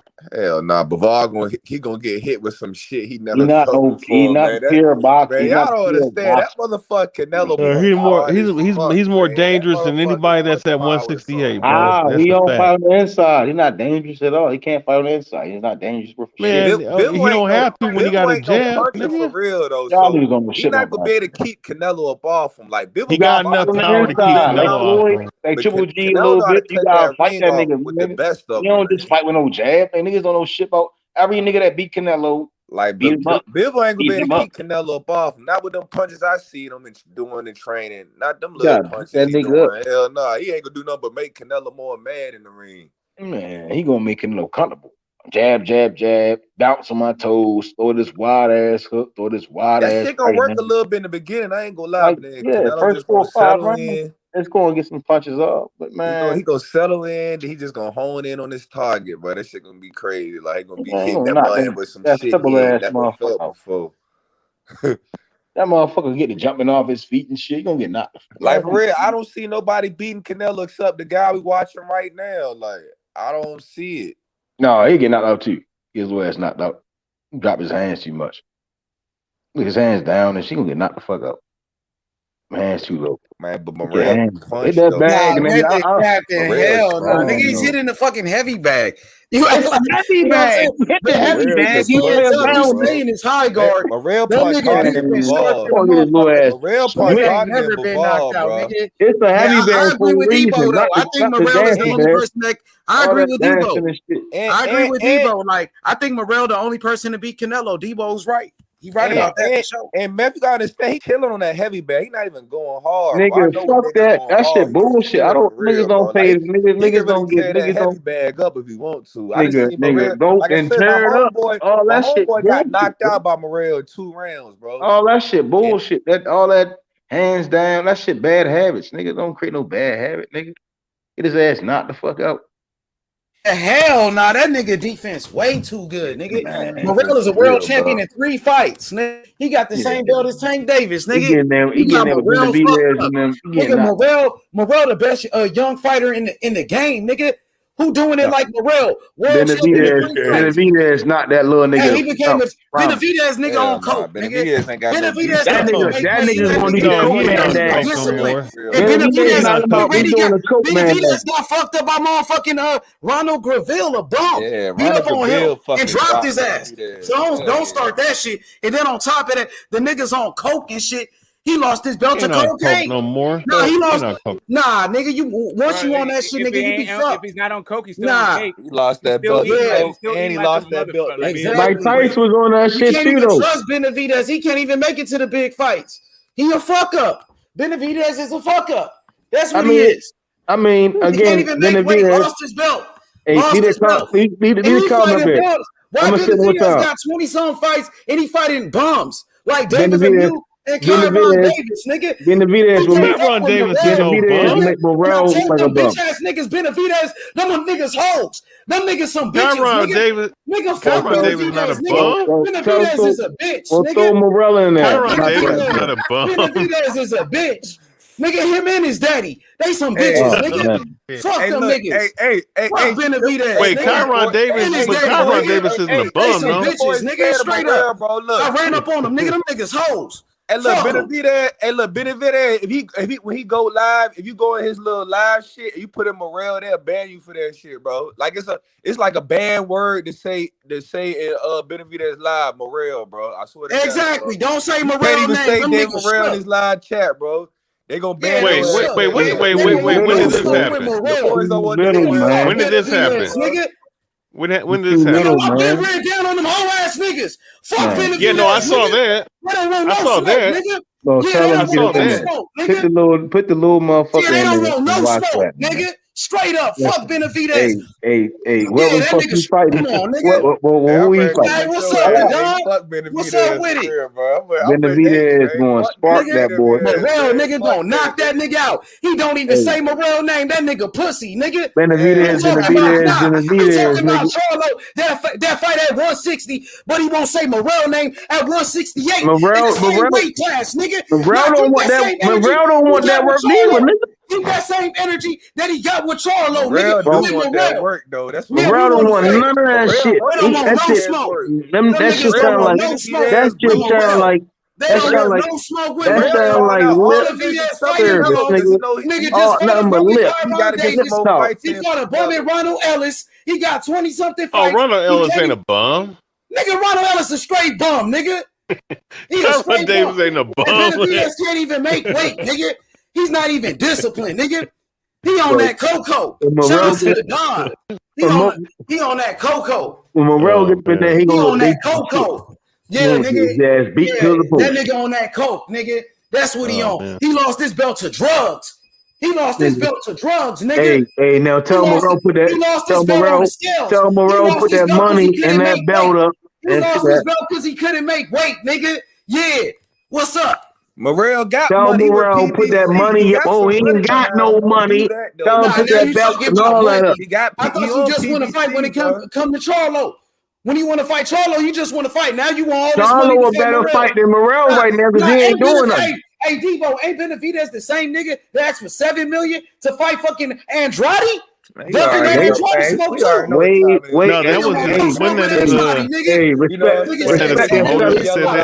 respect that $7 million for Andrade. Nigga, Morrell getting paid peanuts. Bro, he only want to fight niggas little. He don't want to facts. Nah, he don't want to. So what's Morrell? What's Morrell? That nigga weigh about 250. There's a whole fucking heavyweight out here, nigga. I called him out, nigga. What's up? We pulled up on him. They don't want no smoke with Morrell. Tell Morrell go pull up on Benavidez last fight. Nigga. We'll put on Benavidez. That nigga Benavidez got drug habits and all of that. That nigga's a fuck up. He's a fuck up, man. He gonna put the detox. You gonna put them detox? No smoke with Morrell, nigga. Morrell pull up looking for the smoke on these niggas. Left hand detox, right hand strung out. Why be in the gym, nigga, in Houston? Nigga, they pulled up on Morrell, nigga. Why he told me, nigga, that nigga a beast. That nigga aight. Yeah, nigga. I'm in the comments saying Morrell. They ready to flag my shit, man. Facts. Left hand overdose, right hand strung out Benavidez. You know what I'm saying? Y'all should be used to this shit. You a fucking fighter, nigga. Facts, Devo. Facts. These niggas don't want to fight the best for real, man. You want $7 million to fight Demetrius Andrade, nigga. You want more money to fight Andrade than you asking to fight Canelo? Yeah, it's some clown shit. And his daddy, nigga, his dad is a real bitch too. You know what I'm saying? I ain't never talked to Benavidez, but his daddy a bitch. I know that. I talked to his dad. I bet he not Morello. He ain't knocking shit out, nigga. That nigga ain't got no power. He can knock out Reveal, nigga. He fighting. He couldn't even stop Reveal, nigga. Like you said, I'm serious. Like Reveal. Man, you said you should have come. Benavidez lost that fight to Gabriel too. Y'all rich niggas don't got no footwork. Man, Benavidez lost that fight to Gabriel. Benavidez a fucking stiff-legged motherfucker. He gonna get that nigga flat-footed like a motherfucker too. Any fat. He a fat boy. He is a fat boy. That boy Morrell going to do the punch challenge. He ain't no furry type of fat. Hey, he got good hand speed. He on that powder. He on cocaine. Hey, he got good hand speed. He got good punching power, bro. Let's talk about that failed drug test. How he lost his belt. Talk about that, Benavidez. He was on the cocaine, huh? Yeah, silence. That's what I thought. Well, I mean, he got good hand speed and he got good punching power. Ain't worried about him. He got drug problems. He fuck around and overdose next time, nigga. He fucked up. Damn. Yo, hey, no, but it ain't clenbuterol. I'll say that though.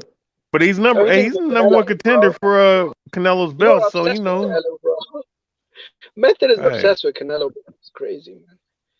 It could be anyone. Like it would be like, yeah, but Canelo. I know, no, that's the only reason why he's a fan of Benavidez. He think Benavidez gonna beat Canelo. Nigga, I knew Benavidez before I knew Canelo, nigga. Nah. Nigga. Come on, man. All right. What? We believe that's talking about, nigga. That's believable. We believe you. Said you knew Benavidez. I still don't really give a shit about Canelo. He alright, but it's like he alright. He said the reason he found out about Canelo was because of Benavidez. That's what he said. Nigga, no, nigga, I nigga, like Canelo was talked about, but I'm like, y'all niggas hype him up bigger than that's on y'all. Again, Benavidez really out here blitzing niggas, beating him the fuck up. Canelo really out here. He blitzing inferior niggas, bro. He ain't fighting no top niggas. Put your boy David Morrell in there. You're gonna be like, damn, he beat little buddy up. Y'all gonna throw little shorty away. Y'all gonna throw little shorty away. Nigga, Morrell knock his bitch ass out, bro. You better go watch him tape, bro. Nigga. Go watch him tape on Morrell, bro. Benavidez no Gravel, bro. Yeah, he not. He gonna get knocked out first. He gonna get knocked out. He ain't gonna get Morrell gonna knock his ass out.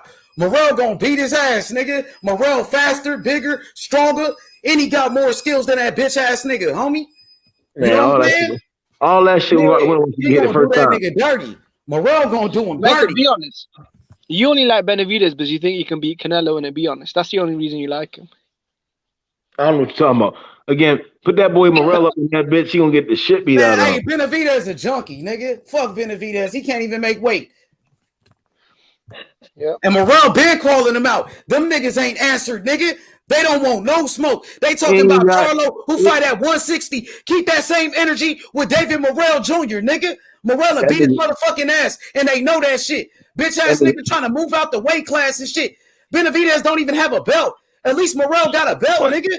No, he's chasing Canelo. Morrell is the champion. Benavidez ain't shit but a junkie. Yeah, well, that junkie gonna knock that little nigga up. That nigga ain't knocking shit out. Bitch ass nigga can't even knock out fucking Gavril, nigga. He gonna knock Morrell out. Hey, he got dropped. He got put on his ass by a bum. Dropped that nigga and beat him. He lost that fight, nigga. And that's why he had to do a rematch with that bum, nigga. Fuck wrong with you, nigga? Morrell out here knocking niggas out in the first round, nigga. First round knockout, nigga. Hey, all them niggas cool, but they ain't gonna and speaking of beating ass some more, man, he fucking went damn near. Man, he went rounds with fucking Tyrone Davis, bro, on a 2-week notice. Exactly, nigga. Who came up for 160? Who came up for 160? Morrell getting first round knockouts. Man, he went rounds in the fourth round. You know what I'm saying? Man. Early knockouts. Yeah, but it's cool, man. This nigga Benavidez, if you listening, man, we got that white girl for you, man. Whenever you need that shit, nigga. Trap, whenever you need it. You know what I'm saying? We got you and your daddy, nigga. Y'all some junkies, boy. I got you. I'm giving that nigga some stepped on shit, nigga. Yeah, exactly. Morrell gonna knock him out. I'm gonna give you some. Hey, what's up with the Benavidez hate, bro? Hey, I'm gonna go on his ass for that. They want to talk shit like they really bad. We gonna talk about his son's drug habits. Yo, hey, what's up with the Benavidez hate, bro? That nigga's a bitch. That nigga's a bitch. He a straight up bitch. He a pussy. You know what I'm saying? He don't want to fight Morrell. That's why he ducking Morrell. He pussy. Cause he a weight bully, nigga. Bro, why you calling out Charlo? They like them Charlo. He should be fighting heavyweights, fat ass. That nigga fat as shit. Bro, it's all cop, bro. So you telling me, hey, historian, it's the truth. Didn't he fail a drug test for cocaine? Yes or no? Yeah, he did. Ain't no hate. It's the truth. He did. Let's talk about it. You want to talk about it? It's fact. Yeah. Did he? Hey, boxing historian. Did Benavidez get stripped for his belt for missing weight? Yes or no? Yeah, he got stripped twice. 2 times, right? 2 times. Well, that's not being professional. Bro, this is boxing. He could be like Broner if he wants to. You seen what happened to Broner? They gave him 2 attempts, bro, to make weight. You couldn't do it. And then they said, become Otter better be as mandatory, and he was like, no, I don't want it. So. Yep, in his last fight, he couldn't make weight either. Yep. This guy's not even a 168 guy, man. It's crazy, man. He's really a light heavyweight for sure. Bro, the reason why he's not going to light heavyweight, his body is like scary too. He's like fat and shit. Yeah. That nigga flabby. Like with Morale, at least he looks like a fucking athlete, bro. Like David Benavidez, he looks like a grandma, bro. Morale going like a body fucking around with David Benavidez. Super fat, Jenny. That boy got a dad bod at 23. Morale going like a body. He got a dad bod. He's a professional boxer with a dad bod, bro. Only person getting away with a dad bod is Tyson Fury. Is that what you like him, Method? Can you relate to him? Stop it, Jimmy. This guy's he's on the scale, David Benavidez. I'm looking at him and he look like a fucking athlete, bro. David Morrell's a fool, man. I ain't gonna lie. Bro, how am I in better shape than him, bro? Fucking hell, that's embarrassing, bro. Like, I'm just a civilian, and I'm in better shape than a dude that's a former champion. Oh, this shit is crazy, man. Benavidez, man, I think he's going too hard, man. That dude's good as fuck, bro. Right. Why didn't he losing his belt? I know that. He probably needed more. I'm gonna tell you something. Because it's like you can criticize guys for not fighting nobody, but you don't say about Benavidez. You don't say nothing about him fighting bums. The dude fought like 3 bums in a row. In a fucking row. Ronald Ellis, Ocampo, you know what I'm saying? And now he's fighting David Lemieux, another bum who's washed up. Ronald Ellis not a bum, and neither is a bum. He's a Tyron fucking bum. He's a bum. Come on, PH. He ain't his brother. I tell you that though for sure. He ain't his fucking brother. Yo, Tyron Davis ain't a bum, man. And Kyron Davis, you was asking who Barrios beat, who he beat? Who Kyron Davis beat? That nigga. Who Kyron Davis beat, man? Yeah, we can't be hating about Barrios and saying Rondo. Man, I went on Kyron Instagram. That boy is a fucking singer, bro. He's a fucking singer, bro. He's a better singer than he is a boxer. There you go, man. There you go. Well, Tyson Fury sing too, though, nigga. Tyson Fury is also the lineal heavyweight champion of the world, bro. And then Jimmy Turner, he got one title. He ain't that good. He only got one title. No, he's got 2 titles. He's got the WBC, and he's got the ring belt. That's 2 belts, and then he's got the lineal status, right? And he's former unified. So he's held every belt. Uchi got 3 of those bitches. Oh shit, right? Uchi got 3 of them. That doesn't matter though, because he's former unified and current lineal, right? Plus WBC. Look, it's up to you. If you want to belts, my nigga, that's all I'm saying. Fuck the belts. No, listen. If you want to say Usyk is better, I have no problem with that. Fury too big. You playing games around with in the ring, nigga. Fuck the belts, nigga. You don't just walk in no ring with Fury, then you gonna last 12 rounds. That big motherfucker, nigga, he too damn big. No, I'm saying it. Method. Listen, if you want to say Usyk's bad, then we can say that, man. I mean, it's up for debate. I ain't saying none of that shit. I think Usyk can beat him, but that's an opinion. I mean, I had a Fury number 1 because of his resume. You know, he beat Klitschko, who was a long reigning, champion, the guy, of the last era, and obviously he beat one of the top heavyweights, of this era. Deontay Wilder, top 3 guy. Big puncher. The only heavyweight that can currently beat Tyson Fury because of his skill set.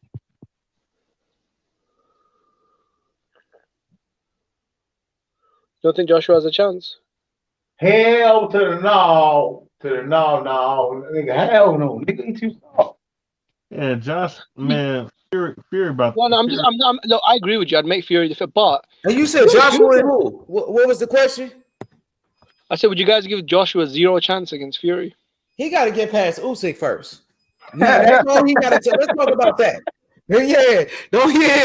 Let's talk about this rematch. What happened in his last fight? Yeah. Then let's talk about that, please. AJ's about to retire, bro. This is retirement fight, bro. Well, there you go. That's why they're doing it in Saudi, innit? Again, you think he one of them candy bar boys? Wait, who is? I'm asking you. You call Ryan Garcia the candy bar boy, so you trying to say the same thing about AJ? Nah, AJ, no, he just a big soft motherfucker. Hey man, With Ryan ready to sleep to Goo. I put money to Goo don't make it past round 6, man. I can't believe I think historian got Tago. Yeah, man, you trying to bet that, nigga? Please. No, I'm about to parlay. I told you I'm gonna parlay this shit. I'm about to win. I'm about to win big. Hey, Debo, he capping, Debo. He just talking that bullshit, nigga. He know damn well that retarded motherfucker gonna get his ass knocked out and get his green card taken, nigga. A lot of people do think. Who you talking about? That nigga getting deported the same night, nigga get his ass. Who you getting? You talking about Tagoo?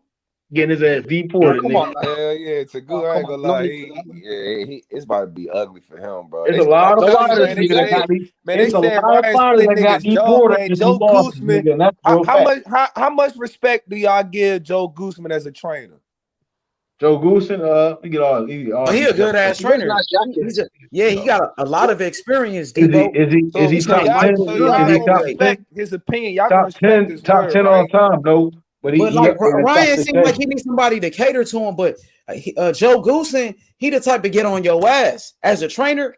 He gonna get on your ass and tell you the truth, though.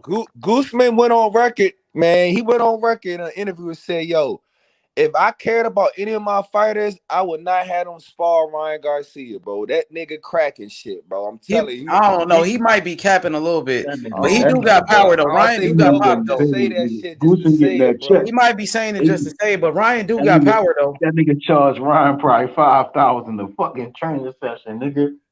Yeah, he can say that shit, nigga. Hey, Ryan got real power all night, nigga. Ryan. That's easy money. I'll be taxing the shit out Ryan, nigga, for a session, nigga. Hey, Ryan got real power though. He a superstar. That's chump change for him, nigga. I want to see how many people show up to his fight. That's at the Alamo Dome where the Spurs they used to play at. That's the big ass stadium. Tank fighting in Brooklyn, nigga. Where Brooklyn at? Nigga. We in NY, nigga. Fuck all that shit, nigga. Well, Ryan fights Saturday though. Way more game. Hey, Ryan shit gonna be lit on Saturday. How can you see Tagoo winning though, bro? It's gonna be a bunch of sweet ass niggas in that Ryan Garcia is a hype job. Tagoo not even better than Campbell. You heard what Method said? What he said? You heard what he said? What he say? Hey, you said Ryan Garcia is a hype job? I'll say it again. It ain't gonna be nothing but some sweet, soft ass niggas. Ryan Garcia is a hype job? He's all. Yes, sir. Ryan Garcia got no chin. I told you, Debo, they think Ryan Garcia is a hype job like Berlanga. We'll see. They think he like a Berlanga type. He get through Tagoo. He might fight Tank next. Shit. Nigga. They gonna keep him away from Tank. Though. They are not gonna do that. He gonna fight somebody like Max. That road get narrow and narrow, man. Listen, they not gonna fight Tank right now. Maybe later. They not gonna do that to that kid. Not right now. He not ready for no Tank. His energy changed. You say Tank around Ryan, his whole energy. Right, and you see how Tank is acting at the press conference. Debo, did you see what Tank did today? That nigga was on Rolly ass, dog. He need to roll a fucking clown, man. Nigga, Tank a G though. That's what I'm saying. Tank a real nigga. Tank a real street nigga, dog. You see that shit? All them niggas pack their shit up, man. Tank.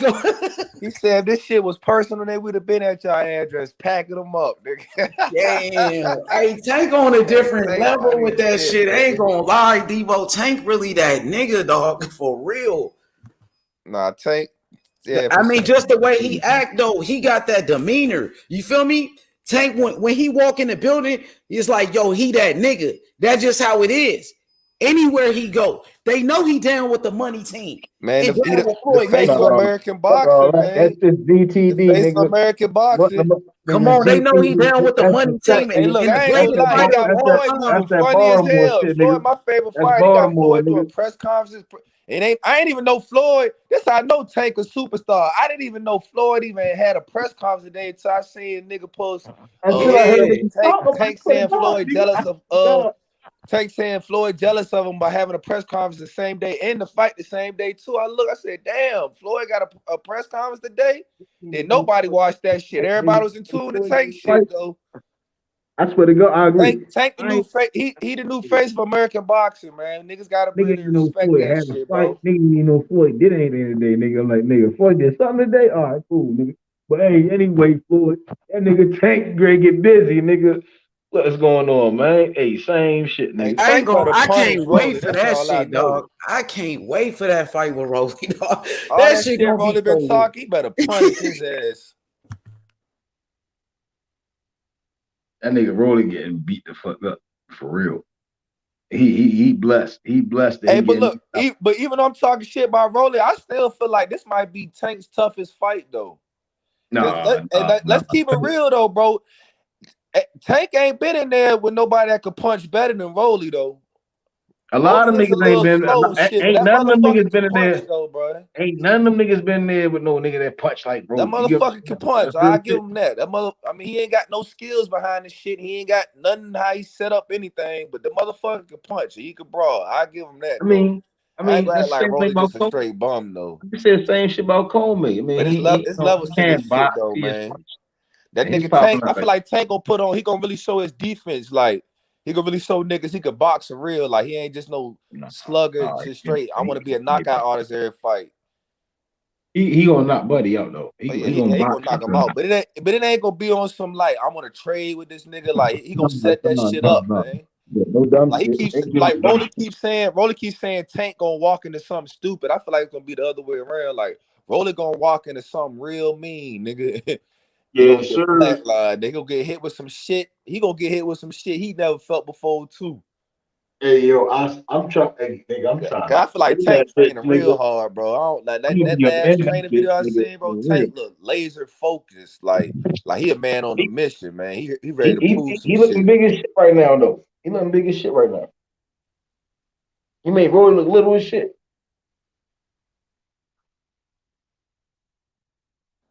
Them boys gonna be begging Tank to come back, man. Yeah, Rolly ain't that big, man. Like, man, Tank was on him, dog. Like, man, Tank was all up in that nigga face and shit. Like, I thought Tank was gonna slap him.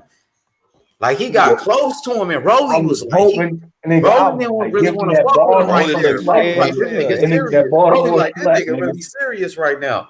Rolly ain't trying to fuck his money up either, so he ain't trying to get in no fighting shit. So Tank all up on him. Slap the cap out his mouth. Shit, I was Hey, I thought he was gonna do it, Method. That's what I thought. I'm like, damn, this nigga Tank really finna hit this nigga.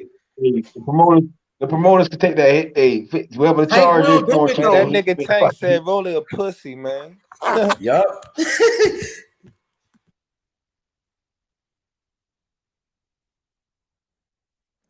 Nah, that's gonna be an entertaining fight for sure.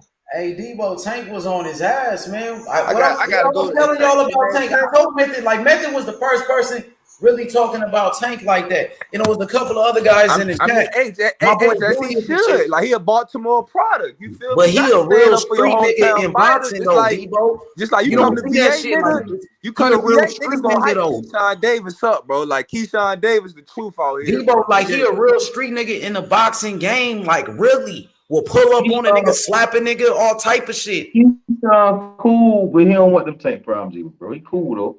I be saying what he be saying. He cool. He cool, but he ain't. You talking about Keyshawn Davis? He all right, man. I mean, with VA Yeah, cool, man. But I VA don't not think he see a Baltimore though, tank yo. right VA, now. them Yeah, I niggas, ain't them gonna lie. niggas, But Keyshawn tough though, bro. Then I be hearing like I heard Keyshawn Davis gave T.O. working for them him. niggas eating Bojangles, man. We got this bitch eating chicken boxes, nigga. Them niggas ain't living like us, man. We talking about, nigga. Bojangles to the best chicken box in the world, man. Hey, does Tank stay in Eating crab Baltimore? cakes and strep, Tank nigga. got a crib in Baltimore, Method? He in ATL right now. I think he in Cat. He everywhere, nigga. It's probably better for Tank not to be in Baltimore. Tank everywhere, Too much nigga. nigga and Tank be in the streets and shit. It's probably best for him not to be in Baltimore, really. But he be training over there though. Yeah. Because Tank really be in the streets though, Debo. Tank be pulling up on niggas, I can Debo. tell that boy be in the streets, man. That nigga try to run up on 6ix9ine, bro. Y'all remember that shit? Yeah, they was in the club. Hey, that nigga said shit to my boy Meek, man. He tried to run up on that nigga in the club and shit. Them big ass bodyguards was not letting that shit happen. Now I was trying to get some clout. He probably did his little research. Said, nigga going to this club, I'm gonna be there the same day. That nigga weird, bro. That's a little You weird talking about nigga. Tank? That nigga 6'9", young as shit. Them little young niggas weird as shit, yo. He ain't that young. He like what, 24? That's youngest nigga. That shit young as shit to me, nigga. I'm 29. I'll be 29. This nigga. Nigga, if you younger than 27, you young to me, nigga. I mean, yeah, I'm 35, so shit, nigga, you Hey, right now, Debo, but I don't think you know young Hey, nigga. Tank Though. Davis got the streets on lock. Tank Davis got the streets on lock, nigga. You seen it at the press conference, and that's what Rolly. Rolly really a nobody. Tank fighting this nigga, this a big ass fight. Imagine when Tank fight a Ryan Garcia or a Devin Haney. That shit gonna be super, nigga. It's gonna be a huge fight. Tank Davis right now, my nigga. I'm telling you, Ryan Garcia, nobody was talking about his press conference, dog. Everybody was talking about Tank. I didn't know Floyd had a press conference. And it's Tank versus Floyd. Now it's Tank versus Floyd, nigga. Now Floyd got a problem with Tank. Put the gloves on, nigga. You fight a motherfucking goddamn Don Moore. Fight that nigga Tank. You disrespecting Tank. Crazy. Fight him then. What they say, that nigga Debo say, get your ass knocked out like your daddy did, nigga. Get your ass knocked out like your daddy did, nigga. God damn. Method. So what were you saying there? Boxing is back in Brooklyn. Put a gun out. Debo said, "What you gonna do with that? But make me mad, nigga." Now Floyd ain't no bitch though. I'll sit in the heart. I never said he was a bitch, but he old now. I ain't saying you said. I'm saying that's a good ass fight though. I ain't gonna lie. He ain't ready for that Tank smoke right now. He too old to fuck Tank to knock that nigga out right now. Oh, bro, he ain't gonna be able to move like Floyd better stick to Victor Ortiz's and Robert Guerrero's. Hey, stay the fuck. Nigga, Tank can knock Floyd out right now. Nigga, Floyd about 45 years old. Tank can knock that nigga out. You know what? I don't know, bro. Floyd has got a good defense, though. Tank got good defense and a better offense. Way better off. I don't know, bro. He got the times, but the Floyd ain't have as a young man. Tank, Jimmy, Tank got defense for real. He just don't be you. Matter of fact, he did use it in the Isaac Cruz fight. Shit. What was he was moving on that motherfucker. Isaac Cruz couldn't land nothing clean on his ass. Now, what was Method saying about boxing? What was it on the lockdown? Is this the first time they're opening up, or what were you saying? Nigga, me in New York in May, nigga. That's all I can tell you, nigga. No, you said that was on lockdown. Hey, man, if you going to the fight. Yeah. New York, California got some crazy ass restrictions, yeah. Hey, man, if you going to the fight, though. Yes, sir. Bro, this is why the PBC haven't done events at the Barclays Center. It makes sense now because they used to put a lot of their events at the Barclays Center. I remember that about the PBC. It was Ole Keith Thurman's big fights at the Barclays Center. Porter and Danny Garcia. Well, that was you, Jimmy, huh? Say that again? Huh? Yeah, bro, I used to be a big Keith Thurman fan. Yeah, man. Is that the main arena now in New York? Has it replaced Madison Square Garden? Hey, Jimmy, that's where the best team. Hey, the best team play over there in Brooklyn. They got Kevin Durant, Kyrie Irving. They team going to the playoffs.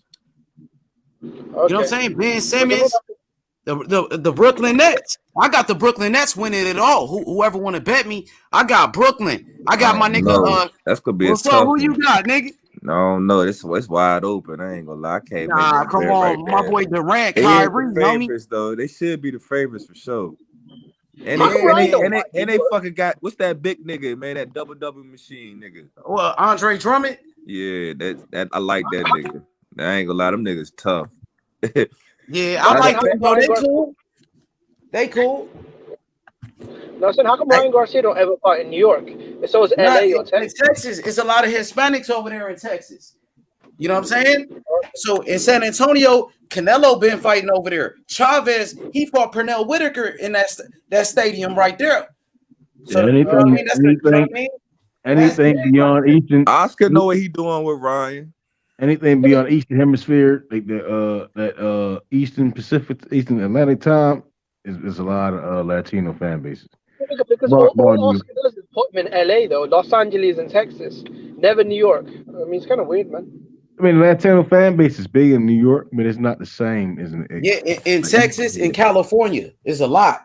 Yeah, Maryland, Carolinas, Florida, it's totally different.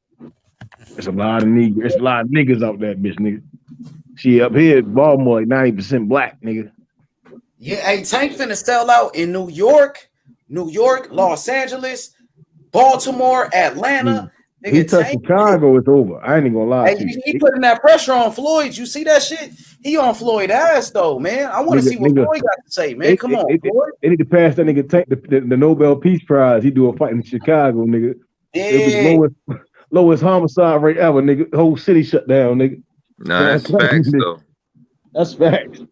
Nigga, whole Chicago after what happened to Riddick Bowe and Galata, bro. That nigga Tank gonna stop wars, nigga. Big Minks, big Rollies, big Audemars, big Richie Millies, nigga. Niggas gonna be out that bitch snapping, nigga. All the money gonna come out of Chicago that night, nigga. I'm trying to tell you.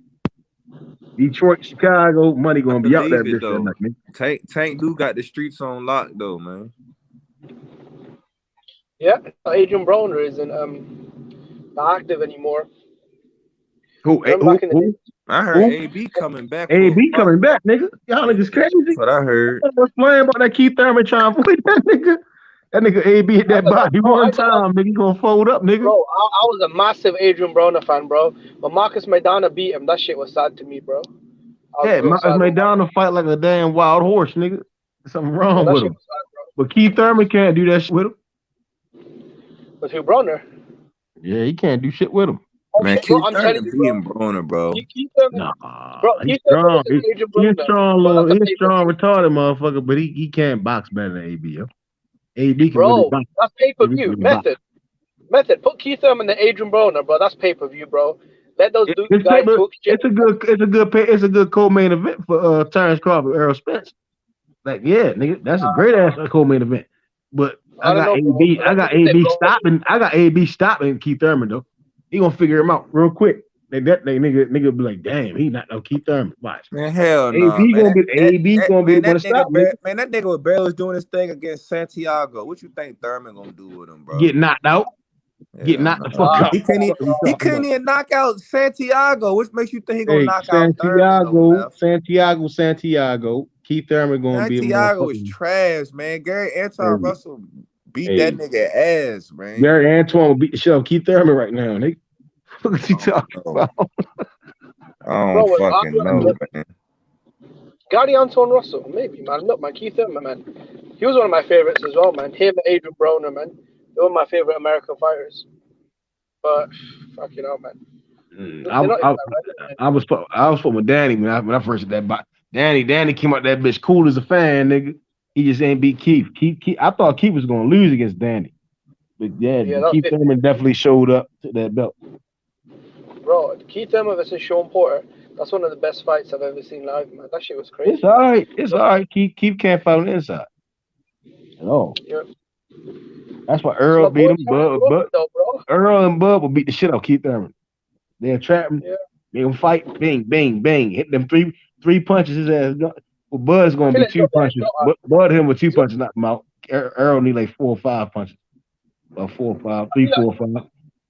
I feel like he'll have a better shot against Errol though. I think with Bud it's just too much and too much. No, he's not gonna be able to hit Errol. Errol gonna parry that motherfucker. He gonna catch and shoot.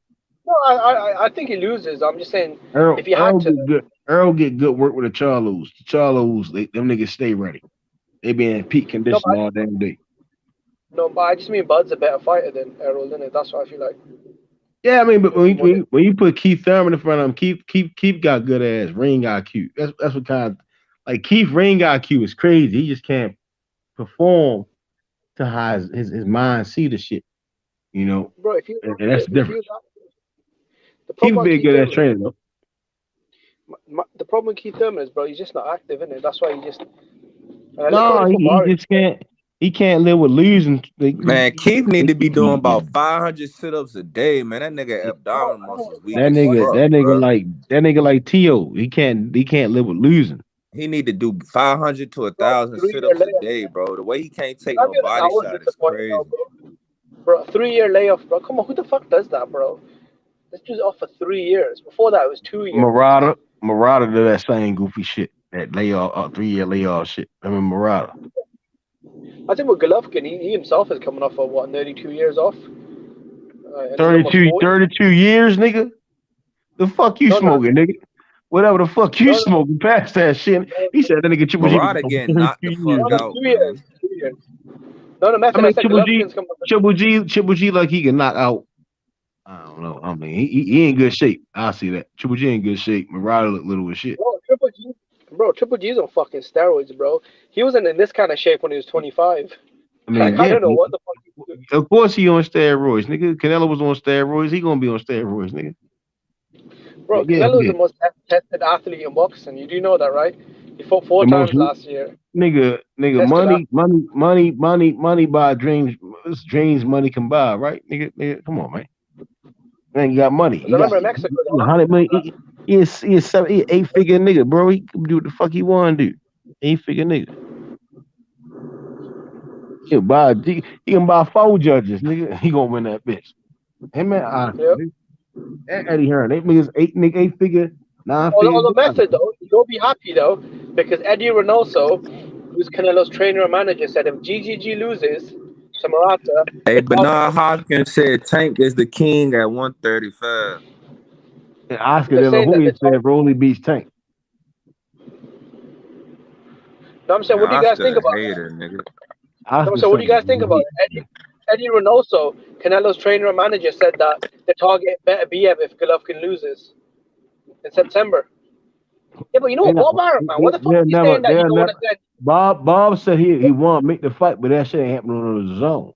No, bro. That's what I'm saying. Canelo know that shit. He know that shit, but he not gonna fight Better Beef because Better Beef is a bad style matchup. Oh, you can't bend it. You can't keep bending at the waist with a nigga like Better Beef. You gonna hit you on top of your shit. Bob Arum, though. Heyman came to the table 100 million. Eddie Hearn came to the table 165 million. Bob Arum didn't even fucking show up, bro. He didn't even come to bid.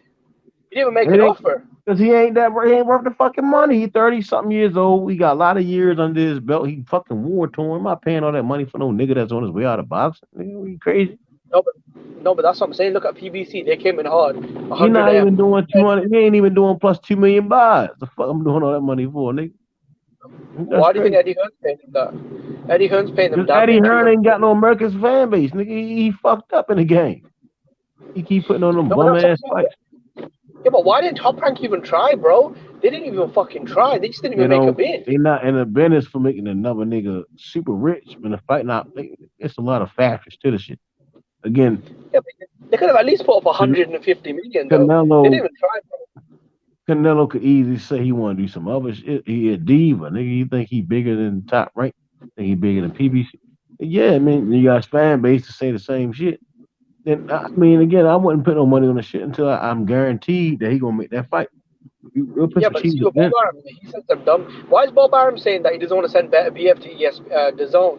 Now, come on, man, that don't make no sense. They don't know shit about boxing. That's why I wouldn't send them over there. They don't know shit. I'd rather have Andre Ward, Timothy Bradley commentating my fights than the Moore and fucking Chris Maddox. Oh, that's crazy. Would you say better BF ducking Canelo then?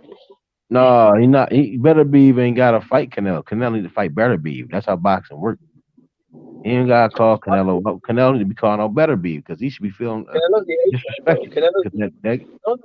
Fans skip the whole period, reality of boxing. I don't give a fuck. Canelo beat Triple G yesterday, 5 days ago. He could beat that motherfucker in his prime 5 days ago. Better Beef is a unified champion at 175. Knocking everybody out. Like, you need to be over there getting that man permission that you can fight him. But Canelo's a superstar, though, and he's the powerful. And if it's people, that's cool. It's people, he cool. But in boxing, nah, niggas don't give a fuck about no Canelo. Niggas don't be talking. Nobody really talks about Canelo like that, yo. But then how's Tank the A side over Devin then? Because if Devin becomes unified champion, then it's the same thing in it. He's got all the belts, all the legacy, all the momentum. I mean, the belts play a factor when you talk about certain divisions. Not every division is the same. The belts don't mean shit in certain divisions. 122, it does. 147, yeah. 154, yeah. Bro, I think with Better Beef, I've never seen Better Beef chase Canelo though. Like, he's never really called him out, or he's just doing his own thing on ESPN. He don't give a fuck about Canelo. I wouldn't either. He think he bigger than boxing. I'm not gonna pay attention to that motherfucker. You know, that's wasting my. It's a waste of energy, waste of time and money. You know what I'm saying? Because they're gonna both be sitting there talking in foreign languages. It's a dumbass fight though.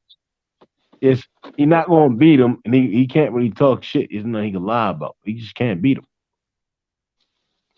No, I'm saying better BF though. He's never called Canelo out. Like, Hey he man, don't I ain't need gonna him. lie, bro. Tank gonna have New York lit, bro. yeah, Yeah, New York back He gonna on have top. New York City lit, bro. yeah. You know, he actually won his first world title in New York.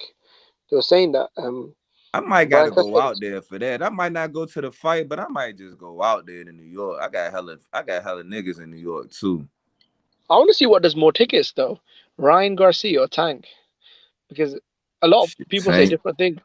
Tank, Yeah, bro. Jimmy, man. I'm telling you right now, in America, bro, everybody know Tank, bro, for real, bro. He the face. Like now that Wilder is semi-retired, bro, he's the face of American boxing. I'm trying to tell you, bro. Like you go anywhere around, niggas know who the fuck Tank is, bro. Especially in the hood. You go in the hood, everybody in the hood know who Javante Davis is, bro. Any hood in America.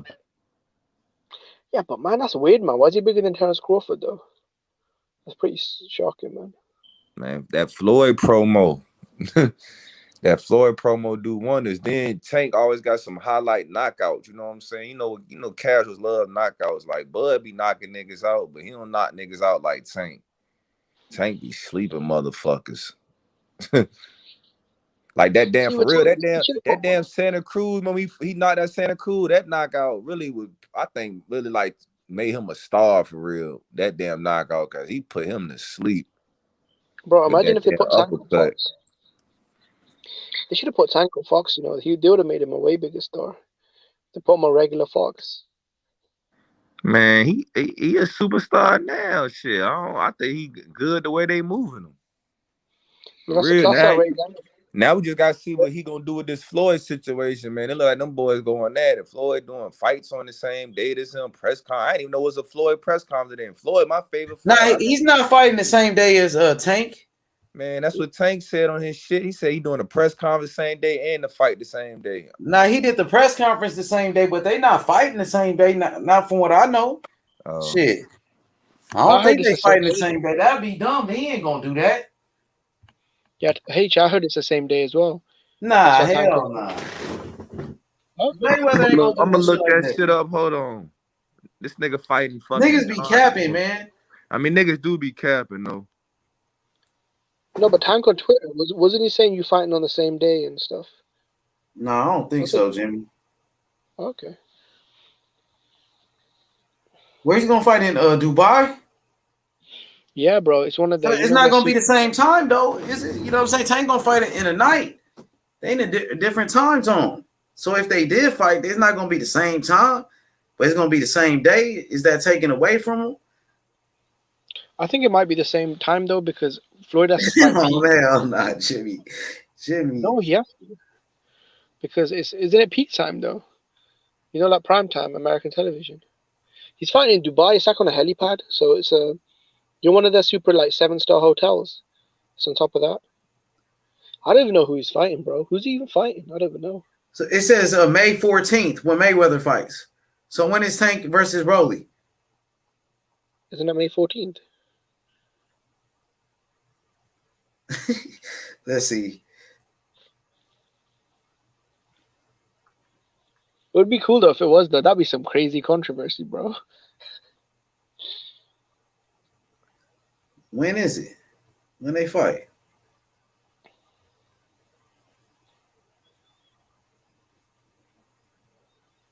Damn, I wonder when they fight.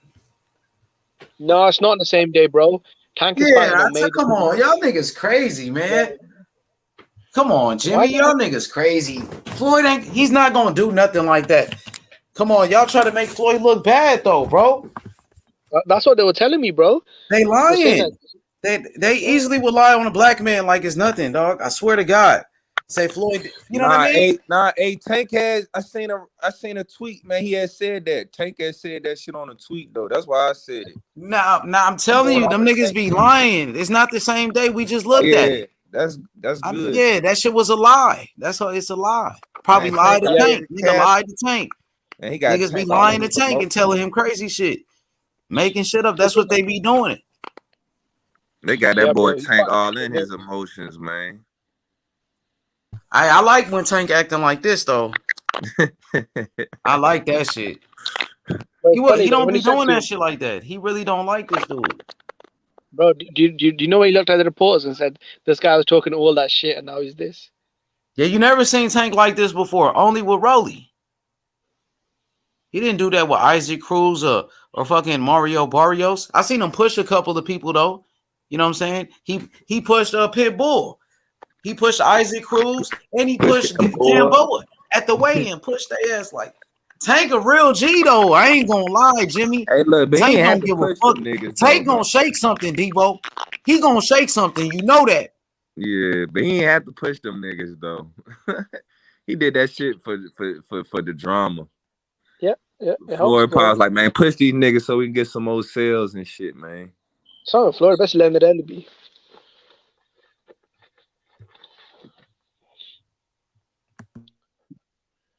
Yeah, Tank's fighting on the 28th. I'm saying Floyd is on the 14th. Yeah, come on, Jimmy. I'm gonna tell you the truth. These niggas be lying. I'm gonna tell you the truth. YB, he gonna tell you the truth. You know what I'm saying? That's all I'm saying. I'm gonna keep it 100. I ain't gotta lie, Jimmy. No. I believe you, bro. Yeah. So what's good? What's up with this boxing shit? What's up with this Canelo fight? Niggas ain't really talking about Canelo and Bivol. Like, that's only a month away. Because that's not the fight people really wanted. If he was fighting, it's a good fight, Jimmy. It's a good fight. I give you that. But people really, like, if he fought Charlo, we would be talking about that. You know what I'm saying? That'd be more exciting with Charlo. Method thinks Charlo gonna beat him. Like, we'd be arguing all night about that fight. But this one with Bivol is like, nobody really gives a fuck about that fight. You can't deny it. Yeah, bro. But it's crazy, though, because they said that it sold out in 1 hour, though. You know, the T-Mobile Arena. It did? It sold out already? Yeah. You see, Canelo got a fan base, though. He do, like, so. If Canelo fight anybody, I think it'll sell out, though, Jimmy, pretty much. That's just off of his name. Nobody knows Bivol, dog. People don't know him in America. Yeah, I was surprised. You walk down the street, you walk down the street, you ask somebody, you know who Bivol is? They don't know Bivol, dog. Nobody know him. Them hoes know Canelo, though. I know that. Yeah. But if he fought Charlo, people know Charlo. That's what I'm saying. Is Charlo bigger in America than Demetrius Andrade? Hell yeah. Hell fucking He's from Houston, where YB is at. That shit is a big, come on, nigga, that shit big over there. I just hope Demetrius Andrade gets a big fight, bro, because he's like getting old now. He's at 33, 34. He's a good fighter, though, Jimmy. I know he's good, man. I think Andrade beat a lot of these guys, man. I ain't gonna lie, bro. He know how to box. Andrade got real skills, nigga. That motherfucker can box. I think he can beat Charlo. I know he can beat Charlo, dog. And I like Charlo. I think Andrade can beat him. But I don't know if Andrade's the same fighter. His last fight, he looked good, though, against Quigley. But Quigley, he not that good. But, you know what I mean? I like Andrade. That nigga can box, nigga, for real. Like, he can box, Jimmy. That nigga got skills. I'm talking about just in the ring, what he do. That nigga can fight. Yeah, bro. Like the angles, the speed, the movement, the explosive power, like the defense, the slick, like the ring IQ, the awkwardness. Like, he's got it all, bro. He's one of the the best boxers in the sport, bro. I don't know if he got explosive power though, but he do got some power. Yeah, bro. Like, I just feel like he's just not getting the big fights, bro. It's crazy though, because some of that shit is his fault too, though. Because when he had the big fights, when he was when he was hot and shit, he ain't take them. So now, but he was advised not to take that shit. They was like, man, it's a bad deal. His team told him that. Now that shit coming back to haunt his ass. I don't know if it's a big fight though, bro, back then, because I remember you're talking about the Jamal Charlo fight. He was the only world champion. That fight was nothing. At that time, that fight was nothing because nobody knew them. Nobody knew Andrade. Nobody knew Charlo at that time. Bro, Danny Jacobs, bro. Look at him, bro. Eddie Hearn's getting him all the fights. Golovkin, Canelo, John Ryder, now Munguia. Cause Danny used to be a top fighter at 160. You forgot he fought Eddie Demetrius Hearn, bro, why is Y'all Eddie remember Hearn doing that Demetrius same shit Parag? for Andrade? Look at him, John Ryder. Now he's fighting Munguia. Before Shit, that, for real, Canelo. for real. He was up. He Chavez was up Jr. on the scorecards I against don't think Parag nobody until he really want to got fight stopped. Andrade. I mean, people do want to fight him, though. I can't say that, but some people don't want to fight him. Some people will fight him, but there's some guys they won't get in the ring with him. Like Benavidez said, I need $7 million. His promoter said that. Smith wasn't getting in the ring with Billy Joe Saunders. Like, you also have to understand that, like, Smith's record looks the way it is because of a lot of decisions that Smith made. Which Smith? The Smith that didn't face Billy Joe but fought Canelo. You're talking about Callum Smith, the super middleweight champion, the one that won the same tournament as Andre Ward. The one that turned down multiple fights for Billy Joe Saunders. No, he didn't turn down any fights. It was a negotiation. He turned down multiple fights. Now, he had a different tournament than Andre Ward, though, Jimmy. Andre Ward was in Super 6. He was in a World Boxing Super Series. Okay. No, bro, I'm saying he knocked out. It was a tournament, though. You're right. It was a tournament. But who was in the tournament? Yeah, it was terrible. Like Yildirim. No, for real? Yeah. Like, No, man. yeah, Like, George that's Grove, when Eubank Eubank Jr. Jr. knocked him out. Grove. Yeah, it was Chris Eubank Jr., Yildirim, Smith, and Groves. I think Rocky Fielding was in there as well. No, but he knocked out Rocky Fielding in there, though. No dogs in there like that. Yeah, like they didn't want to sign it, bro. No, like, they sent Zerdo an invitation. Zerdo turned it down. I'm just saying that, like, Zordo was with Top Rank, dog. You can't say he turned anything down. Come on, bro. I'm just saying there was more than one offer over. Kali Sauerland. No, you know Kali Sauerland, the head of the tournament. He even said that they sent an invitation to Zerdo Ramirez to join the tournament, but he turned it down. Nah, he didn't turn it down. He was with Top Rank at that time. How could he join the tournament and he couldn't be a part of it because he was a part of another network, bro? You can't say that. No, the World Boxing Super Series was a tournament. It was on all the networks. But he was under contract with Top Rank at that time. It was not on all the networks. Like all the tournaments, they also have it broadcast. They also have a network that they come on and all this stuff. Like they figure that. I know it's a Badu Jack, but Badu Jack said he wants to move up to fight Adonis Stevenson. So I mean, they tried, bro. They tried. They sent a Badu Jack invitation. He said he's moving up to fight Adonis Stevenson. They sent Zerdo an invitation. He said I can't do it. I'm with Top Rank. That doesn't make it better though. That don't make the tournament better. I mean, the fighters are willing to sign up, bro. I mean, they stepped up. Yeah, I know, but the fighters that were willing to that got in there were not the guys that are like, because they won that tournament, now it's all good. Like it literally was Chris Eubank. There was an open tournament, and the ones that were confident, they stepped up in it, and the ones that weren't, they sat back down. If you think that they weren't confident, that's a conclusion that you could draw. But whatever you can say I'm about just saying it didn't represent. When there was a tournament, Andre Ward stepped up.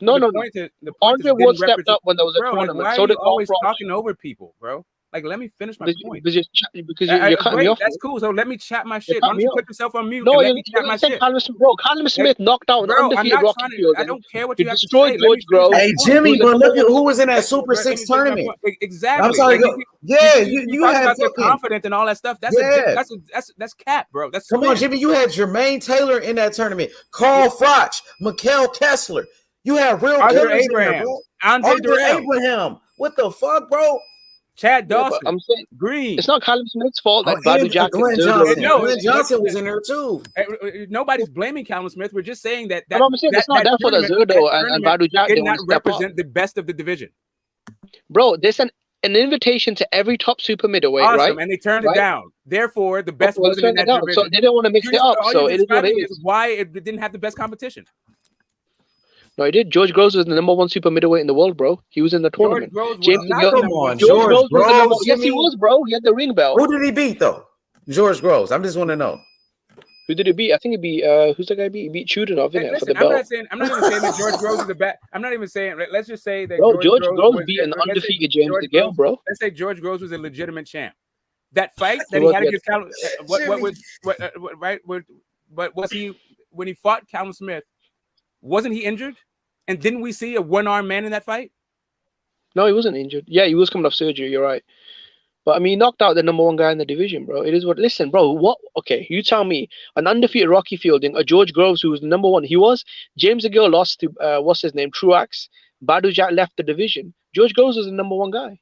This is way before Benavidez came up. Or so right. So none of that was because he beat the number one guy, right?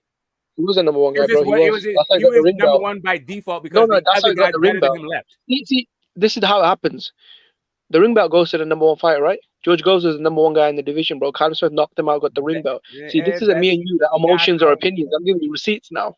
Okay, right? so if you really want receipts, there's plenty of divisions that have no ring champion. That's not how it works. That's not number one and number two mixing it up. Correct. That's when you get ring. When number one and number two mix it up. Callum Smith was listen. Callum Smith was a number one contender in the world. George Groves was the top champion in the division. When them two fought, they fought for the ring belt. That's what happened. I agree. They did fight for the ring belt, and that's how Callum Smith got the ring belt. But again, like I was saying, in that fight, we saw that George Groves was an injured fighter, and he had one arm. It's the same thing we saw with Gary Russell Jr. Gary Russell Jr. is way better than the guy he just fought, but he didn't win that fight because he's injured in the fight. Excuses, bro. At the end of the day, it's all about results. Okay, or you can have eyes and say that was a one-armed fighter. It wasn't a one-armed fighter. No, maybe. I mean, look, I like George Groves. I was rooting for him, man. I was hoping he'd win, but I mean, look, he knocked the guy out, man. It is what it is. He won the tournament, right? Right. So he won the tournament. He had what's his name? He knocked out an undefeated Rocky Fulton before Canelo did. This is way before he beat what's his name? Tyron Zorg for the belt, right? So he knocked out undefeated Rocky Fulton before Canelo did, right? Before Canelo knocked out George Groves, who was the number one guy in the division, right? And he won the tournament, and yeah, that's it, man. I mean, he was the number one guy at the super middleweight division. He was a lineal champion. He was who he was. That's why Canelo fought him. He said, "I'm going for the number one guy," and then everyone's like, "Fight Caleb Plant, fight Caleb Plant." You ran through everyone then.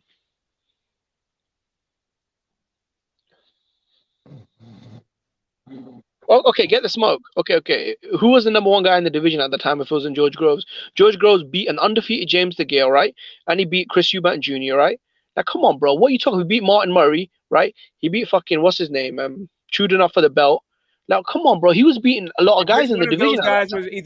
Which one of those guys was the number one guy? Or even the number two guy? Or even the number three guy? Who was? Let me see who he beat. He beat James DeGale when he was undefeated. James DeGale drew a Badu Jack, right? No, James DeGale was the number one guy in the division, right? When he beat what's his name? Anthony Durrell for the belt, right? And then James DeGale. Hold up a second. What are you talking about right now? Okay. Bro, you have to go by the rankings, bro. Okay, who was the number? Okay, you tell me, Smoke. Instead of crying and bitching about everything I'm saying, you give me some fucking receipts. Always talking about this bitch stuff. Give me some receipts, then. Okay, give me the receipts. Why are you this insecure? Who was the number one guy? Everyone is not a bitch, bro. Like everyone's not a pussy. Okay, who was the number one guy? A duck. Like, I didn't call you a bitch. I said give me receipts. I didn't call you a bitch. Okay, yeah. I mean, whatever. Anyway, maybe I'm hearing things. Cool. I mean, I guess you used to be called a bitch. The number one guy. Like, listen, I'm just talking about the tournament, right? So I think Badu Jack, definitely could have been the number. So. Badu Jack was there. Badu Jack was there. Anthony Durrell was there. Listen, bro, Badu Jack was not fucking there. They sent him an invitation and he turned it down because he moved up to fight fucking Nathan Cleveland. You asked who was in the division, not who was in the tournament. He wasn't there. He wasn't in the division, he was bro. At 168 pounds. No, he wasn't. Again, he wasn't. After he drew, he wasn't in the division. No. See, you have to go by the receipts. When did Badu Jack move to 175? He was at 168. Let's see. He moved to let's see. Was he to fight Nathan? No, listen. 2018. After he drew with After he drew with James DeGale, he dropped his belt and he moved what was up. the Brown guy? Marcus Brown, right? That's Nathan Cleverly. No, Nathan fucking Cleverly. Okay, I'm trying to, bro. You're just screaming a whole bunch of shit and confusing yourself. You asked me who was the number one in the division, and now you start asking who was in the tournament. Which one do you want to know? No. He wasn't number one in the. How can you be number one in the division if you're not in the division? He was fighting Nathan Cleverly. Did you ask who was in the tournament or who's in the division? Both. Who's the number one guy in the division? I'm only asking you one question. Who's in the division? Yeah, go on. Who's in the division that wasn't in the tournament? We know Zorgo rejected it. Anthony Durrell. He wasn't in the division. In the division. When did Badu Jack move out of the division? Right after the James DeGale fight. That was a little bit before the tournament started. Okay, hold up a second. He fought Lucas Brown. He fought Marcus Brown at 168. No, he fought Marcus Brown. He fought Marcus Brown at 175. Marcus Brown is not a 175 guy. What the fuck are you talking about? He just fought Artur Beterbiev for the one. See, Smoke, honestly, bro, you're too old, bro. You're getting too old, man. You're getting too old, man. These fights, you've got no receipts. See, all you're doing is trying to make me look like a liar, but you're talking Jimmy, shit. I'm trying to have a fucking conversation, but you're too busy We're trying talking to about Marcus win Brown shit. being a 168 fighter. He's never fought a 168. Okay, listen. I'll talk to you, and you listen, and then when you talk, I'll listen, and then maybe we can have a conversation and get some resolution about this. You don't know when he left. I'm telling you when he left the division, but you don't know. Okay. You're talking about him fighting Marcus Brown. You said after that fight. Okay, what year was this? Listen, he drew with Badri. He drew with what's his name? James DeGale, right? That was a draw. Right after that, he dropped his belt, moved up to fight Nathan Cleverly, right? He was not in the division when the tournament was happening. I remember very vividly. Hold on a second. So the tournament is what you're talking about, not the division.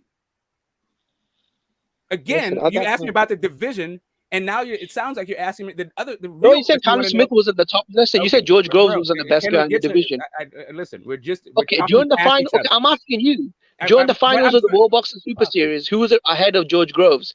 It couldn't be Badou Jack. He was not even in the division. It couldn't be James DeGale. Okay, so who was number one? Who was number one in the division when the tournament was on? That's the heading into the finals. What your actual question is? Okay, great. Cool.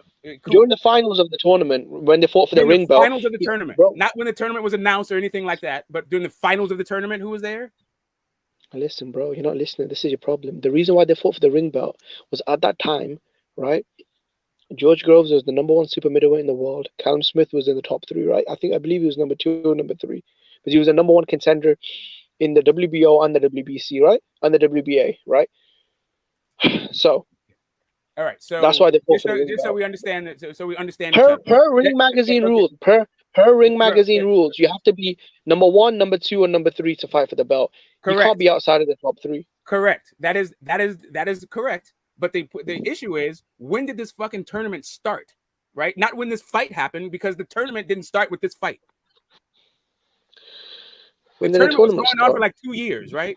Like it wasn't like a 6-month tournament. It was like a 1.5 year, 2-year tournament. Yeah, it was a little over. And the people during that time, Badou Jack was in the division during that time. So was Anthony Durrell. No, he wasn't. He rejected it. Listen, he rejected it and then moved up. Again, I didn't say he was in the tournament. I said he was in the division when the tournament started. When the tournament and listen, heading into the finals, George Groves was the number 1 super middleweight in the world, right? Into the finals. How long did the tournament been going on before the finals? It doesn't fucking matter. When they fought, he was the number 1 guy. So what the fuck is your point? Listen. Okay, get the smoke. Answer me this. What the fuck's the point? Because when the two dudes met, he was the number 1 guy. In the tournament at all. Anyway. Listen, when they met, he was the number 1 guy in the division, so it doesn't matter. Everything you're saying is irrelevant. Okay, cool. Because when they fought, he was the number 1 guy. Badou Jack was at light heavyweight. Again. Right? So and Anthony Durrell was fucking struggling with you. Listen, the same Yildirim that you were laughing about beat the fuck out of Anthony Durrell. Well, got robbed. No, he didn't beat the fuck out of Anthony Durrell. He lost that fight. He got robbed. That's why the WBC. It was so controversial. Listen, it was so controversial that WBC reinstated him. No, they didn't reinstate him. That's how controversial the decision was. Reinstated. What do you mean reinstated? As a mandatory reinstatement. As a mandatory. He wasn't. Okay, he wasn't the mandatory to begin with. So there's no reinstatement. No, he wasn't. Yes, he was. Yes, he was. Okay. Anyway, they were fighting for the. Okay. Anyway, whatever, dude. He was a number 1 contender. Okay, so Yildirim was in that tournament, not Anthony Durrell. Yildirim got knocked out in the 3rd round by Chris Eubank Jr. In that tournament. Yeah. And after Eubank knocked him out, he beat the shit out of Anthony Durrell, but got robbed, and that's why the WBC overturned the mandatory and made it mandatory again. He did get robbed. He got robbed, bro. everyone thought Yildirim won. Even Showtime. Every time you're Showtime had him winning. Robbery. Like when is the decision just? Like the dude had a split open fucking head. It looked like a fucking pussy on his forehead, and you're like, he got robbed. Like, what are you talking about? Listen, so a headbutt is winning a fight. So a headbutt is winning a fight. Okay, all right, cool. Okay, no, getting your ass whooped at that point is winning the fight. There was he didn't get his ass whooped. The fight was so controversial. The WBC reinstated him as a mandatory, and Showtime had him fucking winning him at all. He wasn't the mandatory to begin with. You just the crowd booed. Yes, he was. Yes, he was. The fight was for the fight was for the mandatory spot. He did not win the fight. Oh my god, the fight was for the vacant belt. See, get smoke. You don't know what the fuck you're talking about, do you? Okay, you honestly don't know what the fuck you're talking about. Okay, hold on a second. Well, there you go. I've just corrected you again. Great, thank you. We're here to learn from each other, not to fucking try to one up each other. Thanks for the fucking conversation, bro. Now I wish you'd like stop trying to get like win every fucking point. Like it doesn't make any sense. How many times have I corrected you? You're saying Badou Jack was the number one guy, even though he was fighting us a light heavyweight. Okay, you're saying Jordan wasn't the man. Okay, again. Oh, okay. So you're trying to tell me that when the tournament started, Badou Jack wasn't at 168. How much you want to bet that you're not correct? Listen, how much you want to bet that you're not correct? Listen, he rejected the invitation. You're absolutely incorrect that Badou Jack left the division before the tournament started. Badou Jack, no. Okay, how many times did Badou Jack fight super middleweight? So when you say you correct me about Badou Jack, you're incorrect. Not only how did Ante Durrell win his belt? Patting yourself on the back. No, how did Ante Durrell fight for Badou Jack's belt? I'm going to be wrong. I don't care who corrects me. I appreciate being fucking corrected because it ain't about I know more than you and you know more than me. We're here for each other. Yeah, I mean, I don't swing that way.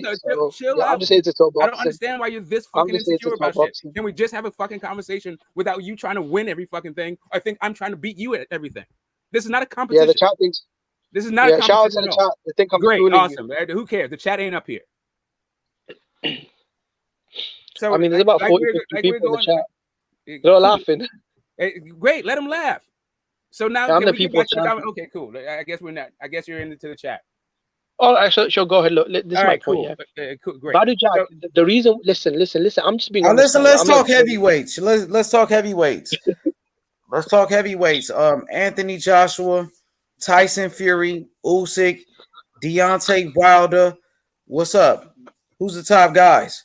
Or who was the top guys? Was it Deontay Wilder or was it Joshua? You know what I mean? I felt like Joshua was a good fighter, Jimmy, a two-time unified champion. But the way he got his belts, now, you know, he fought for vacant belts. Am I right or wrong? He beat Charles Martin for his belt. And you say Charles Martin is a bum, right? That's what you say. So he beat Charles Martin for his belt. Deontay Wilder. He's a bum. He's like a Stavern, like just a guy. Yeah, with a Stavern type of guy. He was a champion. But we know. The difference is he was the difference, I could tell you the difference that Bermain Stavern, he beat Chris Areola for his belt. And who did Charles Martin beat for his belt? Wasn't it Glasgow, the undefeated Russian guy? He wasn't on the level of a Chris Areola. Yeah, but bro, Chris Areola's Wilder beat a better fighter. I mean, Stavern beat a better fighter for his belt. Is that correct? Stavern? Yeah, for his belt, he beat Chris Areola. I mean, Chris Areola lost to Thomas Adamek, though, a cruiserweight, bro. And then before that, he got like a robbery win over a journeyman or a draw. So I mean, Thomas Adamek. So Chris Martin, though? Like what? Chris Martin got his belt from Charles Martin was an undefeated champion, right, in his prime. But who did he beat for his belt? Who did he beat? Hold up a second. Like why did the metrics get switched? Just a second ago, we were talking about. What's better? Undefeated champion. They say Joshua's resume is so good, and I disagree. Talking about Bermain Stavern and Chris Areola, you started talking about a cruiserweight that beat him. When we started talking about Charles Martin, you say he was an undefeated guy. Like, okay, so what does that have to do with the guy though? Everyone says that. No, because people said on Wilder. No, Jimmy. Because Wilder, you guys said he beat nobody. But I'm looking at Anthony Joshua's resume. This so-called best resume is not so good, and you see he keeps getting knocked out. I mean, so I think they instead for me. Okay, hey, I'll go back to the beginning. He beat Dylan White. We don't know. Come on. They were prospects. They were prospects at that time. Yeah. So Dylan White never was a champion. Let's not act like Dylan White is just some great fighter. You're gonna see what Tyson Fury does with him. Fury gonna knock the fuck out of him. Tyson Fury will smoke him, but Tyson Fury is a special. Vivek can smoke him too. So we don't know who number one. We don't know who the best is. We don't know who the second best is, and we don't know who the third best is. And we also don't know who the fourth best is. We don't know. Fury all is the these best. fights haven't happened yet. To me, Fury's the best heavyweight. Yeah, Fury's the best. But the fight hasn't happened yet, so we don't know. Which fight? It could turn out to be Usyk, right? What about Joshua? You don't think Joshua can win the rematch? I mean, it could, but right now we have two champions, right? So at this point, I think everybody on the panel thinks that Fury is going to beat White, right? So, but it could turn out that White wins the fight, but I think everyone's picking Fury to win. So the challenge for the number one spot is between Fury and Usyk, and the loser of that fight would be the second best guy, right? And then, but then that person, unless if Usyk wins, then Fury, I think, maybe he'd have to fight AJ just to solidify it, right? Because Fury already fought Wilder. I think if Usyk wins, Fury has to fight AJ for that number 2 spot. And maybe Wilder needs to get in there and mix it up too. Like I just think it's really premature to be to don the number 1 guy, the number 2 guy, the number 3 guy, or the number 4 guy. I don't think we know enough. With Tyson Fury, like Fury has been in the heavyweight division longer than Usyk. He spent his whole career at heavyweight, where Usyk was a cruiserweight, and he moved up in weight. He only got 3 fights in the heavyweight division. So that's why. And Tyson Fury also defended his belts before. He's a 2-time champion. He's been a unified champion like Usyk.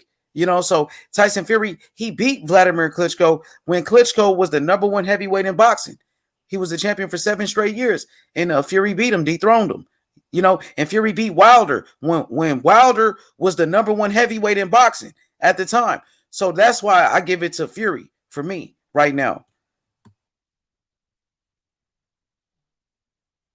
Yeah, that's why it's like I can appreciate both things. Like I think Fury beats the guys, right? Like from just what eye test and all that thing, and it's more like that. And I think he has single best wins than everybody. Like when it comes to the resume, I think the Vladimir Klitschko ending his run and Deontay Wilder ending his run is probably a better story than the other guys, right?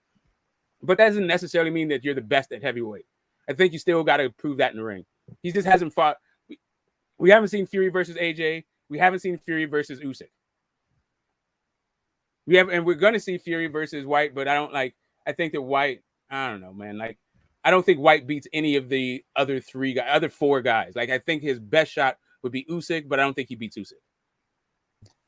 For sure. So I want to ask you about Anthony Joshua.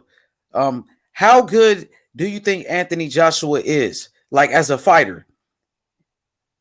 How good is Anthony Joshua? Do you think Anthony Joshua has been overrated, throughout his career? Or do you feel like Joshua, he's the real deal? And where would you rank him, like with the great heavyweights? Wow. Okay, with the great heavyweights, not amongst them. But I don't think any of these guys I would rank them amongst the great heavyweights. Like, I don't think that they. Yeah, no, no matter who comes out on top of this, I don't think any of them will be able to be rated amongst the greatest heavyweights. Some people feel like Fury, though. That's what I'm hearing. Yeah, but that's because they're like enamored with how tall he is and all that shit, and how he moves for being a big man and stuff like that. The Wilder fights too. The Wilder fights were real good fights, but Wilder is not a guy that I would put amongst the best. Like, I would say that he has like maybe ATG kind of power, but he doesn't have ATG opponents, and he doesn't have ATG boxing skills. So where would you rank Deontay Wilder's power, like with the all-time greats of all time? In the division, I think he ranks amongst all of them. I don't think there's anybody that I would rank higher. Right? He's right up there with everyone. Well, with George Foreman. Yeah, I think he's right there with him.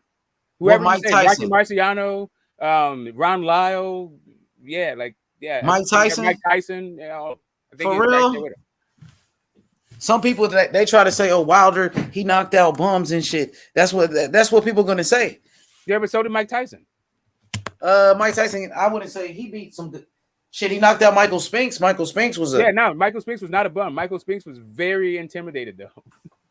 Michael Spinks. They say he knocked totally out. Fucking intimidated in that fucking fight. Like that was Anyway, that was. He knocked out Larry Holmes, even though he was an older Larry Holmes. He knocked out Larry Holmes. He knocked out Tyrell Biggs. Yeah, I mean, knocked out Frank Bruno. But that doesn't mean you have better power. That just means that your power is more proven. It does. I don't think that he has more power. He showed that his power is real against real guys.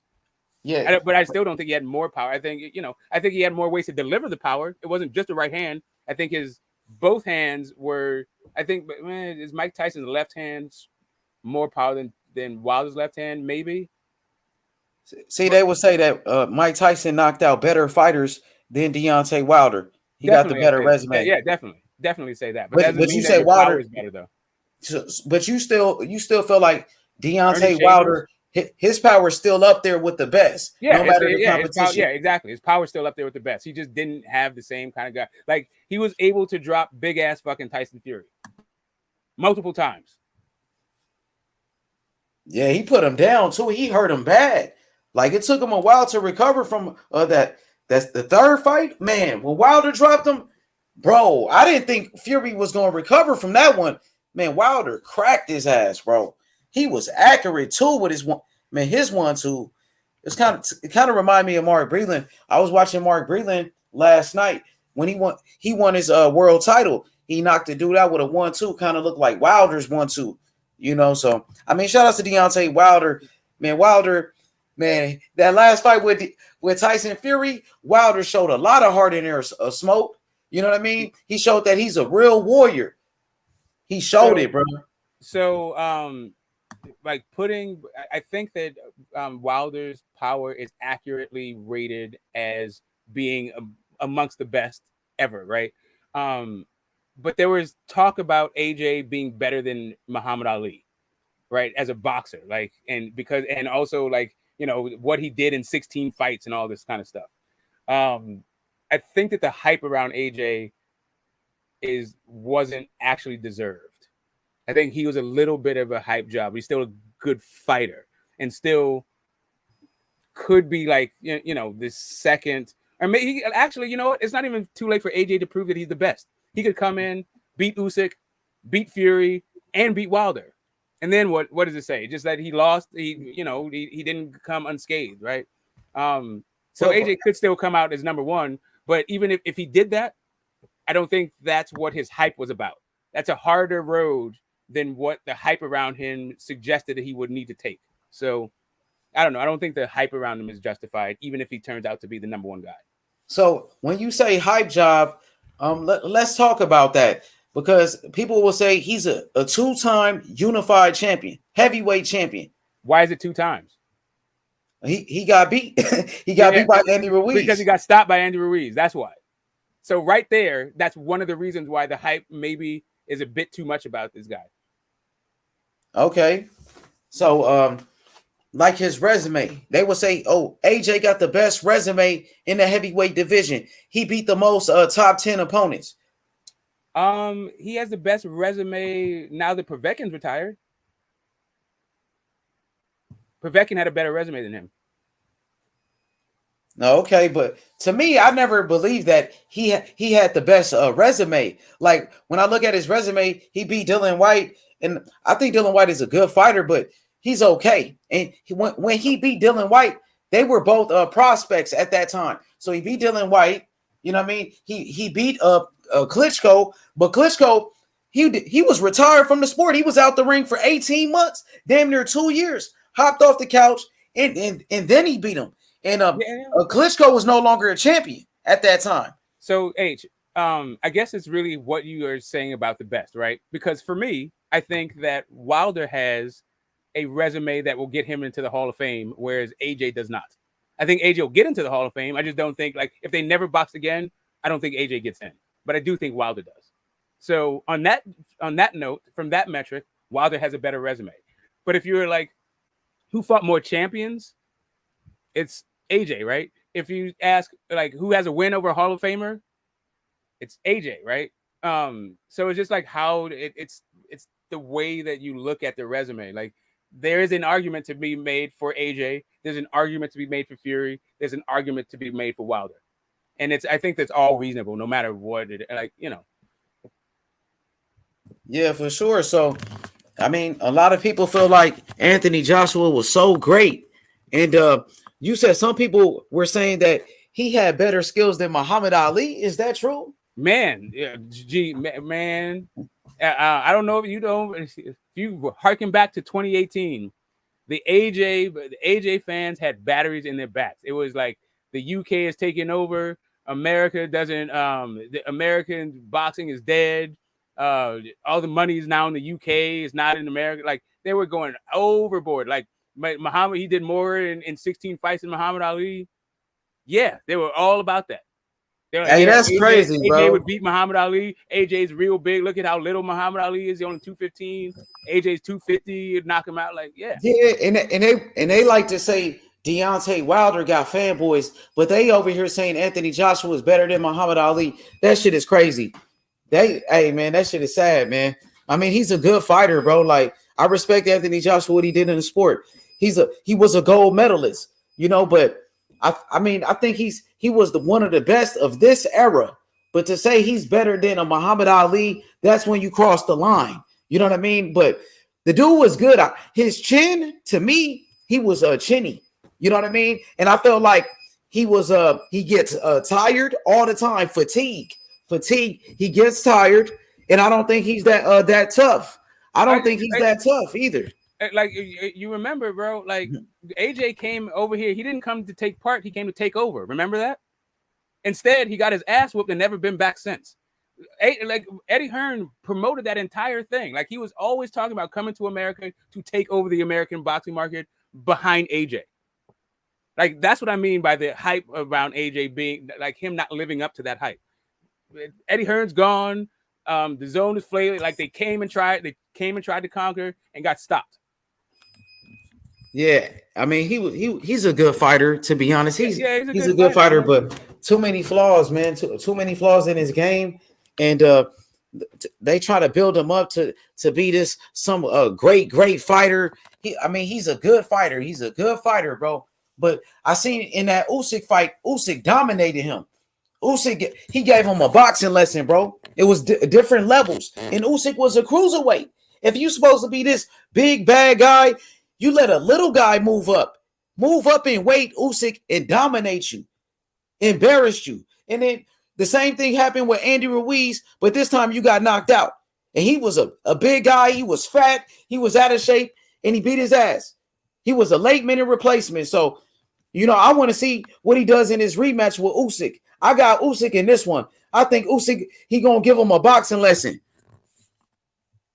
I got Usyk all day in the rematch, brother.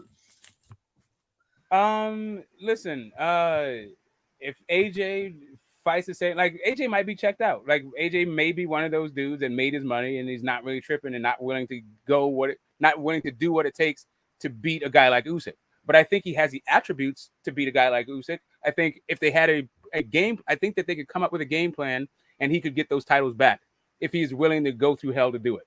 I don't know that he's willing to do that. But I'm just saying, if AJ is motivated and has the right team behind him, he still could wind up being the number one guy of this generation. It's not like over for him. No, I don't see it. I don't see it either. For me, I don't see it either. I'm just saying that it could happen. Yeah, I don't think it's likely to happen, but I'm just saying he's not done. I don't think he's good enough. He's not that good, man. Yeah, I think that's what it comes down to for sure. Yeah, I mean, listen. I think that I think he can bully Usyk. I don't think he can outbox. I don't think he can outbox Usyk, but I do think he can outfight Usyk. But he has to be the guy. He's not a bully though. Say again. He's not a bully. He's a nice guy. Smoke. It's not in him to be a bully. If he gets you hurt, AJ turns into a completely different dude. That's how he got hurt against Ruiz. And he did the same thing against Pulev. Like, once he got Pulev hurt, he was all over Pulev. He turns into kind of a dog, but he's got to have that kind of mentality from jump. He just got to ragdoll Usyk. He can't try to outbox him and outthink him and beat him to the spot and all that shit. It's going to be a nightmare for him. Like, him thinking is probably going to be his downfall. Hey, Smoke, he's not mean enough. Like, this dude is not mean at all, man. He doesn't have a fucking mean streak. Like, he might have a little mean streak, but it's not like that. To be that big and strong and shit, I just don't see it in him. He's like a nice guy in there, you know. That's what I see, you know. And even with that Andy Ruiz fight, it was set up for him to win. His coming out party to America, Andy Ruiz, the late minute replacement. You know what I mean? It was supposed to be an easy fight for this dude, and he got his ass beat. You know, he hit him with a 1-2, dropped him. It was nice, and made a rookie mistake. Ran in there and just got caught. Made a rookie mistake in there, you know. And one thing about the chin, I don't trust his chin.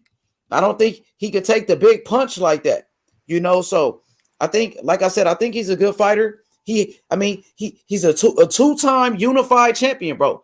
So he accomplished a lot already. He was a gold medalist, but I think a guy like Joe Joyce right now, I think Joe Joyce will beat him. I think Joe is better, honestly. What you think about Joe Joyce? Joe Joyce, I haven't seen I haven't seen enough out of Joe Joyce. I like the Daniel Dubois win. Stavern is done. Joe Joyce is an old ass dude with not a lot of fights, and he's pretty fucking slow. But those slow punches hit the target. But yeah, he needs more fights because Fury could box circles around him. I don't know. I gotta see it. Like AJ, I gotta see Joe Joyce. Again, because he was able to piece up Dubois and Bermain Stavern, then now he can beat AJ and Usyk and Wilder and all that other stuff. I don't know. What you think about Hrgovic, Filip Hrgovic? 10-time prospect of the year. Filip Hrgovic is supposedly the dude that cut David Haye. The reason why Klitschko David Haye got postponed was because of Filip Hrgovic giving David Haye work and sparring. That's how long this dude's been around at the top echelon of boxing, and he's still a fucking prospect. That's what I think of him. All right, what about my boy Frank Sanchez? What you think about him? He's pretty good. I like him, but I don't like his output. I think I don't like his power, and I don't like how many shots he throws. So Frank Sanchez and Joe Joyce, hell of a fight. I'd love to see that fight. And who do I have in that fight? I think I might go with Joe Joyce, but maybe Frank. That's like a pick 'em. I even got to think about it. Maybe Frank Joe. Yeah. Who you got? Frank Sanchez, Joe Joyce. Hey, that's a good ass fight right there. But I like both of those fighters too. I think Frank Sanchez got some great skills, great footwork. He can box Cuban style, man. That kid's short. He has a bunch of inactivity, and he seems to have a ceiling. He doesn't go to that extra gear kind of thing. He just fought it on a Wilder Fury undercard. Yeah, and then he fought on another undercard. He was on your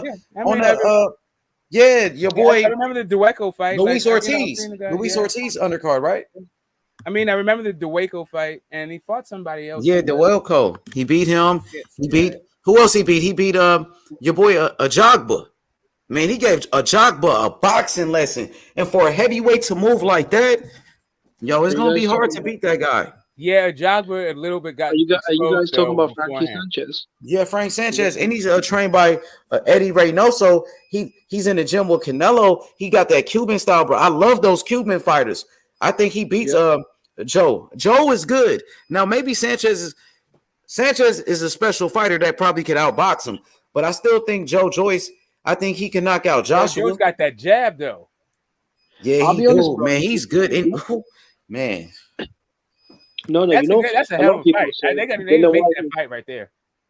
No. A lot of people say Dillian Whyte is the number 3 heavyweight in the UK. Like Fury's number 1, Joshua's number 2, White's number 3. I don't think so, bro. I think Joe Joyce is better than Dillian Whyte. I think he'd actually knock out Dillian Whyte. Yeah, I agree with Jimmy. I agree with you, Jim. Yeah, probably. Like Dillian Whyte, he's turning into more of a boxer, and I appreciate that he's turning more to a boxer.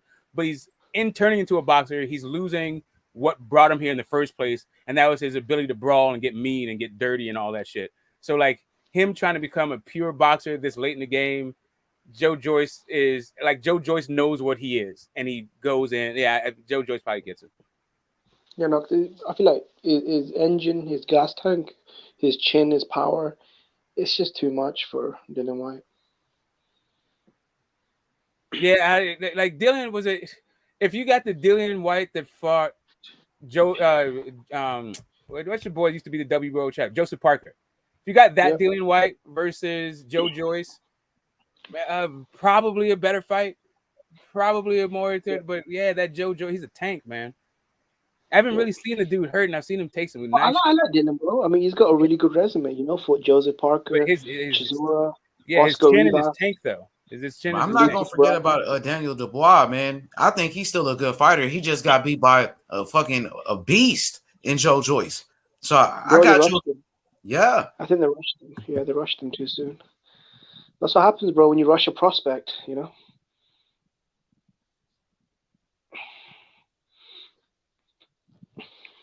Well, that's the other part, right? So that's the other thing about these ATG guys. Like a bunch of them had ATG corners, right? I can't think of an ATG or like an all-time great fighter that had an average trainer, right? And to me, AJ's like deficiencies, a lot of it has to do with his corner. In my opinion. I agree, bro. I agree. Because Rob McCracken I have to keep it honest, bro. He's just not that good. Forget the world. Rob McCracken's not even the best trainer in the UK. I'd say Shane McGuigan, Adam Booth, even like a Ben Davison, way better trainers. Yeah, he just just their game plans going into fight. Like the 2 fights he lost, I think it was as much on the corner as it was on AJ. Yeah. And I feel like the strategy was really wrong, man, because when he was coming back to the corner, they just kept saying, yeah, Joshua, keep boxing him. Like, bro, what the fuck are you talking about? You're losing the rounds. What do you mean keep boxing him? Well, not only that, like you're supposed to train for what, like we saw the blueprint to beat Andy Ruiz already from AJ when he fought Joseph Parker.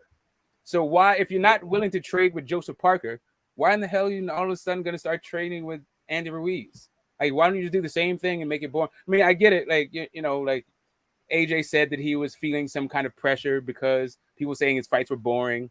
And, Wilder had that spectacular knockout about Brazil, and then Tyson Fury and Wilder had a really great fight. And so it seemed like the luster was coming off of the like AJ bandwagon. And he was like trying to recapture that kind of thing. But all of that stuff, I think, is like a corner thing. Like you're supposed to train your guy. I think the problem is also, Smoke, why would you keep exchanging with a guy that's dropped you? That was fucking madness, though. Even when he got off the floor, what do you do? He just kept exchanging. You know this guy's got quicker hands on the inside, right? I know he's also a really good counter puncher on the front foot. Why would you keep exchanging with him, man?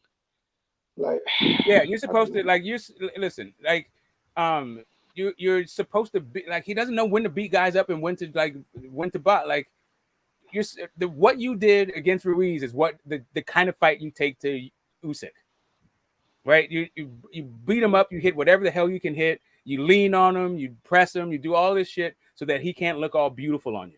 And also you figure out your right hand, like your straight right, so you can get it down the pipe. That if I had seen AJ fight that way and Usyk still won, then I'd be like, okay, maybe AJ can't beat Usyk. But instead, I saw him try to like beat Usyk at his own game, which I would never pick AJ in that kind of fight over Usyk. It was madness, bro. He tried to outslick Usyk at range. Who the fuck would do that, man? That shit was crazy, man. Try to outslick Usyk. Yeah, man. Yeah, man, there's still a lot. Like, see, and that's the thing about this generation. Like, people are like the other night we were having this whole thing about hating on this generation, all that stuff. I think this is very exciting. I still think after all of this stuff, we've been talking about these guys at least since 2017. 2018 is when he really heated up, but 2017 we've been talking about these dudes, and we still really don't have a clean-cut guy at number one, and we've had some great fights since then. So, like, this is a really exciting time for the heavyweight division, in my opinion. And I'm really still looking forward to a definite number one, a definite number two, a definite number three, and now a definite number four with the addition of Usyk. Okay, yeah, top five as well. We don't know how they're aligned. So you don't put Fury above Usyk. For you, do you still want to, like, you don't know who's better? You want to see the fight before you decide? Yeah, I got to see the fight just because, I can't just be prisoner of the moment. Like, Fury turned in two performances that are uncharacteristic of every other fight he's ever had. So if he continues to fight like that, right? Like, I don't know if he's going to stay with Javon Hill Is he going to stay hungry? Is he going to stay like this offensive, like trying to get stoppages guy? Or is he going to get bored in there and revert to like being like a slick dude again? I don't know. Like if he tries to I feel like with Dylan White, with Dylan White, I don't think you should pressure him because Dylan White is actually a good counter puncher and he can fight on the inside. And his left hook is actually quite dangerous because he hurt AJ with it. He knocked out Povetkin with it, dropped Joseph Parker with it. The first guy to drop Parker, knocked out Lucas Brown with it. I just feel like that left hook, if it lands clean on Fury, it will hurt him. Like so that was a headbutt to me. I mean, yeah, he dropped him, but it was like the first one was a headbutt. Did he drop him twice or just once? Dropped him once in that fight. They both got dropped in that fight. That was a headbutt. No, it was twice. It was twice, bro. No, it's twice. He got dropped twice. Yes, the first one was a headbutt. The second one he actually dropped him. Yeah, that's what happened. Left hook. Yeah, it was the same. But it was after he got like hurt by a headbutt, right? Like, maybe it was quite a rough fight though. It was kind of. I don't think he's better than Joseph Parker. Like I don't think that Dylan White proved he was better than Joseph Parker in that fight. Yeah, I mean that was an even fight to be honest. That could have gone either way. I'll be honest. At the end of it. Yeah, there's a way that Dylan White could have been disqualified. A point could have been taken away. There was a knockdown called a knockdown that wasn't really one that turned up on the scorecard. Like there's a lot of controversy in that result. And like I don't know. Like I'll be honest. I think the rematch. I don't know if Dylan White beats him in the rematch though. The way Parker's looking under Andy Lee, he beat the fucking brakes off of Chisora in the rematch. That's probably the worst beating anyone's ever given Chisora. I feel like under Andy Lee, he's a lot more aggressive. Joseph Parker. That's a good fight, though. Who do you think wins, though? See, for me, Joe Joyce versus Joseph Parker. That's actually one of the best fights in the division. It's actually a very underrated fight. Because the casuals are not going to really pay attention to it. I got Joe. Like I don't believe in Joseph Parker. Like I'm not a. Like he's like I don't know. He's like weird. Like he'll be the roughest dude against nobody, and then when he's in there with somebody, he turns into a pussycat. Like, I don't believe in Joseph Parker, not at all. Like Joe Joyce at least gives me, Joe Joyce gives me something to believe in. I'd favor Joe Joyce, but I feel like Joseph Parker is a good fighter because he did beat an undefeated Andy Ruiz. You know, he beat the shit out of Derek Chisora in the rematch. He beat it was an amateur rival he fought in New Zealand, Junior Farr. That was a good fight. He beat him. So I don't like the Ruiz fight was close. The Huey Fury fight was close. Yeah. Yeah, I don't know. I don't believe in the dude. I thought the AJ fight was a lot closer than what the scorecards showed, but I also thought that the ref was absolutely atrocious in that fucking fight.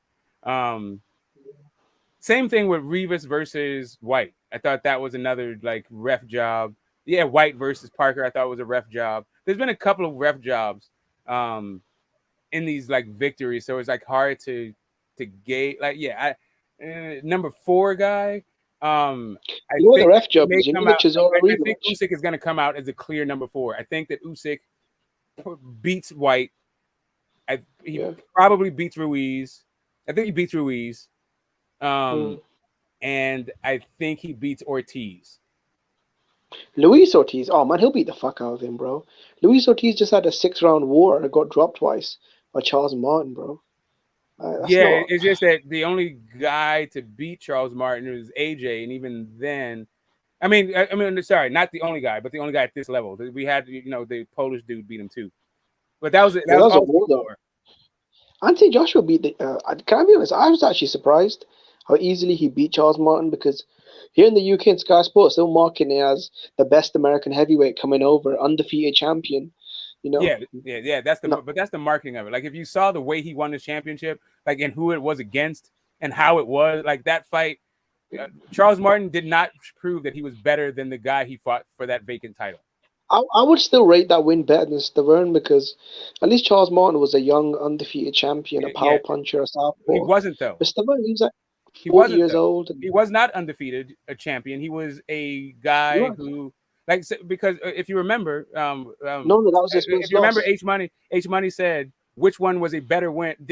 Bermain Stavern, didn't he fight a tougher competition to get his strap? Yeah, but he got knocked out by a cab driver though. Didn't he get knocked out by a cab driver? But he hadn't been knocked out by a cab driver. Like, okay, so just as a No, person before watching the fight. so before this was happening, right? Like, what the issue was who was going to beat Vitaly Klitschko, right? And Bermain Stavern separated himself from the guys likely to get that strap off of Vitaly Klitschko because he could take a hell of a shot, he could walk through fire, and also deliver shots. And but he got knocked out by a cab driver though. But that was before. That wasn't like he didn't get knocked out by a cab driver and then fight a dude. No. And as a matter of fact, that dude wasn't a cab driver either. He was a solid guy. But that was 5-6 fights before he was even in position for this thing, for this strap. But this is my thing though. He beat Chris Arreola twice, right? And I mean, come on, Thomas Adamek beat him 5 years ago when he was actually near his prime. And Thomas Adamek was never a force at cruiserweight, but a heavyweight, sorry. But no one wants to give Adamek credit, but we have to give Stavern all the credit because he beat because you're talking about Charles Martin, but Charles Martin beat exactly nobody ever. Listen, I'm just saying, what looks better on paper? An undefeated champion, yeah. But if you're not a champion, I'm talking. But forget him being a champion. We're talking about going into the championship fight. We're saying we're talking about going into the championship fight. We don't even remember the guy he got the title off of, and the guy got injured throwing a punch and twisted his ankle. It's not like Charles Martin beat the guy.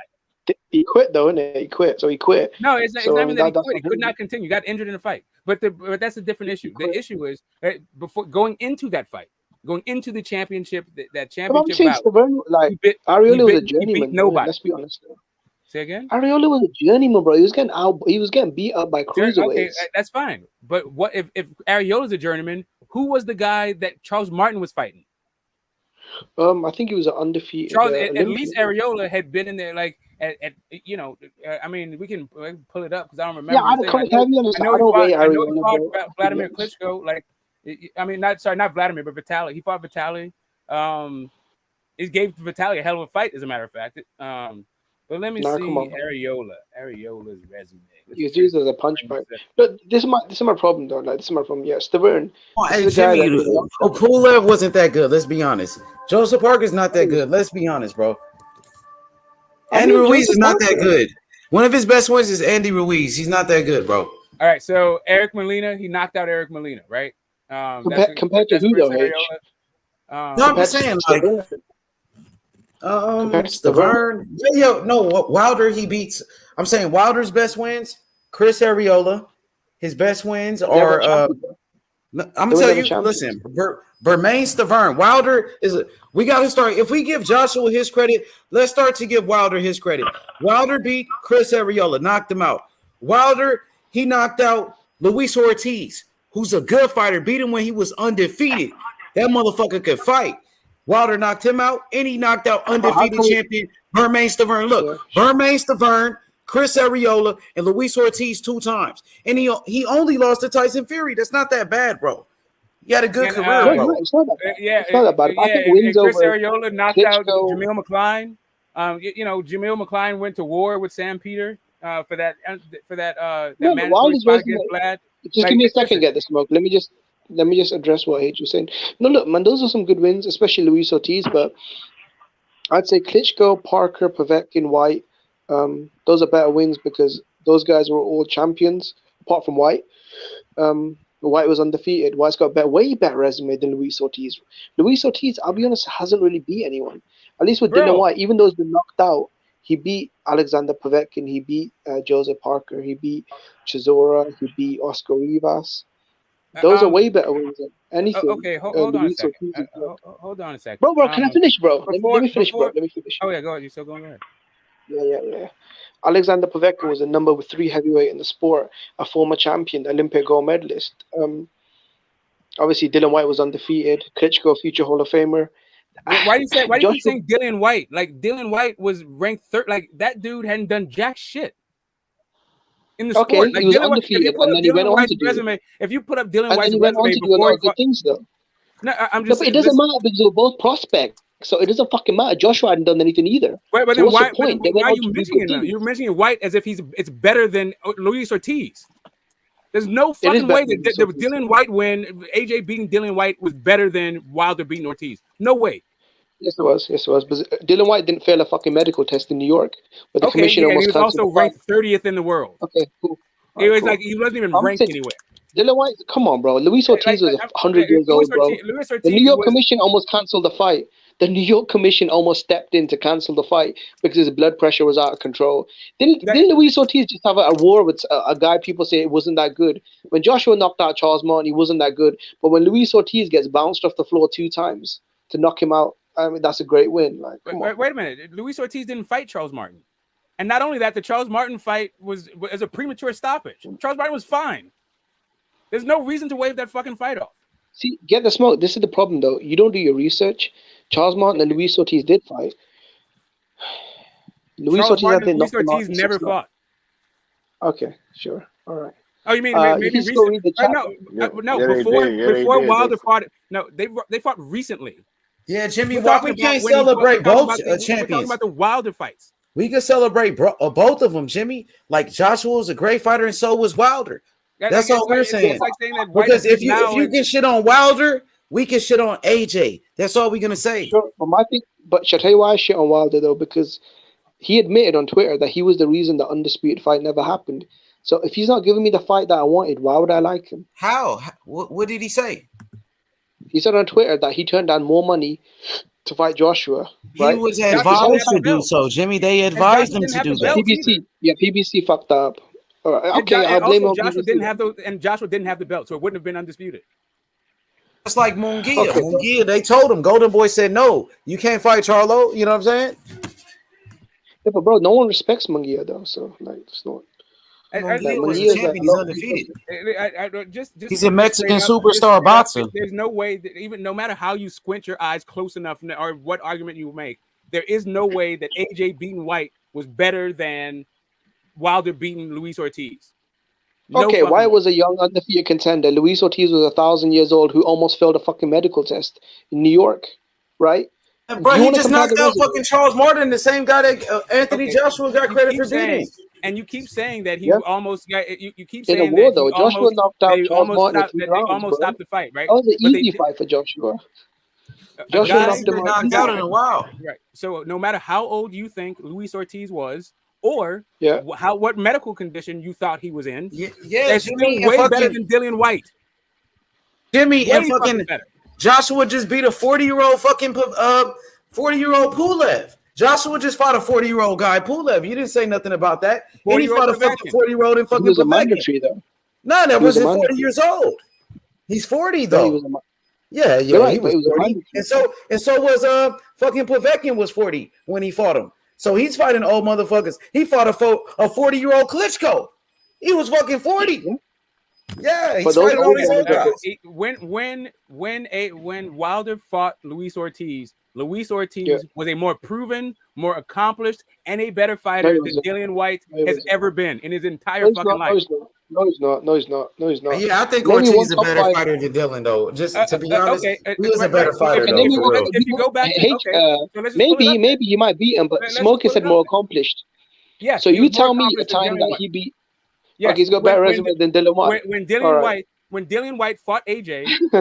When Dillian White fought AJ, he had beaten absolutely nobody. Jimmy, okay, you know why? Because okay, so hold up. You're saying let's get into this. Who was Dillian White's best win when he fought AJ? Best 3 wins.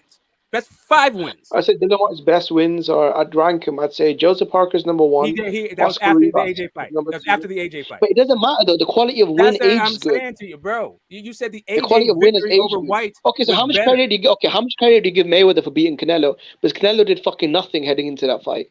Okay, wait a minute. Canelo just beat the undefeated champion, fucking Austin Trout. What do you mean? Canelo beat Shane Mosley already. Hold up a second. Canelo but Shane Mosley was 100 years old. Canelo was a unified champion at 154 and already beat a Hall of Famer. No, he wasn't. No, he wasn't unified yes, he though was. Because Austin Trout had the regular belt. Mayweather had the super belt. That's the world title. That's what I was telling you. Yeah, but how could you unify if Mayweather had the other one? Right. So correct. Mayweather wasn't defending his titles, bro. None of that. Dillian White had exactly 0 of any of that. He was fighting for a local fucking belt in that fight. Well, the British heavyweight title. Exactly. Jimmy, you know why? Because Mayweather wasn't an active champion at 154. He had the super belt, but he wasn't defending it. And Austin Trout had the world title. And guess who he beat? He beat Miguel Cotto for that belt. But how could he unify if Mayweather wasn't campaigning at 154. He just won a belt there. He just was holding the belt, bro. No, but because they were saying that it was a unification when he fought Mayweather. So what about the Mayweather hold? Didn't he have the WBA? But didn't he fight him at a catchweight? Yeah, it was at a catchweight, but you can still do unification. Yeah, Canelo said Mayweather had whatever belt he had beat Oscar off was feeling Cotto. himself. Oscar was feeling himself, and he was like, "My guy can beat you at a catchweight. We'll come down." No, it was at a catchweight. Yeah, look, it doesn't matter, bro. Whatever the reason was, they took about unification, no excuses. Like, come on, man.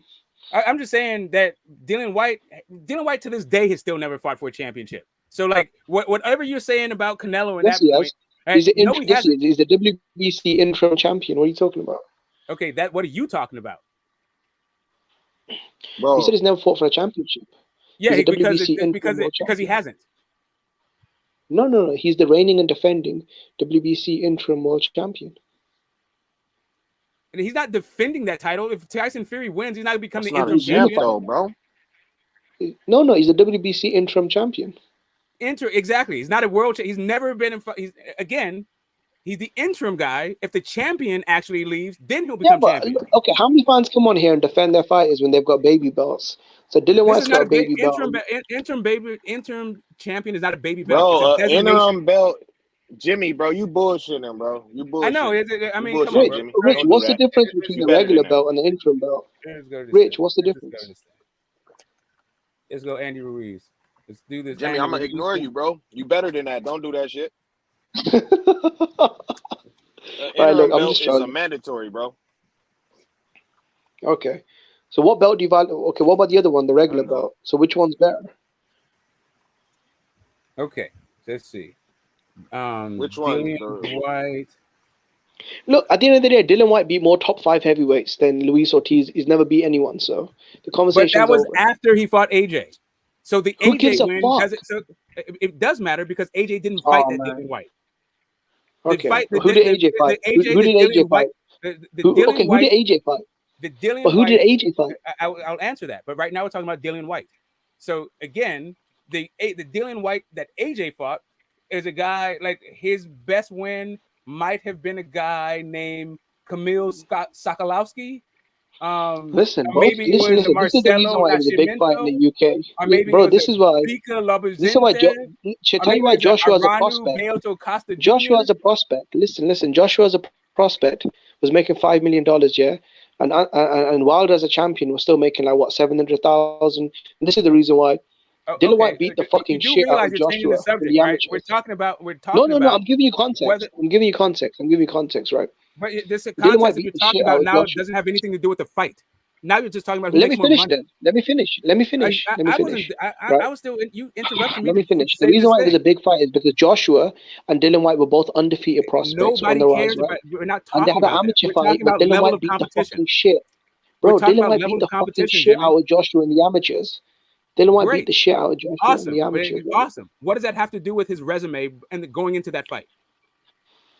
What resume did Joshua? If you look at Dylan White, you know what? Let me do this. Let's share this. So while you listen, they had the same resume. They're both prospects. Get the smoke. I don't know what you're doing, bro. But you're the one saying that it was a better. So then why are you saying that it was a better fight? That it was a better win? Okay, because Luis Ortiz was Dylan White went on to do great things.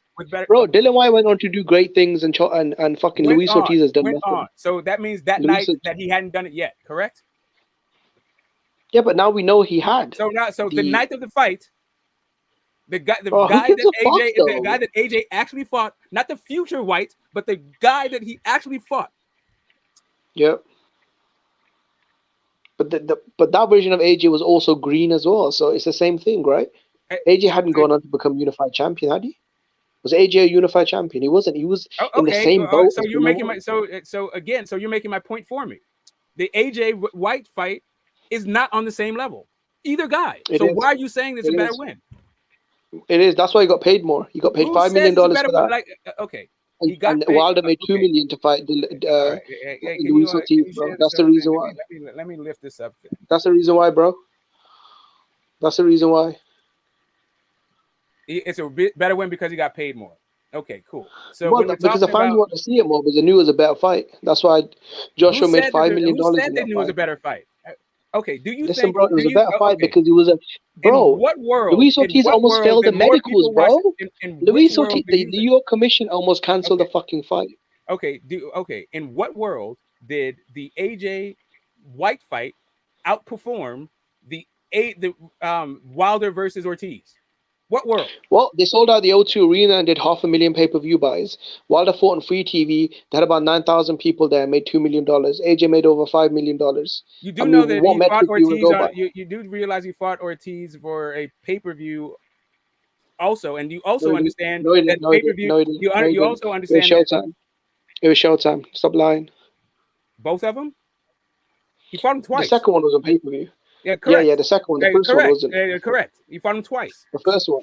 I'm saying the first one. All right, cool. So again, selling out the O2 Arena. Let's just for shits and giggles say that means something. How many people does the O2 Arena seat? Same as Madison Square Garden. So 20,000. Yeah. Okay, cool. So you're saying that the O2 Arena there was 20,000 people there to watch that fight. Yeah, bro, it was sold out. Yeah. Okay, cool. And you're saying that 500,000 people watched it on pay-per-view? So if that is your metric, right? More people watch both of the Ortiz fights. And it's true because okay, let's see, let's look at Okay, then why did one guy make $5 million and the other guy made $2 million?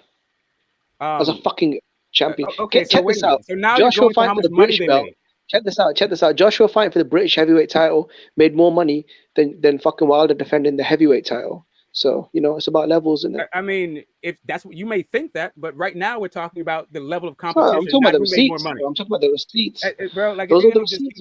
if you're just gonna keep moving the goalposts, I'm not going to move the goalposts. You're saying that was a bigger fight, and I'm saying Joshua got more money, so it wasn't. Awesome. He made more money. If let's grant it, just grant something that we don't even know to be true, but let's just act like it is true for a second. Dillian White this is his resume. I mean, no, Luis Ortiz has no resume. Who's Luis Ortiz beat? Who's Luis Ortiz beat? Ante Verunica, Sander, like which one of these dudes should we be respecting over Chris Arreola? Who the fuck is Luis Ortiz beat, bro? Who's Brian Minto? Is it Brian Minto? Who the fuck is Brian Minto? I don't know who that is. Yeah, that's the guy that White fought before AJ. A guy who was 41-9. But you're not going to bring up Joseph Parker. My point is, top 5 heavyweight. He was a former world champion. You're not going to bring that up. Oscar Rivas, undefeated.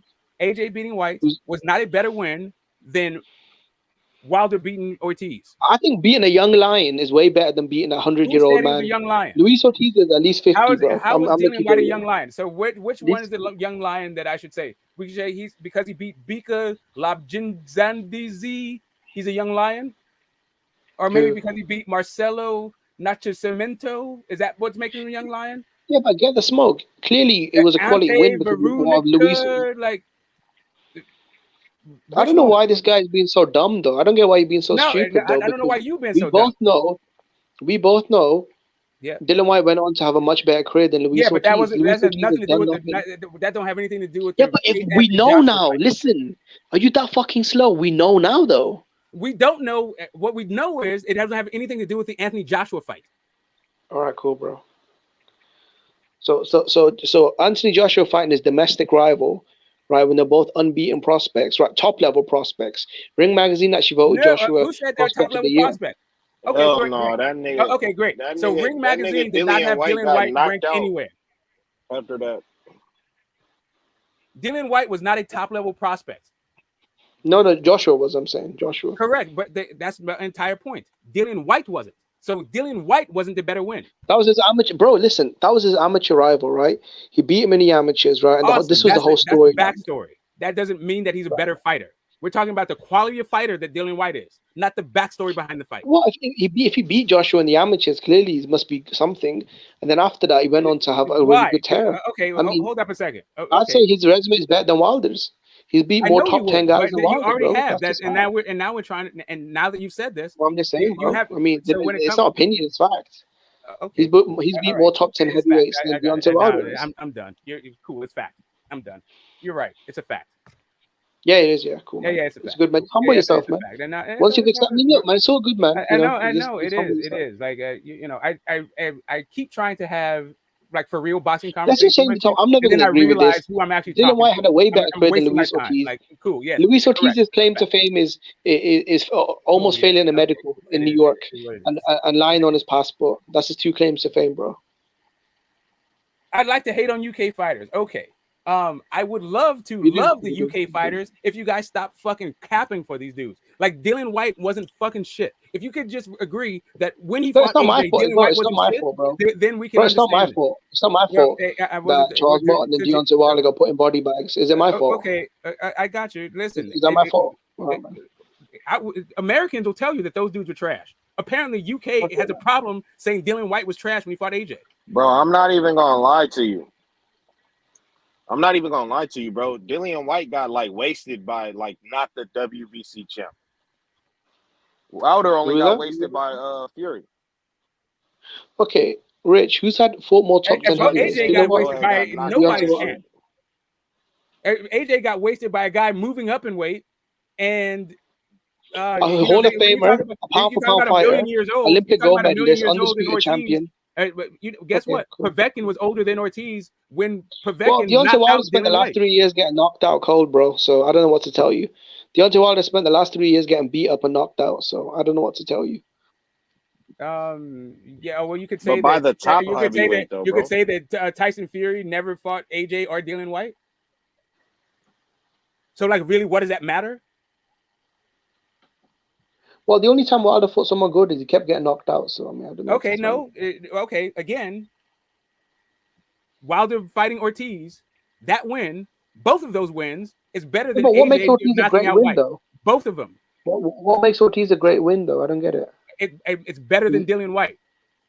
No, but I'm saying what makes it a good win? Better than Dylan White. What makes it better than Dylan White? What though? I'll tell you what is better. But I'll tell. Okay, based on the fact that Dylan White was fighting the likes of Brian Minto. A guy you already said you don't know who the hell that is. Arano Pioto Costa Jr. Do you know who that is? And who's Luis Ortiz fighting? You know, how about Thomas Mercer? Okay, cool. So you want to put up Luis Ortiz? Jimmy. He's literally saying, no. Smoke. We gotta finish this. Smoke. He's literally saying, bro, that the nigga when Wilder beat up Luis Ortiz, he was ranked higher than when Dillian White got beat up by Anthony Joshua, bro. It's that simple, bro. It doesn't matter about rankings, though, bro. It matters about quality of fighter. Dylan White was a young, undefeated. Bro, Dylan White was a young, undefeated, right, guy who went on to become one of the top heavyweights. If it's about being young and undefeated doesn't mean shit. Okay, so Rich, answer me this one question. That doesn't mean anything. Being Rich, answer me this one question. What the fuck has Luis Ortiz done? Isn't being old and undefeated better than being young and undefeated? Has Luis Ortiz ever beat a champion? Has Luis Ortiz ever beat a champion? I'll tell you what it is. It's neither. Okay, let's. Bro, Luis Ortiz. Didn't you just say beat Charles Martin? Didn't you just say beat Charles Martin? Don't you just remember you got cherry picked twice? So anyway, you got cherry picked twice. Okay. Right. So. You got cherry picked twice. Right. So isn't being old and undefeated better than being young and undefeated? So being old and washed up is better than being being old and washed up undefeated is better than being young and undefeated, right? What are you talking about? Being old and undefeated is better than being young and undefeated, correct? So being in your prime is worse than being washed up. What are you talking about? Okay, so if you're undefeated, wouldn't you rather be undefeated when you're old versus undefeated when you're young? Well, White lost his undefeated record when he fought Joshua. Oh, so right? So he's never going to be the unified champion, right? So it's and Luis Ortiz lost his record right? the first time. So he's not even going to get to where Luis Ortiz has already been. Where's Luis Ortiz been? Nowhere. He's from nowhere and he's back to nowhere. Old and undefeated. He's from nowhere and he's back to nowhere. Old and undefeated. Oh, Luis Ortiz was nothing and now he's back to nothing. He's from nowhere now. Okay, I get it. Listen, if you want to make that argument, island versus island, Cuba smokes the UK. Bro, what the fuck are you even talking about? Well, you said he's from nowhere. You said he's from nowhere. Oh shit. Yeah, I'm not talking about his country. I'm talking about as a fighter quality. Like he's a nobody. He's about to be a nobody. All right, so we're talking about. You got an obsession with countries, man. You have got an obsession with countries. You got an obsession with countries. Is it Marcelo Nascimento? You got an obsession. But Cuba smokes the UK. I'm not sure when that happened though, but okay. Ante Veronica, Is that the one? Joshua beat the top Cuban Olympian. So I don't know what you're talking about. Yeah, because there's only one fighter in Cuba, I guess. Bro. Well, Anyway, then shut the fuck up then. Don't run your fucking mouth then. Because when you run your mouth, I'll check you. Bro, like I'm still trying to figure out like where is this quality of opposition on Dillian I White's said no. I said he's from nowhere and he's gone back to nowhere. You're talking about Cuba and the UK. I got it. So right. So then where's Dillian White from? Bro, you are obsessed, bro, with countries, from? man. If Ortiz is from nowhere, no one from nowhere, who the hell is Dillian White and where is he from? He's a top level heavyweight, bro. Something Luis Ortiz has never been. When did he become a top level heavyweight? It's a consensus, After man. which fight? It's a consensus. After which It's a fight? When did he consensus. become one? It's the consensus. I don't need to explain it. So when did the consensus? When did the consensus say he's a top level heavyweight? He has been for many years, man. When did it start? It started when he's got more top 10 wins on his resume. Okay, so when did it start? Did it fight outside of the champions? Who's got that resume? I'm asking you. Outside of the champions, was the Lucas Brown fight? Hey, that same Helenius beat the fuck out of Aldo Kalnaki. Hey, that was the next hype job, innit? That was coming up. Okay, beat the fuck out of him, knocked him out twice. When did humble White yourself, become bro. Humble yourself. When did Dillian White become? Dylan White beat the fuck out of Helenius, and that Helenius put that fucking hype job in a body bag. Right, hype job. Adam Kalnaki. Okay, cool. Like AJ and Dylan White. You try turning them into the next Wilder. Like AJ and Let's Dylan make him White? the next You mean Wilder. hype jobs like Let's AJ go and get Dylan the White? burn win. You mean hype Let's jobs get like the burn AJ and win. Dylan White? Bro, he lost to Dylan White's hype jobs leftovers. like AJ and Dylan White? I mean, look, that's those kind of hype jobs? Or is it Joseph Parker that's the hype job? Is Joseph Parker? I mean, Luis Ortiz is 100 years old, done nothing in boxing, failing medicals, but he's a monster, man. Yeah, you know who he's younger than? Grandpa Ortiz. He's younger than Povetkin. Grandpa Ortiz. Hey, but he's younger than Povetkin. No, he's not younger than Povetkin. He's way older. He's way older. He looks about 60. Bro, Luis Ortiz couldn't even make the Cuban Olympic team. He couldn't even make the Cuban Olympic team, bro. That's how much of a fucking hype job he was. In his prime, he couldn't even make the Cuban Olympic team, bro. He wasn't that good. Okay, so if Alexander Povetkin, gold medalist. Alexander Povetkin, Olympic gold medalist. Olympic gold medalist, bro. Alexander Povetkin, motherfucking Olympic gold medalist, former world champion. Alexander Povetkin, Olympic gold medalist, former world champion. Luis Ortiz couldn't even make the motherfucking Olympic team, bro. He was in a B squad.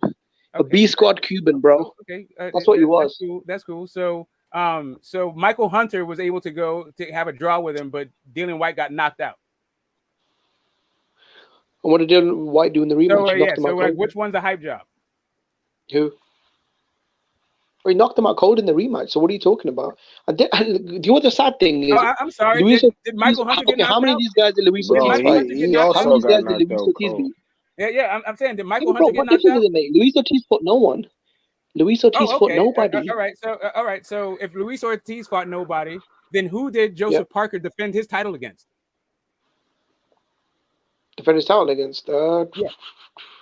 I'll answer that question for you. A guy Luis Ortiz knocked out. He beat Andy Ruiz, an undefeated Andy Ruiz. He went on to become unified champion. That was for a vacant title. That's a vacant title. Yeah, I mean, all the titles became vacant once Fury went into a 5-year rehab. I know, that's what he beat him for. That wasn't a title defense. That was for the title. No, I'm saying I'm going down the roster. He beat undefeated Hughie Fury. He probably bombashed as well. Okay, cool, man.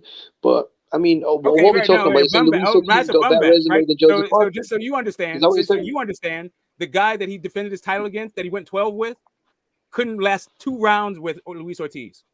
Well, what's your point, though? Luis Ortiz beat nobody, though. You asked him. You said he beat nobody. I'll tell you. You just said he beat nobody. Joseph Parker defended his title against a guy. Okay. So what is Joseph Parker's worst Luis Ortiz knocked out in less than 2, in fewer than 2. Yeah, but what does that? That means nothing, though. That means absolutely nothing because I guess Luis that's Ortiz somebody. was never a champion. I guess that's somebody. No, it's not somebody. It's not somebody, bro. Luis Ortiz is nobody. So you mean it's nobody. Defending your title. He didn't make the Olympic team, bro. That's how garbage he was. He couldn't make the fucking Olympic team, bro. There's a lot of guys that didn't make the Olympic team. Okay, so hold up a second. Tiny island like Cuba, man. You're saying Wilder's garbage, and he got a bronze medal in the Olympics. So what does making the Olympic team even matter? Like, if you can medal in the Olympics and still get called trash by you. See, this is your problem, man. You get too emotional, man. You're hearing things. Yes, and this is why the chat this is why the chat always clowns you. Release my emotions now. This is why the chat clowns you. That's what we should talk about, because this is about my emotions. This is why the chat clowns you. Okay, I get it. Because that's what this is about. Whether or not the chat clowns me. Yep. Okay, cool. Whatever, dude. You got it. Hey, It's hey, how y'all, right? how y'all got that? How y'all got that Gamboa? Hey, smoke. How you got that Gamboa Cruz fight going? Gamboa Cruz. I think. Wow.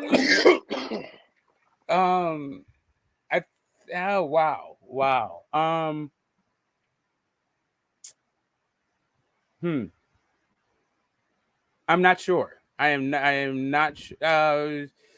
Itak Cruz. Fuck, dude. I'm gonna take Cruz. UD. I'm gonna take Cruz UD. Okay. Yeah, I think it's gonna be like an 8-4 fight. What do you guys think about Golovkin Murata? It's a unification. You got him winning 4 rounds. Yeah, just because I think you got him winning 4 rounds. Yeah, I think he'd get 4 out of him, like tops. Yeah, he shouldn't do, but Gamboa is completely washed up and shot to shit, though. So. No, the guy who's completely washed up is the dude that knocked out Dylan White. That's the guy who's completely washed up. That's not true. He had a draw with Michael Hunter, who is still one of the top heavyweight contenders. Man. Yeah. And before that, he had a tough fight with Joshua. No, he was completely washed up. The only thing that made him not washed bro, up. He wasn't even the best heavyweight in Cuba.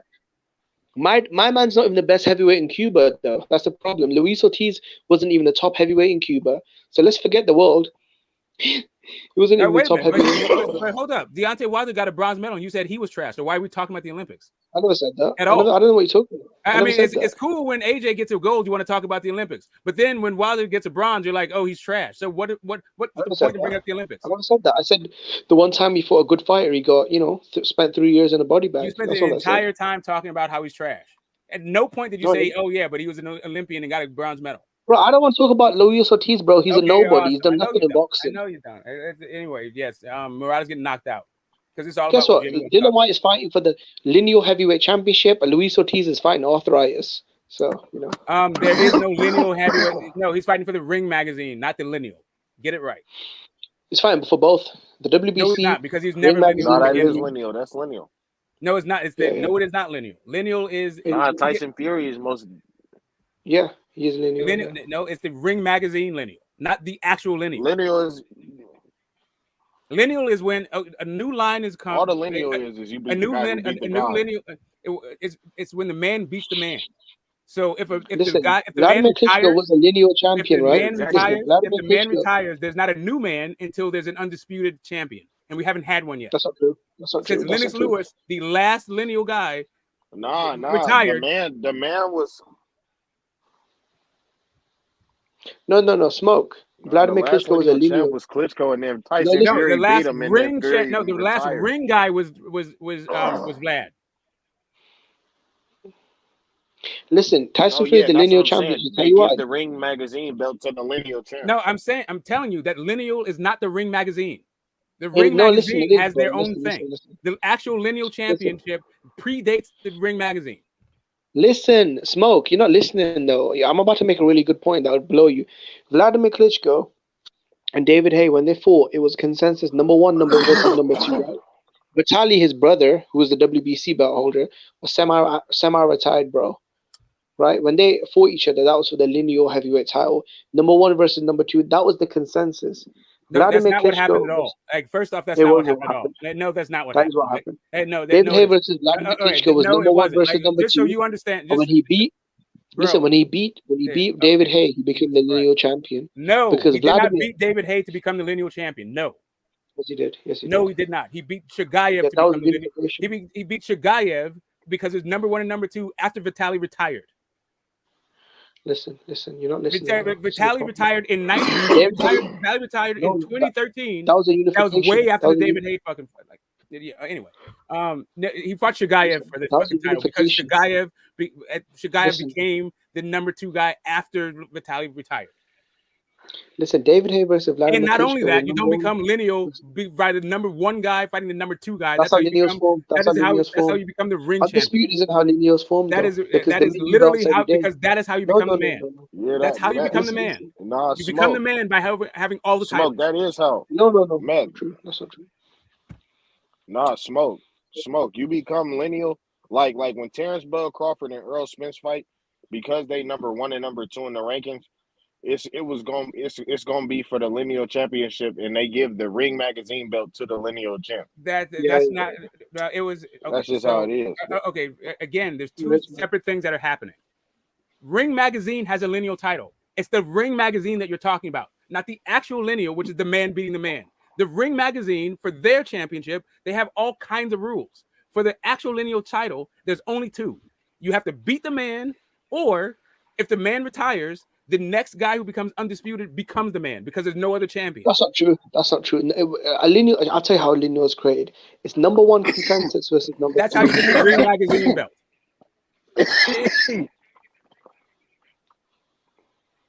Be honest, you just like disagreeing for the sake of arguing. No, I'm just trying to tell, bro. I've been doing this shit for years, bro. That's why you're talking about David Haney. I'm telling you, Shagayev, and I'm not even trying to tap dance on the shit. Like you would be like, "Oh, I see you're wrong. I'm getting you." But it's not even about all that shit. I'm just telling you, bro. It's a Shagayev fight. I lived through this shit, bro. I like before all this stuff happened. Anyway, you guys, you figure it out. Like at no point has the man been determined. The lineal been determined by the number 1 guy fighting the number 2 guy outside of the ring belt. That's not how it goes. Yeah, number 1 versus the number man 2. is the actual champion. That's who the man is. If you have multiple champions, lineal championship never been about belt holders. To be the man. Listen. Mike Tyson had all the belts, right? Yep. But Michael Spinks was the lineal champion, right? Yep. Why was that? Mike Tyson had all the belts, right? Why do you think Michael Spinks was the lineal champion? Because he beat the man who beat the man. Larry Holmes, correct. Hey, correct. Because Michael Spinks beat Larry Holmes. Because Michael Spinks beat Larry Holmes, and Larry Holmes took it off of Muhammad Ali. That's how Michael Spinks was the lineal champion. Not because the Ring fucking magazine. No, smoke. That's the point. No, smoke. That's the point, though. You can be lineal without having all the belts, bro. I understand. Yeah. I got that. That's not what I said. I didn't say that you needed all the belts. I said that's when the new lineage. I said that's when a new lineage is created. If you can't beat the man and the man retires, like Lennox Lewis did. Since Lennox Lewis retired and he was the last man, there hasn't been another lineal until there's not a new line. Bro, I'm not done talking. A new line hasn't been created. Vladimir and David Hay was number 1 versus number 2. Oh right? My God! Dude, first off, Vladimir Klitschko did not become the lineal until he fought Shagayev. David Hay didn't have anything to do with that. When he fought David Hay was a unification. David Hay was a unification. Vitaly Klitschko was still active then. Bro, but Vitaly Klitschko was semi-retired. David Hay was rated over Vitaly Klitschko. No way. Yeah, he was. No, he was not. But not by anybody. Who was the last Ring Magazine? Who was the last lineal champ at welterweight? The last lineal at welterweight, I think it was Manny Pacquiao or Jeff Horn. I think it was Manny Pacquiao before Jeff Horn. I think he got off the Bradley fight. But I think that's what happened. No, it was Floyd Mayweather, bro. But he gave it up. But Floyd was inactive. No, the last lineal champ. Floyd Mayweather. I'm just saying that Ring Magazine has. No, that's what I'm saying, bro. The last lineal. Bro, I'm telling you guys, bro. I'm not mad. I'm not. If it was Floyd Mayweather, that's cool. And the only reason why that was the lineal championship. No, because it was Manny Pacquiao. No, listen. The only reason why it was the lineal champion. No, I'm trying to tell you how it couldn't have been. But listen, the only reason why it was the lineal championship when they fought was because Floyd Mayweather was the number 1 welterweight, and Pacquiao was the number 2. So they're fighting for the new lineage, and whoever wins that Ring fight Magazine, is the lineal champion. For the Ring Magazine, Mayweather didn't fight them. Hey, Rich. No, yeah, but Rich, Mayweather retired since the Ring Magazine and the Pacquiao and Bradley fought for the lineal. I'm trying to tell you that there was the lineal championship. When Mayweather retired, Bradley was never the number 2. Bradley was never. He was. No, he was. This is way before Keith Thurman and those guys. Rich. I'm not even mad. This is way before Keith Thurman came out. Just so you understand. This is before Keith Thurman became a champion, bro. Okay. This is way before Keith Thurman was in the mix. Again. So Mayweather retired. Pacquiao was the number 1 welterweight. Bradley was the number 2 welterweight, right? They fought on the new lineal, and after that, oh wait, Jeff. Oh my God, Crawford's a lineal, bro. Okay, so Crawford is not the lineal. Rich. He's not the lineal. But Jeff Horn beat Pacquiao. No, and Crawford beat Jeff Horn, bro. Let's pull it up. Why are we arguing, talking over each other? So just so you understand, the Ring Magazine. Oh my God, Crawford's a lineal champion, bro. the Ring magazines, their title is also they have a lineal title, but you can lose that status, right? So through inactivity, through failing a drug test, there's all kinds of rules that you can lose your ring belt. And I think that Floyd, through inactivity, that belt went vacant, and it still could be vacant to this day. No, yeah, right? it is, like bro. the ring decides when they're Manny going to put up a lineal. fighting anybody else is not number 1 versus number 2. They're not going to put it up till the number 1 and number 2 fight. Yeah, that's Ring magazine. I'm telling you, and it's but going that's to be the when ring Bud and belt, Spence bro. fight. That's the ring belt. I'm trying to No, say. but that's what I'm saying. Smoke the Ring Yeah. magazine. No, look, I'm telling you, they don't give their belt to anybody except for who they deem the lineal champ, bro. Correct. It's No, who everybody's deeming the I got lineal you. champ. Think I about got you, everybody who got the ring belt. I got you, but that's my entire point. That's my point. That's not how the lineal, that real lineal, that's not how it works. It's not that Ring magazine gets to choose which guys they think is number 1 and number 2. Like the idea that Tyson Fury versus Wilder, it was number 1 and number 2, was something that Ring magazine came up with. That's not how lineages are fucking started. No, that's not what it was. It was that. No, that's not what it was. Tyson Fury became lineal after he beat Klitschko. No, and then he lost it through inactivity. Klitschko was lineal. That's why it was. That's why it was vacant, and then he put it on the line for the rematch. I'm trying to.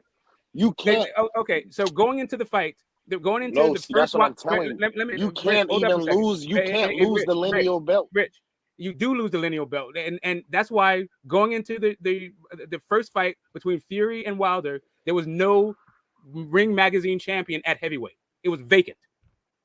It did not get filled until they put it on the line in the rematch. That's when Tyson Fury regained. He regained his championship status because he got the WBC, and he regained the Ring magazine championship that he got off of Vladimir, that he vacated through inactivity. And if you look at the Ring magazine's rules for their belts, they will tell you that if you're inactive for 2 years, they'll drop that shit. And if you pop dirty for a test, they'll take that shit. And that he did both. He was not the ring championship. He wasn't the ring champion when he fought Wilder the first time. He was just capping, saying, I'm the lineal guy, and you can't take it, because he was conflating the Ring magazine's lineal with the actual lineal. And the actual lineal, no, you can't lose that. You can't lose it except for in the ring. No, you can't. The Ring magazine belt, you can lose that shit outside of the ring.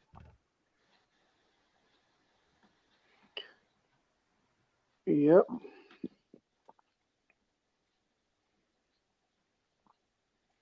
Everybody who I don't know if Jermell Charlo is what's the name? Ring magazine champ. But other than that, everybody who got the Ring magazine belt, all right, well, if he's not, yeah, everybody else who got the Ring magazine belt, I don't got no problem with them having it, because as far as I'm concerned, they beat the guy who beat the guy.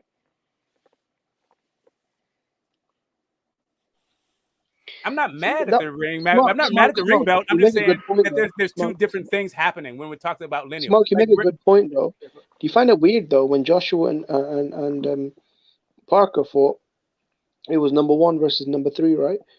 But the ring belt wasn't on the line. But when Wilder and Fury rematched, because nobody said it was number 1 versus number 2. That was like that's the thing. In their rankings.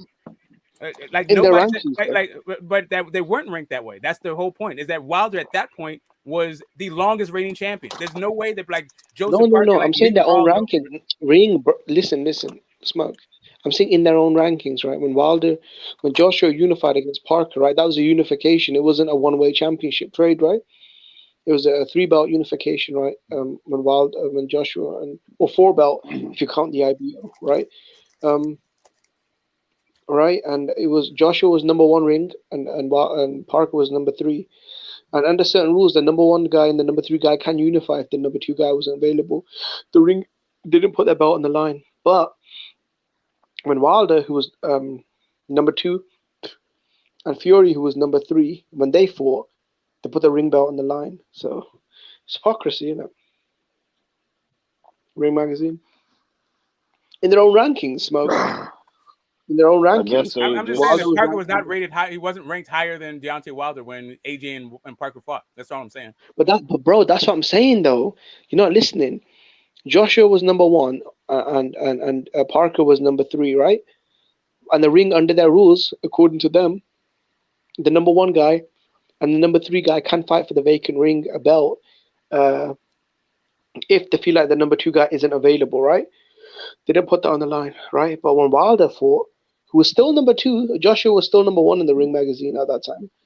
For Fury, who was number 3, they put the belt on. So it's weird with the rules, man. So they just change them, man.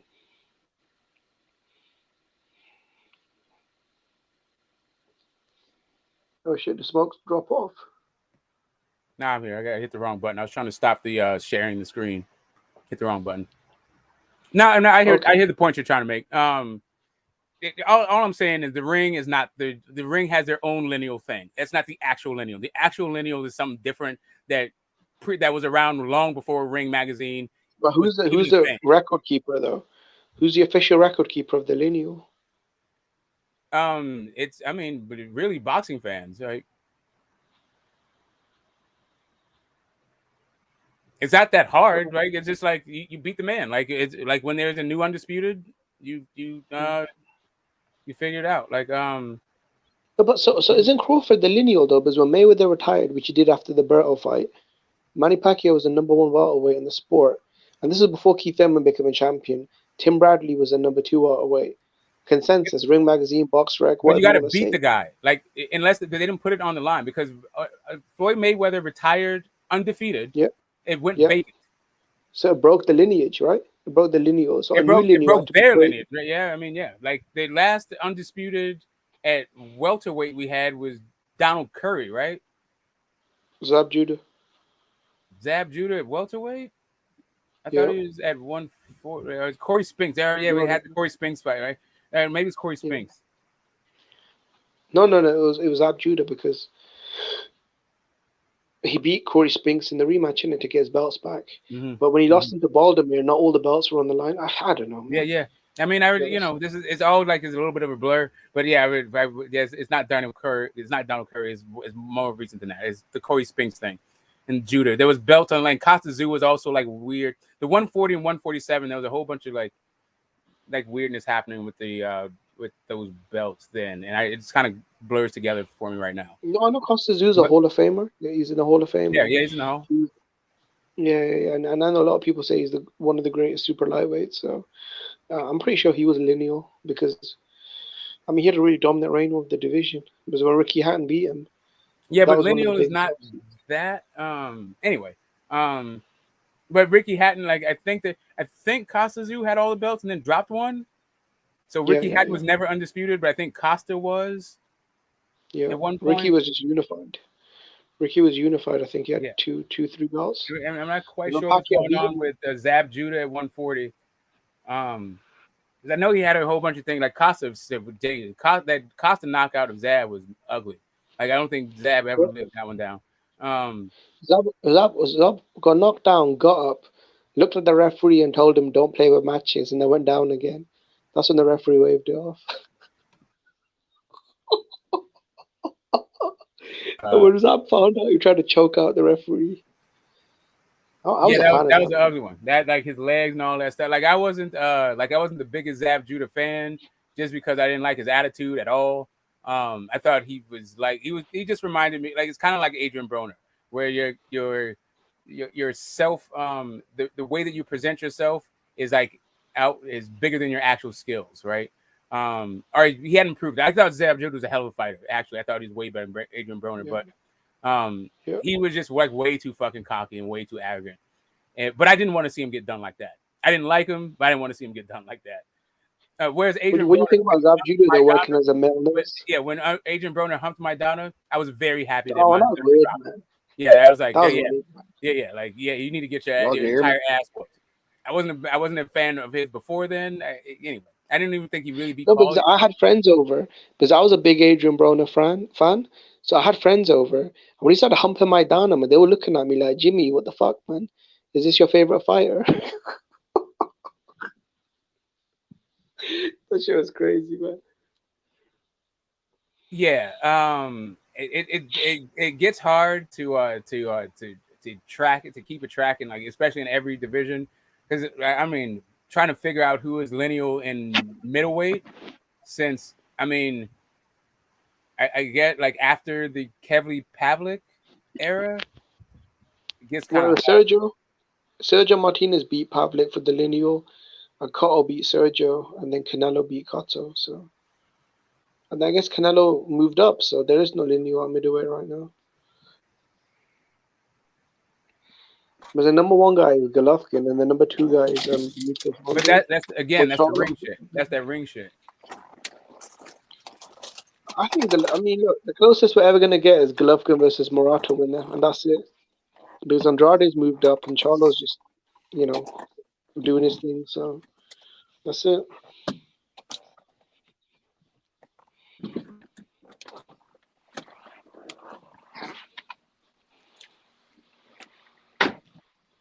Now that was a nice little chop up session. I'm glad we went to the heavyweights, but there's still a lot of great heavyweight boxing out of these dudes. They're not old. They're still in their prime. Guys are taking L's. Everybody's been dropped.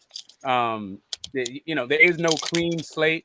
While Fury's never been beaten, but he does have a draw. Yeah. Y'all can hear me? Yeah. Yeah, you can hear you, Rich. Yeah, I think it's exciting times still in the heavyweight division. I don't think the luster's gone. I mean, you got a lot of talent, man. You got outside of the Furies and Joshua's and Wilders and Usyks, you got other guys. You got Joe Joyce on the rise. You got Tony Yoka. You got Frank Sanchez. You got Hergovich.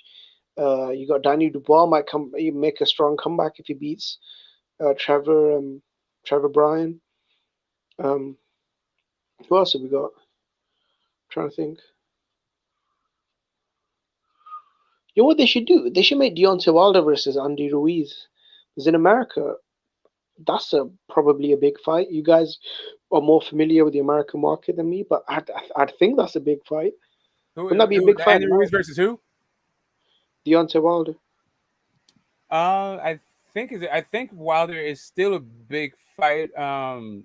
I think he's still. Yeah, I think if he comes out, that's probably a big. Yeah, I think that would make Sports Center the way only because of how much trash Stephen A. talked about Andy Ruiz. Like ESPN was murdering Andy Ruiz.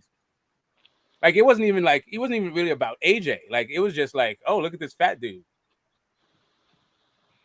You know what? I feel like Stephen A. Smith sometimes, man. Like I know we troll like fighters, but like we're just for them to be on ESPN Sports Center, of Stephen A. Smith, who's done nothing as an athlete ever, for him to be hating on guys that are like a Hall of Fame level like athletes, it's just a bit much, I think. Now with Andy Ruiz, I get it, he's a fat boy, but you know what? He became a unified heavyweight champion. Yeah, but they definitely gave him his roses. They talk crap, but they gave him his roses. They didn't so Wilder got more crap in his defeat, anyway, like they killed Wilder. They absolutely murdered Wilder in defeat. They didn't say it. They didn't really mention AJ. They just talked about how fat Andy Ruiz is. Yeah. You know, in the UK, he really got murdered though, because Anthony Joshua, visually, he's kind of built like a titan, isn't it? Like an Adonis or whatever. And Andy Ruiz is built like a kind of like a Hispanic Homer Simpson, isn't it? So for him to beat Joshua, it was a bit of that was a massive shock in the UK. Right. So I just don't like I feel like as hardcore boxing fans, we need to separate the real from the bullshit, right? The reason why all this confusion is about lineal is because Ring Magazine is trying to sell us some shit. So they're hijacking a tradition that predates Ring Magazine and trying to make it like their thing is the thing. And so they just pick guys that number one, number two, like out of a hat. Nobody even knows who the fuck Shagayev is. But Ring Magazine says he's the number two guy. Therefore, Vitaly Klitschko beating that dude becomes the new lineal. Is Shakur versus Valdez? Is that for lineal? Poro's asking. It's for the Ring Magazine. It's what it's for. The Ring Magazine is online. That's all they're saying. Okay. But it's not for lineal, is it? Because they'd have to unify all the belts. Yeah, unify all those fucking belts. And that's the other thing, and that's another thing why I don't really want to. I'm not down for the shortcut.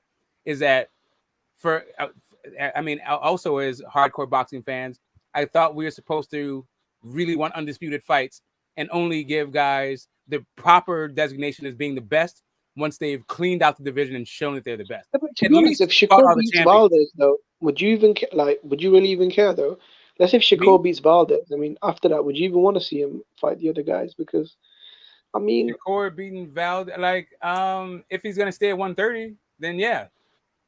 Yeah, because I feel like if he beats Oscar Valdez, it's kind of like he'll have the WBC, WBO, and the ring. I mean, he's kind of the top guy. I mean, the top guy, but I mean, he's the guy to beat, but the guy to see him like that. Like that's the thing. Do we want undisputed or don't we?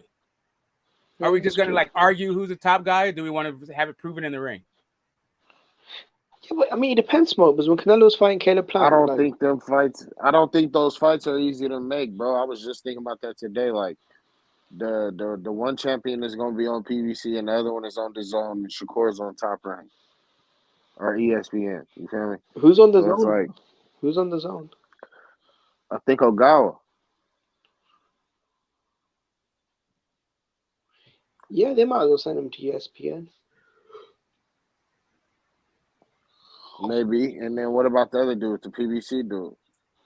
Well, yeah, I don't think that like Top Rank is willing to send their guys out. Like it seems to me that Top Rank, all right, so the networks are still experiencing the COVID hangover. They have not rebounded. Like Fox is still looking kind of crazy. We haven't really seen matches come out of there. And Top Rank is doing all kinds of funny business, right? I think he could go over. I think he could send a 130 guy over there to become undisputed if you have that guy I don't like Bob contract. Yeah, Bob Arum, he used to be more open though, but he was saying that was that not Eddie Reynoso, Canelo's trainer and manager, came out and said if Golovkin loses to Murata, the fight they want for Canelo in September is Beterbiev for all the belts at 175. So Canelo will have Bivol's belt, and then Beterbiev will have the rest, and they'll try and unify the division fully on September. But Bob Arum recently said that he's not interested in sending Beterbiev to DAZN, and he'd rather have Canelo come to ESPN. But my thing is, Canelo just signed an exclusive contract with DAZN for a year. So how's that going to work? Hey, Jimmy, I was going to tell you, Oscar and Shakur would be for lineal. Usually to establish a lineage when the line's been broken, and in this division, it's been broken since 2008. The top two fighters in the division, when they fight, that's when they establish a new line. That's when they establish a new Ring magazine line. No. The Ring magazine. It's like you said. It's just their belt. They recognize who they believe is the. But that's the line. But that is literally the line. The number one versus number two guy. That's the Ring magazine line. Like that's all that is. Like no, I know, and that's usually how they do it. But I mean, it's like a belt that means, it's not a sanctioned belt. You don't pay for it.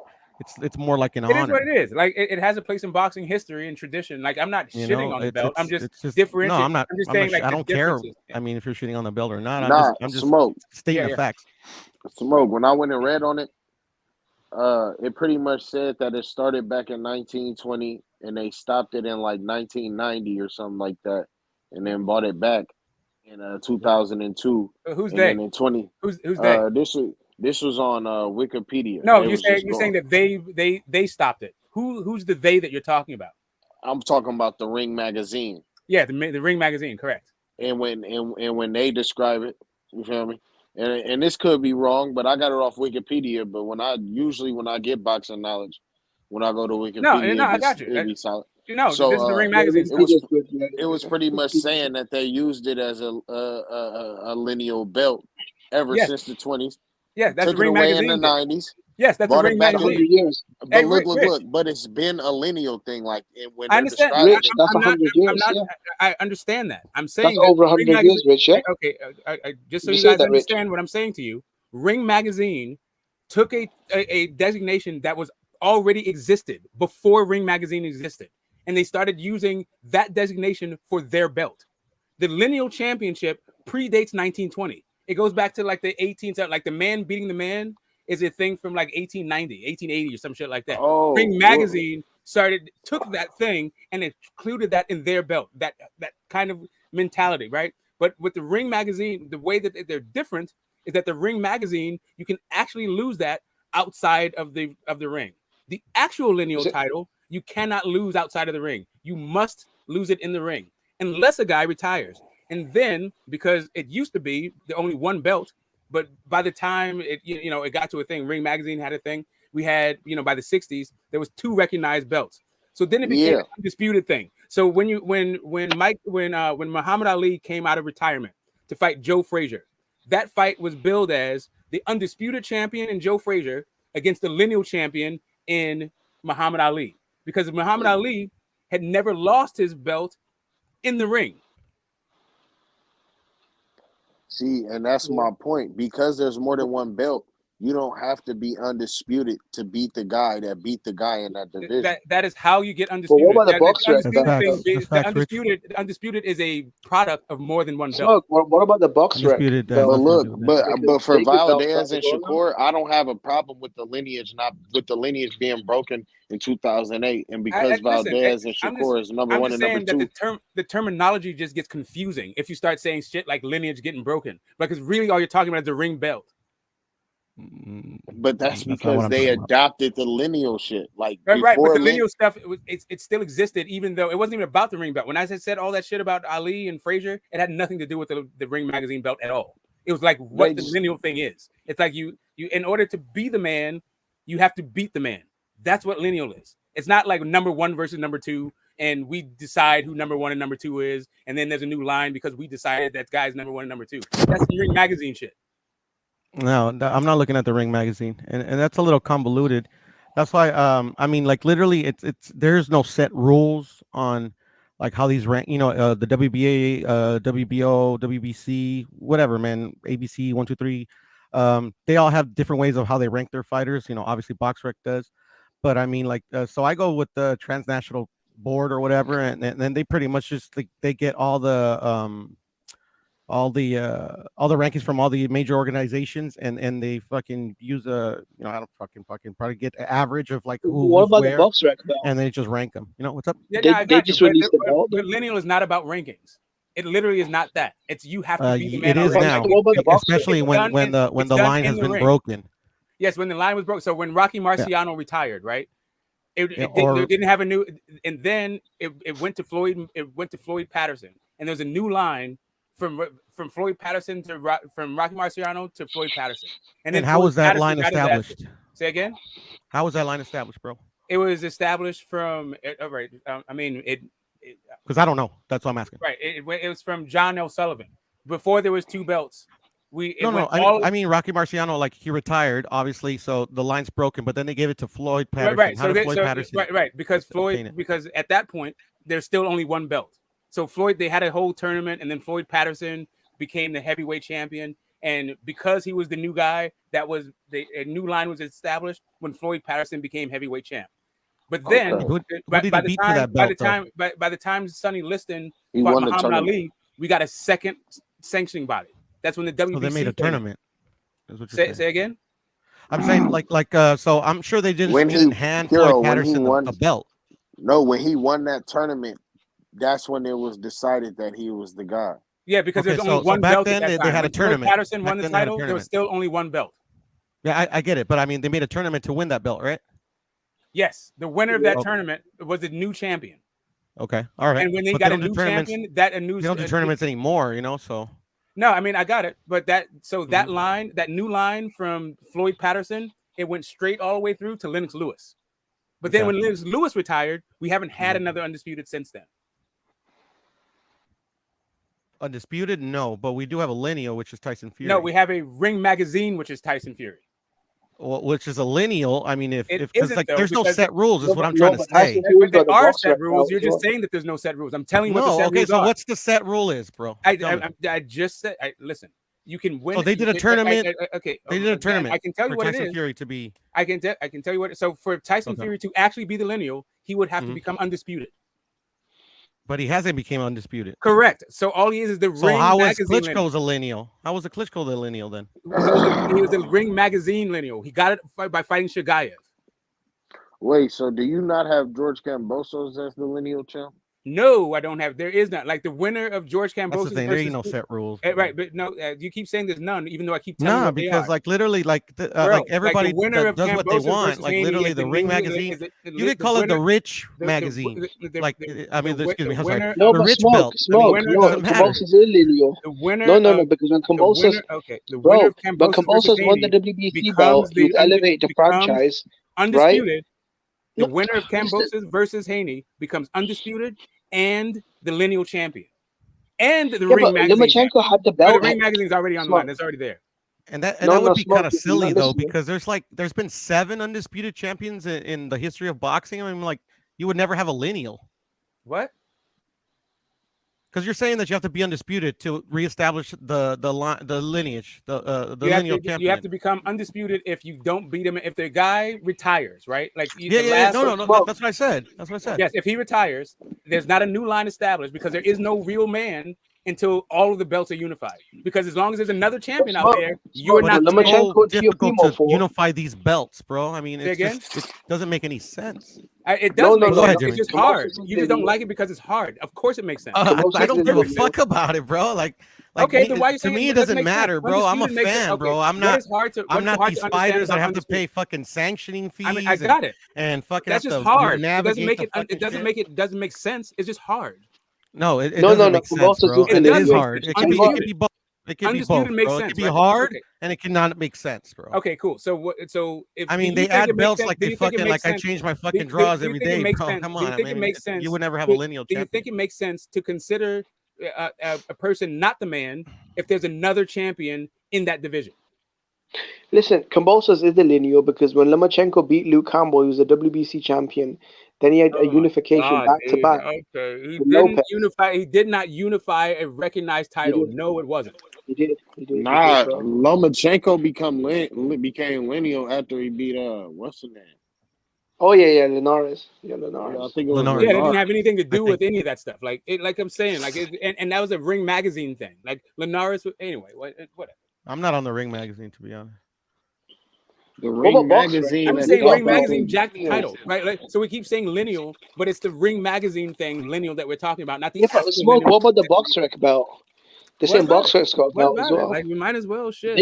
Actually, Vasily Lomachenko became lineal when he fought Tio. No, he didn't. I'm saying according to this website, that's all I'm saying. According to this website, because like I said, there's no set rules. But there is a set rule. There's just because this website comes up with their own rule doesn't mean that there's no set rules. It just means that this website has its own thing. Like, anyway, what do you guys think about the BoxRec belt? Because they give that belt to the #1 fighter in every division. So I didn't know they had a BoxRec belt, Jimmy. To be honest, yeah, me either. So do we need that to become undisputed now? Shit, probably, bro. Fam, there's bare belts, blood. We need the H Money belt to become undisputed lineal and shit. Fuck's the fucking IBO belt. Right? We had the IBO right there too, man. It's the IBO belt, man. That used to be important for me. You feel me? We got the Kush, the breakdown with Kush the Great belt. Shout out to Kush. Yeah, I feel like the winner of Kambosos and Devin. So do they need to get the BoxRec belt and the IBO just to remove all doubt? I mean, I don't know. It's all in your perspective, to be honest, bro. I mean, like, fuck it. There's so many rules, so many belts, bro. I mean, like me personally, I don't consider the winner of Dev and Kambosos the #1 lightweight. That's just my opinion. Opinions are like assholes. Everybody's got one, you know. But you know, I mean, it would be impressive if he beats Kambosos twice and then he beats Lomachenko. I'll tell you that. Hard feat. It's a hard feat. But you still tough one. But it's smart. It's smart. That's what Devin did, bro. He put himself in the best position. Now he's got big fights, super fights with Kambosos, Lomachenko, Teofimo, Shakur. Well, they kind of ironed it out now. Still, they ironed it out. Tank, Ryan, all them. Or Valdez. After Valdez, if he wins, anyone. No, I'm saying they ironed it out, fam. Them man, they don't want no belts and that. They just want pay-per-view and money, man. That's what they care about still. Who's that? Tank, Looks like some do. I hear Tank, Ryan, they don't care about no belts and all that shit. You get me? Shit, listen, I don't know about all that. I mean, Tank has fought for like what do they call him? See, my problem with Tank is why would you say you don't care about belts, but then fight for secondary belts? Secondary. That's a good word. He fought for secondary belts. So it must but matter it's not to him. him, innit? It ain't him that pushes for the fights. It's Mayo. It's his LB, Mayo, and those guys, man. And then you got Ryan Garcia. He still fought for him though, Cassidy. He had him on the shoulders when they were taking the pictures, smiling and all. He don't care about that. What they care about is pay-per-view. I mean, I don't know Tank personally, but he looked like he was proud to have those straps. To be honest.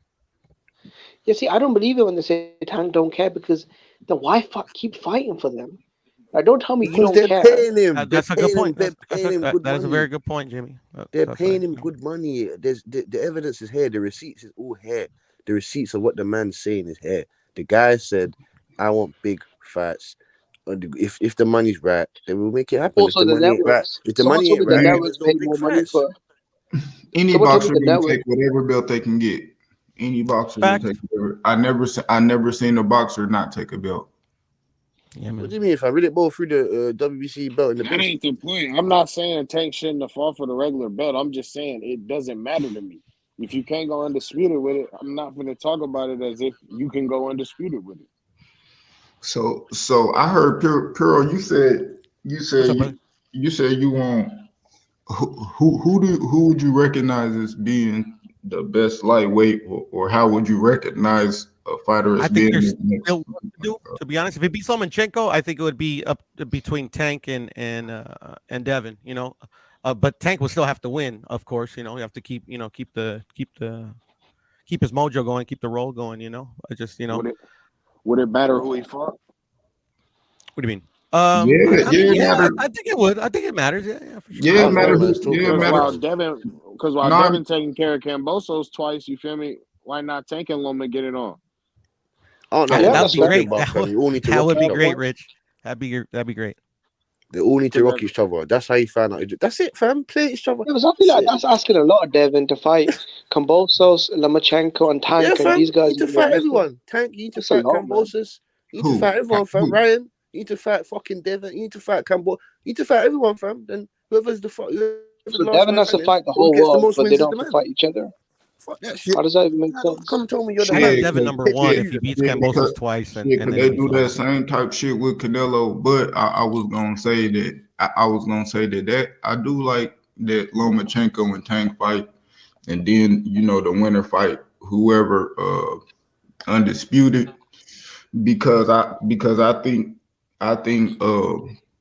Lomachenko and Tank are the most respected at the lightweight as far as how people view them, like look at them. If you would look and you ask people who the best at 135, you gonna hear Lomachenko or Tank.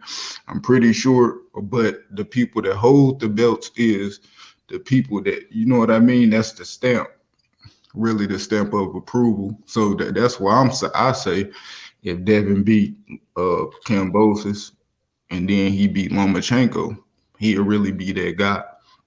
He'll be that guy after he beat Kambosos. But if he beat Loma too, which I think Loma is the most respected at lightweight, that'll really make him.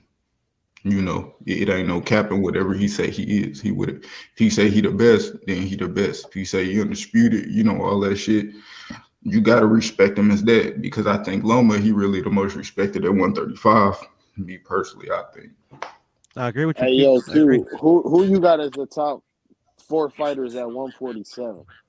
Because I'm finna make this shit come full circle. The top fighters, I mean, Earl. Nah, top 4. Oh, top 4. Yeah, okay. That's easy. Earl, you got Ugas, you got Bud, and then shit. Probably Thurman. Yeah, no. Just based off of your because you don't have to have a belt in order to be the best. or it don't have to be based off anything, your resume or nothing. It's just who y'all think are the top 4 fighters. Okay. Well, yeah. Because Tank and Loma don't got belts. So let's hear. Facts. So I will say this. For belts, I'm gonna take Ugas the fuck out then. I take Ugas out. Earl, Bud, Boots, and the fourth. So I'm saying I ain't putting no Boots in front of Ugas from that. So I'm saying Ugas is still there. I still got.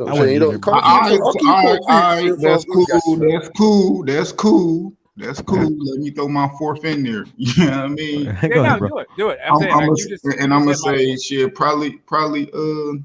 Shit. Virgil ain't at 54 yet, so I'm gonna say he. You got Virgil beating Ugas? I like Virgil better than Ugas. But you got to beat him? Fair enough, man. Yeah, he probably could beat him. Yeah. All right. So look. This is where I wanted to make this shit come full circle. If the winner of Bud and Spence does not fight Boots or Virgil, and he ends up moving up, you feel me? Is he not the last lineal champ or Ring Magazine champ, or is he not the guy at 147 while he was there? Or is because he didn't fight Boots or Virgil, is he not the guy? Nah, he don't gotta fight. He don't gotta fight them guys. Because merely those guys are challengers. Those guys are contenders. You feel me? Yeah. Especially if they had the chance to fight the champs in the past. You feel what I'm saying? So that's why I have to say, bro, no matter what, Lomachenko is coming off of fighting 2 non-champs, and he was number 1 in the WBC. He did not try to get at the WBC champ. I am not going to say he's better than the WBC champ just because I don't know why you could even say that. He lost to Salido in the second fight, and I don't care if it was the second fight. The nigga fought 400 amateur fights. You feel me? That's abnormal. And, and he lost to Tio. So it's like I'm not calling them the best. It's hella other niggas that ain't really lost yet. You can say he fought the best. What about Tank?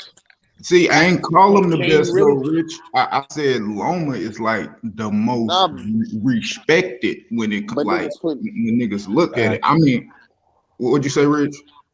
But can you really take respect off either Kambosos or Haney shit if they all right, not really Kambosos because I'm guessing that nigga would end up staying.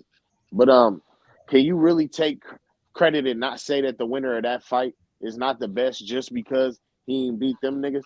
Or do they gotta prove that they the best by beating that nigga? Nah, I'm gonna say they is the best. If whoever win, I'm gonna say they the best because they undisputed. Yeah, fam.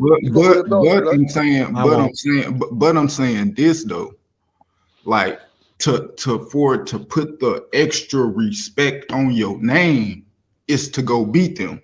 Is to go beat Lomachenko, who I know people feel is more respected than Kambosos. They respect Lomachenko more than Kambosos, bro. Yeah, fam. If you beat the legacy, you go fight Lomachenko. So if Devin take Kambosos and beat him, because Lomachenko did the most at that division. He's fought the most people at that division. Him fighting is no doubt if motherfuckers think like, damn, this he cold. He cold. Yeah, he's a legend. He lost to Tito. Yeah, he lost to Tito. People say he lost to. I don't believe he lost to that guy. That's cool. People can say he lost the second fight. I don't think he lost that motherfucker. So I don't care about beat more champions than anyone though. I don't care what people. Rich, real lightweight. Real lightweight is more accomplished.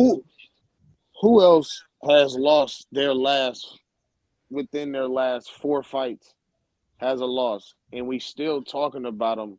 Jermell Charlo, his last 4. Okay. Tony, right? But he came back and rematched for the belts immediately. Facts. Tio ain't rematched that guy though, and I know Tio would have got his ass beaten a rematch. That's why I say Loma respected. But my man wasn't gonna give him a rematch. But here's where you. Loma wasn't gonna give him no rematch. That's why Tio got one. You know, it ain't no argument. Ain't really debating about that. But here's where you got to hold niggas accountable. Why were you the number 1 contender in the WBC? And you wasn't making it known that you was trying to fight the champ. Who? Rich, he just Devin? came off a loss to Teofimo, right? Nakatami, that was a tune-up, right? Just to win. And he fought Kome for an eliminator to Kambosos' belts. That's what made him a challenger to Undisputed, though, to Unified Champion Kambosos. Would you rather fight Haney for 1 belt? Would you rather fight Kambosos for 5? You do realize the Kome fight was an eliminator, What do you mean right? for 5 belts? What do you mean for 5 belts? And I would rather fight. Yeah, that you lost me on the 5 belts. And No, I would rather fight. Because the lineage, he got Well, the look, Ring magazine joint, but he ain't got Yeah. the Oh, WBC. okay. I get it now. He ain't Okay. got the WBC belt. WBC though.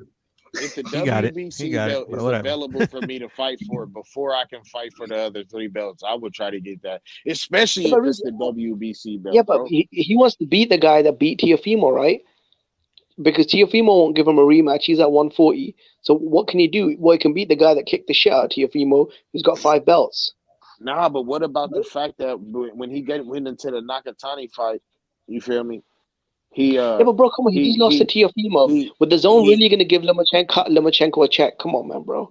We know the zone. I know they would. What are you talking about, bro? So they wouldn't have paid Lomachenko, but they paid Linares 1.5, bro. What are you talking about? Or Well, on Twitter, yeah, but bro, on Twitter, Lomachenko told him, "Send me the contract," and then nothing happened after that.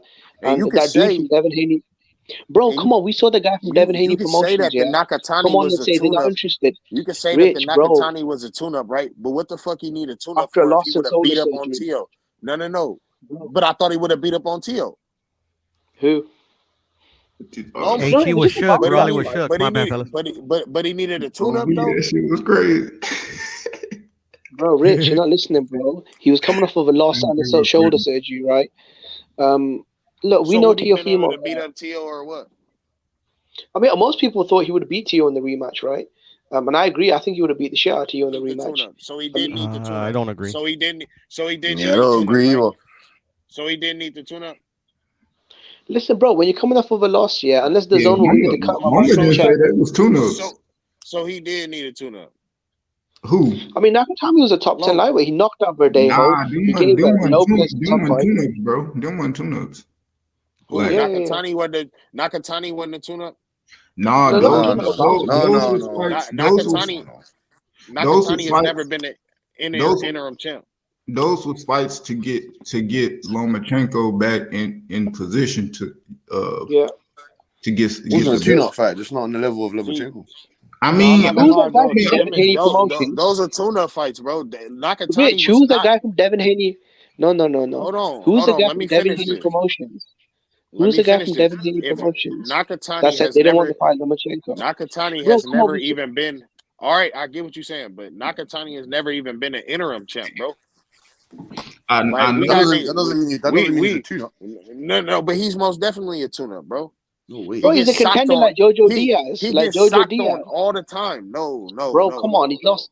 Nah, come on, Rich. He had lost one fight, and that was a very tough fight. JoJo has been an interim champ. He's also been Bro, JoJo also got the shit kicked out of my No. Hold on, bro. He's been an interim champ, which Nakatani has never been. Bro, I just He's said never Dylan been White a was an mandatory. interim champ. No. You Let fucking me laughed at finish. me. Let me finish. No. This is my point. This is even worse. Nakatani's never been an interim champ.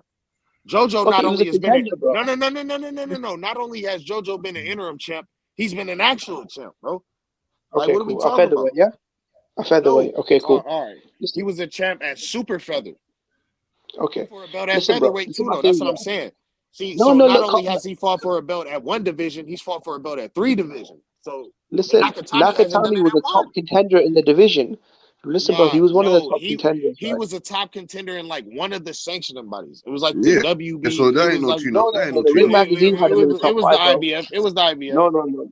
Ring Magazine had him ranked There's number no 5. tune-ups at this level, anyway, man, for Lomachenko and those type of fighters. There's no tune-ups for those type of I guys. agree that Nakatani was a bit overrated. All right, so if it's no tune-ups, then why not just try to get at the WBC champ? Why not try to get the belt you Bro, can? bro. Nakatami was a top contender, right? The Ring Magazine had him number 5. He knocked the fuck out Verdejo. Bro, he was just coming off a big knockout win over Verdejo and a very tough close fight with Teofimo. I understand all that, Jimmy. I'm just saying, it's just like I overrated him a bit. I thought I was better than he was. It's kind of like the definition. No, I think he was good, man. Just because Lomachenko destroyed him doesn't mean he's garbage. I'm not saying that he was garbage. I'm just saying he's overrated. Like I overrated him a bit. He'll never be a champ, and he'll never be an interim champ. What are we talking about? We'll see, man. I mean, these days, it's called levels, bro, and this what y'all but mean. come on, it's about emails, though, isn't it? If the WBC sent an email to Verdejo and they could have fought for a vacant belt, like, come on, man, like, you know how the politics are in it. Like, these belts, it's just all politics, man. It's not actually like legacy, stuff. Like, look at what Devin Haney's doing now. That's legacy. Before it, bro, it wasn't come on, man. The rest of that was just, just politics and, promoters paying sanctioning fees. And come on, man, we know what boxing is, man. Man, regardless of that, bro, we can respect what the guy has done in the past, bro. But as of now, bro, this nigga is he's a contender, bro. And he should never be seen as the best in the division, bro. Yo, let me say this real quick. This Rolly and Tank shit is so lit right now, man. I can't wait for that fight right there, bro. That's bad blood right there. Tank and Rolly, they stole the show. Rolly doing a hell of a job selling this fight, Q. He acting like he Conor McGregor out here, man. You know what I'm saying? And Tank want to fuck him up bad, Q. This shit personal, dog. That nigga Tank a street nigga, man. Tank from the streets, my nigga. And Tank gonna knock his ass out. I promise you that, bro. I promise you that, Q. Yeah, Tank gonna beat him up. Tank gonna beat him up, but remember, H, Tank said it ain't personal. If it was personal, nigga be at his front door. He go drop that. Hey, I'm loving that shit, dog. Hey, Tank talking that shit, dog. And then it's like Tank versus Floyd. Right cross. It's like it's Tank versus Rolly, and then it's Tank versus Floyd. You know what I'm saying? And then Floyd trying to beat him. Rolly is Floyd's fighter. They trying to beat Tank, nigga. This shit, come on, dog. H, I feel like Tank needs to be careful in the press conferences because, like, you can't be saying those kind of things today, especially with the PC, culture, like snowflake era. Because come on, talk about that Tank. Them niggas was cussing hella much. I was rolling, boy. Ain't gonna lie, yeah, fam. That's what you want to see, fam. Tank ain't open up his mouth like that for long, fam. He ain't open up his. I've never seen him talk that mad in my life. I've never seen him talk that mad. I think some people. Who the fuck is Rolly's trainer as well? Who the fuck's that guy in the dreadlocks? Who the fuck is that? What you saying, Q? Yeah, I was gonna say, man, you know how Tank talk. I ain't gonna lie, it could be cringy, but then again, I don't give a fuck. I like my fighters like that talk shit. Yeah, fam. So you know what I mean? No, I just don't want him getting in trouble though. I don't want someone pressing charges or something like that. like terroristic threat. But because you have to be careful. But it ain't really like that because he fighting, dude. Maybe if it was somebody in the, fam, he's illegally allowed to kill him, fam. So you get me. Come on, Captain. In the UK, they say that the British board finds you, like remember Derek Chisora was threatening to kill people. Oh yeah. But that's England. That's England though, man. The rules are different over here. No, I think we're it all was men worse. at the end of the day. I think in their last press conference, it was worse what Tank said when he had said. I remember that. It was worse. Way worse. How we did it now. He reworded. But the face off was worse this time. The way he roasted him at the face off though, when he got all up in his face like that, that was worse. Like the shit he said last time was funnier and shit. He was roasting him, but today it looked like he was about to slap the fuck out of him. Looked like he really was about to beat his ass right there. And it looked like he got up on Rolly like, nigga, he wasn't playing with Rolly. That's what I saw, nigga. Me too. This is the first time I've heard Rolly talk, and I'm not trying to disrespect him, but is he retarded? Like, is there something wrong? I think he just got a lisp or something. Man. I don't know because he talks like I don't know how he talks. That nigga's slow, bro. Rolly is retarded, bro. Yeah, but he's got a big bolo. He's got a big. He's just talking shit to the wrong dude, man. That's all. Tank knows about his power as well, fam. You get me? Tank's not stupid, fam. You ask Tank about what's this guy? He got a little something, got a little power. And then after Tank beat him, now you know what I mean. Devin need to smoke him at 140. You know what I mean? Because I know Rolly gonna go up. Devin can smoke him at 140 a little bit later. You know what I mean? Nobody's fighting Rolly. Rolly is not. Yeah, I wouldn't want to fight. Listen. If he puts on a magnificent performance and Tank goes 12 with this guy, then he'll be fighting those guys. I'm telling you. If he goes 12 with Tank, and he catches Tank a couple times, then Bolos and Shakur and those guys. don't want to see. I want to see Tank after this Rolly fight, bro. I want to see him fight. Probably like either like Lomachenko or like JoJo Diaz or Ryan Garcia or something like that. I want Loma, JoJo. That'd be good too. I'm with you, Rich. You said who? Loma and JoJo? Fuck that Yeah, JoJo Diaz, man. He's just a gatekeeper, fam. He's just there to beat him up, fam. How JoJo are Diaz you, is bro? gonna win more fights. JoJo has only lost against slick Black Americans, bro. Yeah, that'll be a great name on Tank's resume. JoJo they just sleep him. Yeah, they're just gonna sleep him. Man, fuck no. JoJo has no chance of beating Tank. He ain't got no chance. Who better than Tank. JoJo? You gonna say Ryan? I You like can put JoJo, Ryan in there. You can put Ryan No, in there. no. Loma definitely number one. No. So If it ain't Loma, if it's not Loma, it better be a nigga with a belt.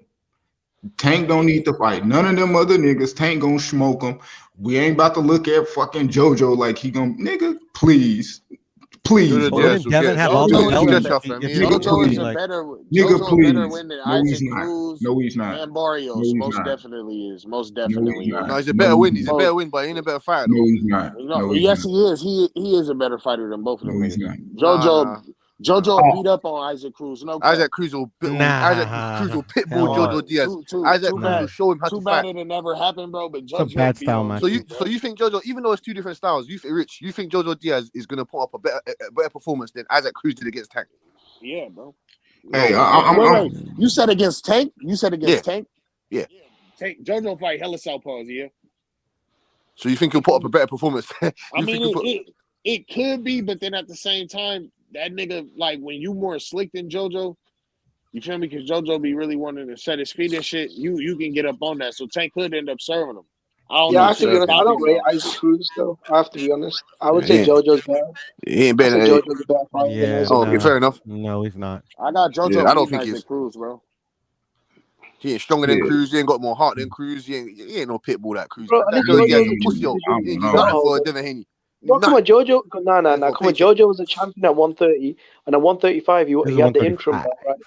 So I don't know till they get in the ring. That it's a cool style. It's a cool style matchup. He needs to go see. Someone needs to go see that Zepeda guy. And JoJo got a better win at 135 because what's the name? Best win is Magdaleno. Who Fortuna? JoJo best win is Fortuna. Fortuna is better. Okay, than Magdaleno, and for that reason, Tank no.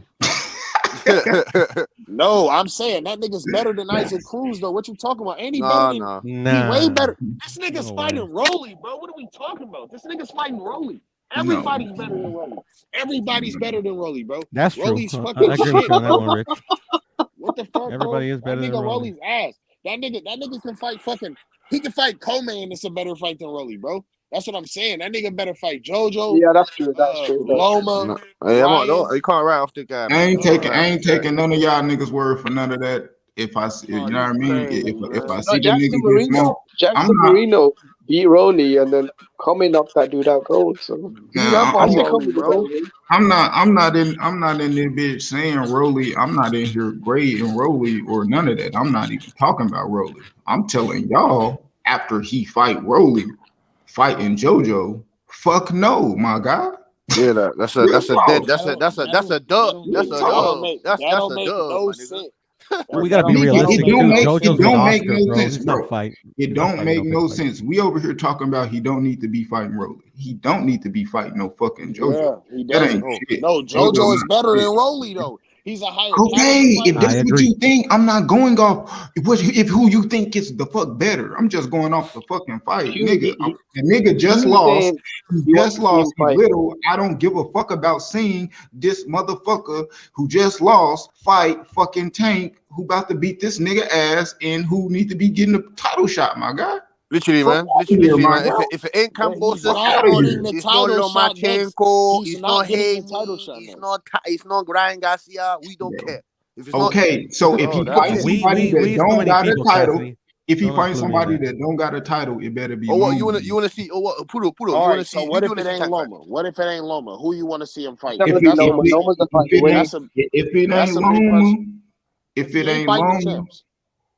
ain't Loma, then Haney, you know, Garcia. Haney. Bro, Haney is booked the week that they fight. They both fight a week apart, and then he's booked again to fight George again. Okay. So Haney, he's excellent. What if he don't? It has to be Lomachenko or Ryan Garcia. One of the two. No, look. And let's say Bob don't make Devin fight that nigga again, bro. Let's say best case scenario, Bob don't make him fight him again after he serve him. He'll have to fight Lomachenko. He gonna have to fight Loma. Tank Yeah. gonna have who he gonna fight then if Loma taking up then? Ain't no making. It's already in the contract. It has to happen. Kambosos? You want to see him fight I guarantee you all not gonna want to see him fight Kambosos. Y'all talking about no JoJo. Watch how he do Kambosos. I guarantee you ain't gonna want to see him fight. Go fight Michelle Vieira, man. He's underneath the same banner, man. Rivera. All right, that's a good fight. That's a good fight. That's easy to me. Yeah. 23-0. He's ready. He's ready for the step up now. 23-0. Bro, why didn't Tank fight Regis Progress, bro? That's how Regis went over there. He went there to fight Adrian Broner and Tank Davis, but then they didn't give him the fight, so he left. I think Regis tried to say they didn't want the smoke or the contracts got sent or some nonsense. Never put your name down to be a matchmaker. Literally. That's a good fight, though. Tank versus Regis. Bro. Was I capping, though, bro? What you mean? What, like, bro? Like, if Tank not fighting, like, this is what I'm saying. Okay, he fight Rolly for the WBA. Whoever get that, that's he up for mandatory, whatever. Okay. Him and Devin got the rematch clause with Kambosos. Cool, that's cool. So. Yeah, so if we gonna look at the landscape of 135, who Tank could fight, Tank, he don't got no contract. Bob out here looking crazy with what he doing with Top Rank. Shit, it's kind of looking like Floyd kind of shading him. We don't know. I think it's still to be seen. Could be publicity, could be not. But I'm looking at shit, maybe Tank fighting Loma. Shit, maybe Tank shit, or nigga, I'ma just sit back and look at the landscape. Who gonna look the best? Like the next nigga that just looked the best. It ain't like motherfuckers out here going crazy. Like, come on, bro. Like 35 top heavy. Don't throw no JoJo out there, man. Come on, bro. I think the problem is JoJo is a top fighter in the division, bro. Bro, okay, you can feel like that, but that's not a bro. Him fighting Tank. What is that? What that mean? That pay-per-view? What is? Come on, that nigga JoJo. Nigga, they putting Rolly on pay-per-view, my nigga. If Rolly, if Isaac Cruz is worth the pay-per-view, if Rolly is worth the pay-per-view, JoJo is worth the pay-per-view by far, bro. This nigga's fought for belts in 3 divisions, bro. To be honest, Rolly or JoJo are not worth pay-per-view. Shit, that nigga. Rich is right, bro. Rich is right. Bro, JoJo's fought for belts in 3 divisions. Yeah, that's true, nobody man. disputed that. Bro, I understand what you kind of saying about JoJo. Cool, I respect JoJo. I'm not even disrespecting JoJo. I'm saying this. Rolly, from an entertainment standpoint, I'm not you talking to me. Y'all ain't never heard me speak on Rolly's skills. Who gives a fuck? I'm not even talking about that. He going there, he gonna probably beat the dude. Okay, that's cool. That's cool, my guy. That's cool. But that's entertainment. Rolly out that bitch talking. JoJo not gonna go up there and talk and do none of that to sell no fucking pay-per-view. He not gonna do none of that, my nigga. I don't give a fuck. He not good. You can think, he just did a fight with Devin and got washed, nigga. I don't give a fuck. Come on, bro. That shit weak. That's I don't not care the about no point, fucking bro. That shit weak, my guy. Bro, that's not the point. Look, if Lomachenko is not available for him, bro, let's say he don't go to Top Rank, right?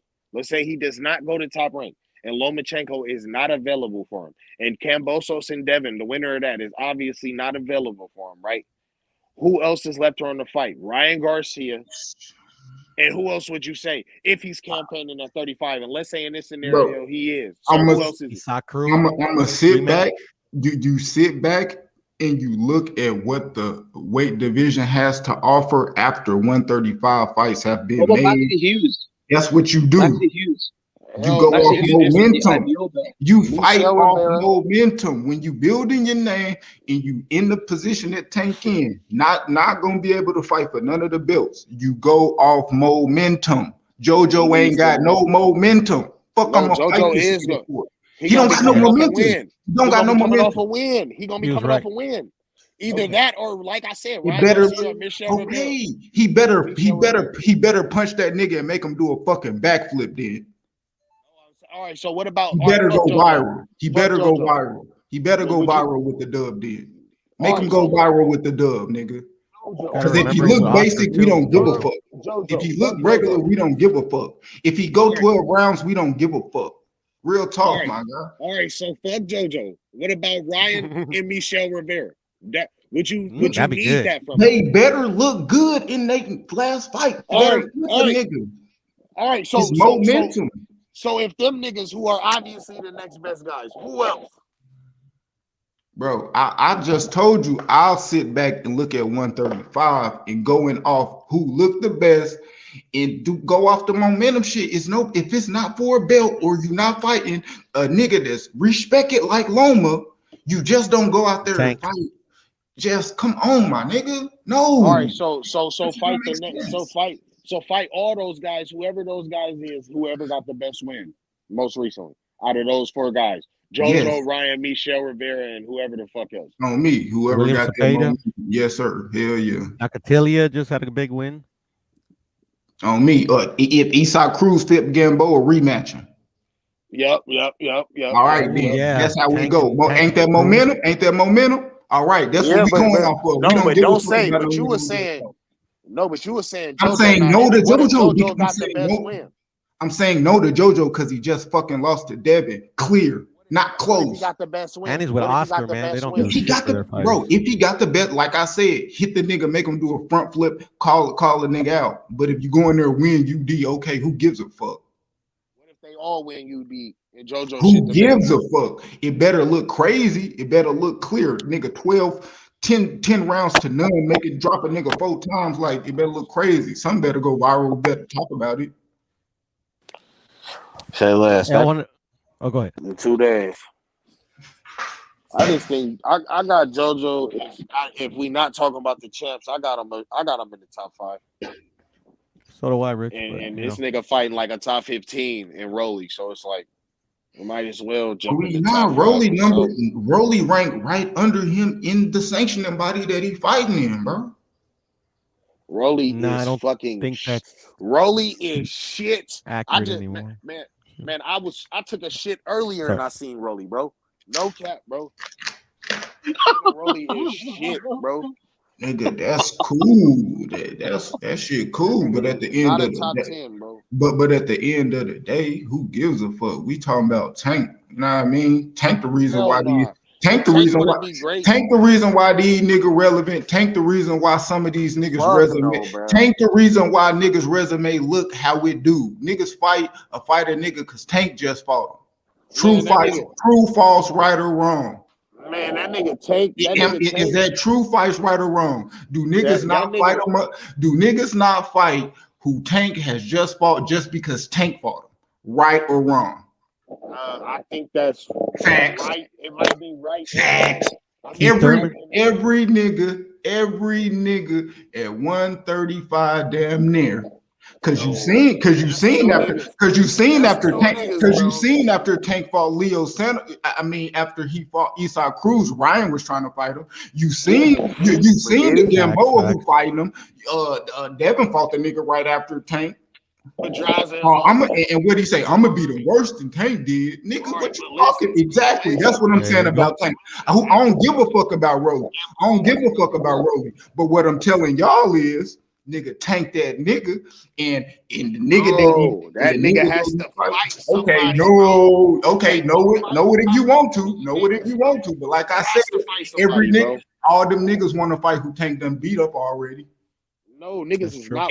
All them niggas done fought a nigga Tank done beat up already. Niggas not worried about. I'm capping. Am I capping? Niggas not worried about. Am I capping though? Am I capping? Not worried. You're bro. Gamboa. So am I capping? Pedraza is a great name for. Am I capping though? What are you talking about? No, you're not capping because obviously it's niggas that done fought the niggas. So I don't care. So I don't care what niggas say about Rolly. If niggas start fighting Rolly after Tank, make his ass go viral, then what? Bro, because that seems like that's all niggas do. I don't give a fuck what niggas say about him. I'm talking about Tank. Nigga, Tank Hey, making him. Hey, Q, that nigga Tank crazy, nigga. That nigga crazy, homie. Them niggas fucked up with Tank Davis, bro. All you fighters out there playing with Tank Davis, bro, he gonna show you niggas. Rolly was talking all that shit, bro. You seen what happened to Rolly today? You seen what happened, nigga? That nigga's soft, bruh. Nah, Nigga, nigga made him soft, nigga. Tank turned him to a bitch, nigga. That nigga been a bitch, bro. That nigga been got pressed by Tank, bro. What are we talking about? That nigga slow and hella shit, bro. Don't nobody. That nigga Tank got these niggas shook out here, man. That shit crazy, dog. You make Tank mad like nigga, you don't want to make that nigga mad. Trust me. Yeah, man. Him or Canelo. He liable to knock Rolly weak ass out. That's what I'm saying. I'm ready for this nigga to be in a good ass fight, bro. Like something that really got. Nah, that Isaac. Hey, look, Tank gonna make it look good for y'all. Tank gonna make it look good to y'all. I'm gonna give y'all a good ass fight. I agree. This is a good ass fight right here. I'm gonna give y'all nigga. I'm gonna give y'all nigga. Every Tank fight is good, nigga. No matter who Tank fight, it's like Canelo damn near. I'm gonna tell y'all. I'm gonna tell y'all want to niggas see Tank fight Jackson Martinez. Why would you want to see him fight Rolly, bro? Like, come on. I didn't want to see Rolly's him is fight mandatory. Rolly. Rolly's the number one contender. That's why he's fighting him. They ordered this fight. Tank, Rich, they made the fight. You ain't never heard me talk about Rolly, but this one I'm gonna tell y'all niggas. I'm gonna tell niggas this. Tank gonna carry this nigga because y'all gotta understand the IQ. Tank not gonna go in here and knock this nigga the fuck out. Hey, he's the most exciting nigga in boxing right now. He's the most exciting fighter in boxing, homie. Like that press conference with Rolly, dog. That shit was crazy, bro. It was the best press conference I think since motherfucking Charlo and Tony Harrison, probably for sure. If that nigga knock out that nigga in like within the first 2 rounds, bruh, then I'll be like, whoa, this nigga, like this nigga really just handled business how he was supposed to. But I don't know, bruh. Unless he break the hand again, I'm expecting him to get bro out of here because he got crazy power and Rolly is literally shit. All he got to do is be nice with the skills, like y'all say, and like I think he is, because I just seen him have some nice ass skills. I think he should knock this nigga out within 3-4 rounds, bro. It don't happen like that. It don't happen like that. It don't happen like that. It could happen like that, but y'all gotta understand. Gonna knock him out. It don't matter what round he knock him out, and he gonna knock his ass out. That's what's gonna happen. Niggas gotta understand. Y'all gotta understand the boxing IQ, my nigga. You don't go in there and shit your load in the first 4 or 5 rounds. Nigga, let the inexperienced nigga who don't know shit about that get in that motherfucker and go in there and I'm gonna blast his ass out at 8, 9, 10. Nigga, real shit, bro. You don't come on, man. Quit playing. Y'all gonna find out. Y'all gonna find out. Tank said it out his mouth. Oh, he ain't never been in the trenches, win a whole fight. Like, come on, he damn near giving you the fucking blueprint. The nigga gonna get tired out. He gonna blast him late, my nigga. You're not gonna go in there and shit your load on the nigga that got all this fucking energy in the beginning of the fight. And if you get tired, then what? Come on, nigga. You make his ass fight. 8th, 9th, 10th, 11th, nigga, 12th, he out of there. It's gonna be clear. Ain't no debating. Come on now, y'all done seen them last victims. Y'all done seen Leo what round. Y'all done seen Barrios what round. Look at Canelo what round. Quit playing. Look at any of that shit, nigga. He gonna get broke down and knocked the fuck out. Quit playing. I do believe so, but you can't. You get me? I ain't counting my man out. I can't even deny Tank Davis is the man at 135. You know what I'm saying? Like point blank, period. I don't care who's gonna be undisputed, whatever. Tank is that dude, man. And you seen it today, dog. You seen Fuck no, bro. That nigga ain't got the best win, and he ain't gonna have the belts. That's how that nigga is the money man, but that's all. It don't even matter. Tank Davis is the A side. It don't even matter. He's the cash cow. Tank is must-see TV. Tank is the one bringing it. He bringing the people to the stadiums, bro. They spending their money to see Tank, nigga. Tank is that nigga. Tank is the A side, nigga. But Rich is right, H man. What you mean, bro? The niggas don't give a fuck, bro. Tank is that nigga. So if you don't ever fight for a belt again, you won't care, H man. I know Tank is that guy, bro. He can fight, but he does not have the best win, nor does he have the belts. So if you don't have no belts, you're gonna care. Like, bro, we ain't talking about the best win. We talking about who's the biggest star in a lightweight division.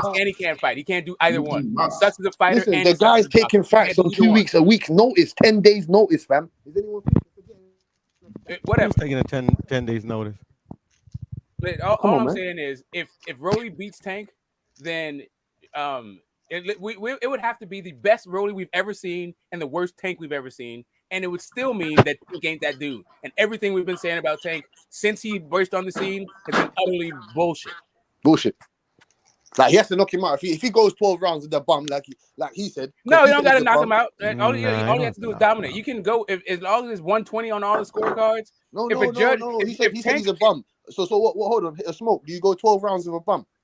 No, yeah, you're not going to knock everybody out. He might be able to take Tank's power. I said he can't fight. I didn't say he was a bum. I said he can't fight. I'm saying Tank said he was a bum, innit? So yeah, that's cool. I'm just saying, but some bums, like, listen, bums can be tough, right? Like it doesn't mean that you're just going to knock a guy out. Like you could. I never thought Chuck Wepner was all that, right? Like you could take a shot though, like Benavidez. But I'm saying to you, Smoke. I'm saying to you that if you're not in the same level of competition as me, then we're not meant to be in the same. Like I'm going to show you that we're not meant to be in the same. I'm just saying, if you wash a guy, if you get 120 on 3 scorecards, then what you've shown is that guy shouldn't have been in the ring with you. Nigga, y'all really don't think Rolly can fight? No, I do. Hold up. And I don't mean boxing. I don't mean skill. Yeah, I think he can't fight. Yes, correct. I mean, he cannot fight. How the fuck did he get where he at? How the fuck did he get signed? Because he got gifted. Because that's fight, nigga. That's fight, nigga. That ain't got shit to do with boxing. That's fight. Fighting is what? Landing punches. Okay, landing this shit. That right hand that boxing ain't got no type of skill. Hold up, Smoke. Let me talk, bro. I don't stay on that long enough that you ain't gonna get your shit off. Okay, go ahead. That's all good. Now, Rolly, that motherfucker can fight. He might not be the best fighter. I ain't saying he the best fighter. He damn sure can't box like that. Skill ain't there. But the right hand and the power that he got a little size on him, so that he able to do with the little 45-pound niggas and shit.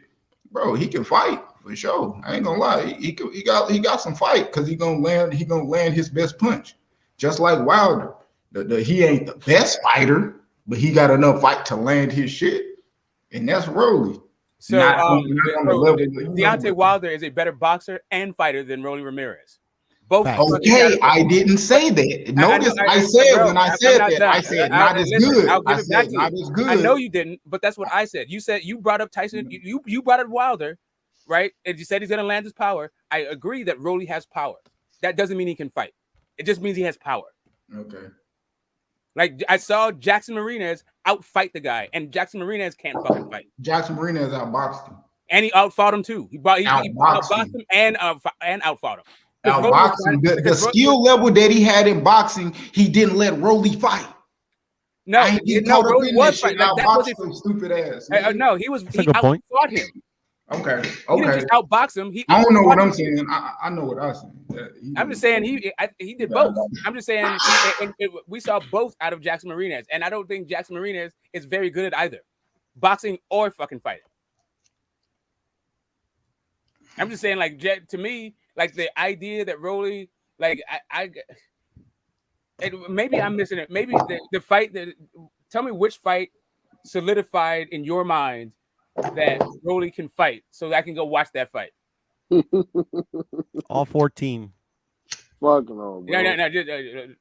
Okay, if that in your mind, okay. You can all 12. You can go just pick what the nigga got. He ain't got a lot of fights. You can just go stroll shit. Fuck. Go look at the last fight. What was his last fight? When this last fight on the Charlo undercard? I know I seen him live. No, I'm just saying. I know I seen him live. I'm just saying. Have you ever seen Rolly performance and go that kid can fight? Okay. When did that happen? You hear what I just said? He was on that Castaño and Charlo undercard. Whoever the fuck that white dude is, I seen him smash him out live. Okay, so go watch him. Go watch him fight him, bro. Okay, cool. I'll put that. Go ahead. Thanks. For sure. Hey, the guy that Rolly just beat, bro. Q. I don't know if you knew this. He beat Sandor Martin. I don't know if you knew that. Oh, the dude who beat Mikey at 140. Yeah. Yidget. Yeah, he beat Sandor Martin. I thought that was pretty crazy. Yeah, niggas just talking good about Sandor Martin last week. Okay. I was just Yeah, I checking. know, right? That nigga I said, was "I'll just check." checking. I had a fluke Hey, win who with beat Mikey Sandra and Martin? shit because Who nobody you saying knew beat him. Sandra I'm gonna say a Martin? fluke win, but just Wait a minute. Okay, that's cool. Who That's you cool. saying see beat how he's Sandra gonna do. Martin? Sorry. Wait, are you saying Rolly beat Sandra Martin? When? No. Rolly beat the dude that beat Sandra Martin. Okay, well, okay, what the fuck? Okay, I just do you thought it know was. this guy's name? I just thought it was weird. I mean, Okay, curious. yeah. What's the guy's Like name? like an Are you saying anomaly. Anthony Yidget. Anthony Yidget? Is that the white guy you're talking about? Yeah. The guy that Raleigh. No, just beat. I got you, Pearl. I'm asking Q. Yeah. Is No, Anthony yeah, Yidget? Anthony yeah. Yidget? Okay, cool. That's Yeah, what's go up. on. I think Yidget was a medalist too in the gentlemen. Olympics. To be honest, I'm not sure. He just go, you know what I mean? So that's cool. I think Rolly can fight a little bit. Okay, he a bum. He cool. Yeah, he garbage. He a bum to y'all. That's cool, bro. I'm not over here putting this nigga on the pedestal.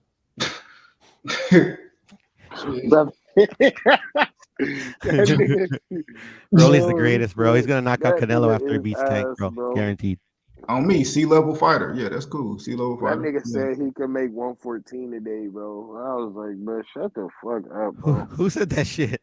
That nigga Rolly dumbass, bro. That nigga just be talking. Yeah, Rolly's stupid, bro. You come on, man. I just hope after that Rolly fight, you go sign with the right people or whatnot to make these big fights happen, man. Fuck all that shit. It's all good filling out stadiums. I know Fuck plenty that. niggas Open like one Rolly. hand, man. Like I was saying. I know plenty niggas just like Rolly, act just like him. That's No cap. Like what they YouTube's mean. full of fucking And I Rollies, tell bro. all them niggas they stupid, Hey, bro. bro, I'm 10 seconds into this, dude. Come on. You gonna really make me watch this whole thing? Can you give me some like?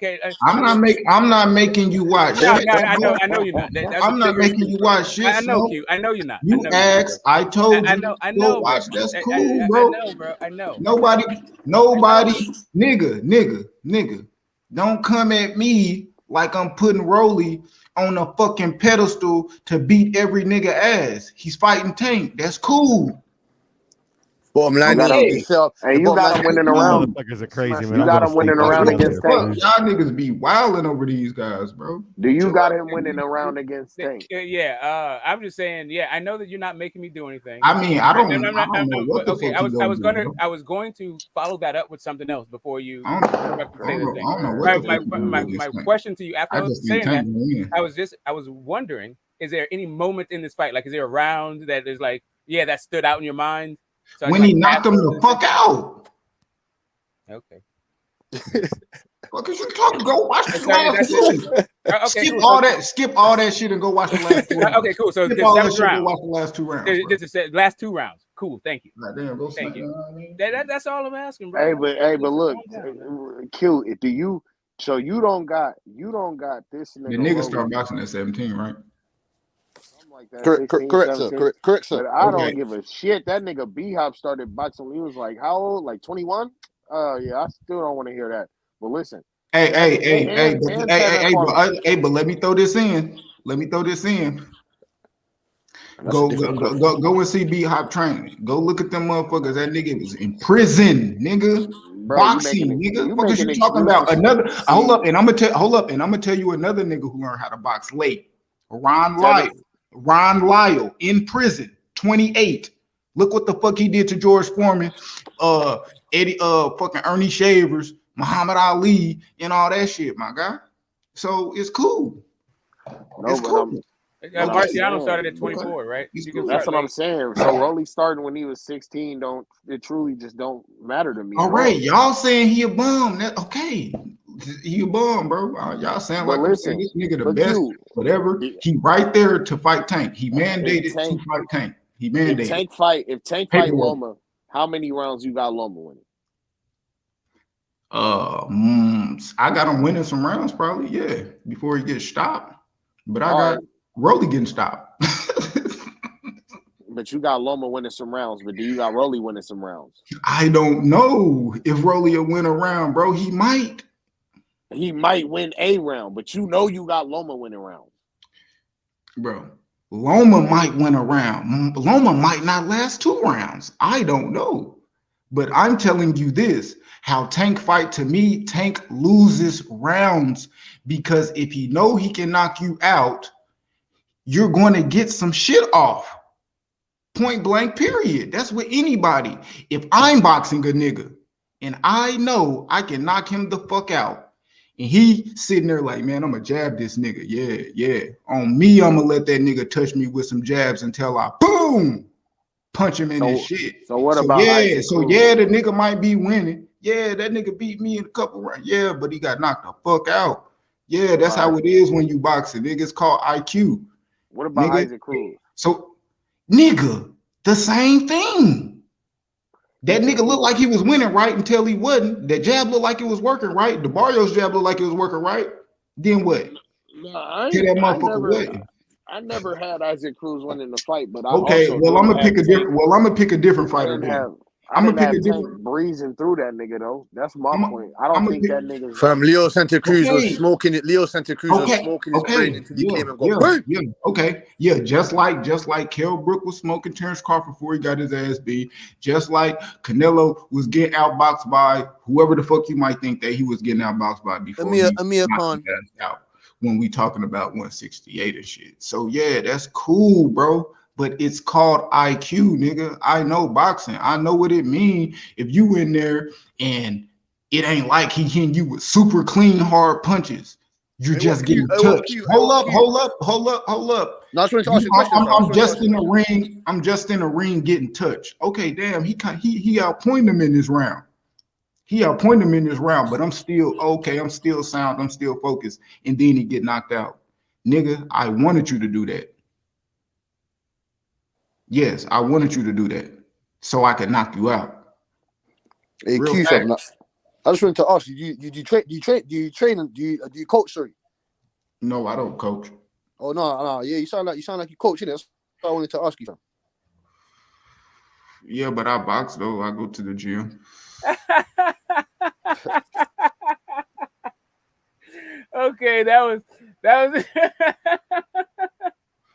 that was funny. He got knocked out. What is it? Rolly, his right hand is all right.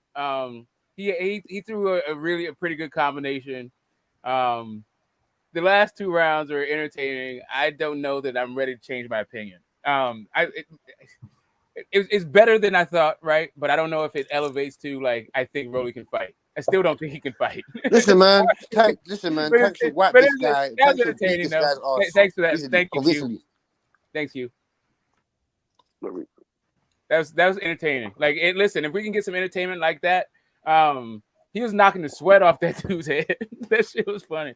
On me, that shit was entertaining. You should have been. Yeah, that was entertaining. That was an entertaining fuck. You should have been. You should have been in the building. It's just like that. Rolly, just like that in real life. It's literally some bad hoes I'm sitting beside, older. They love that him. was the world star. They love him, Rolly. But there's some people up in there like, hell nah, that motherfucker suck.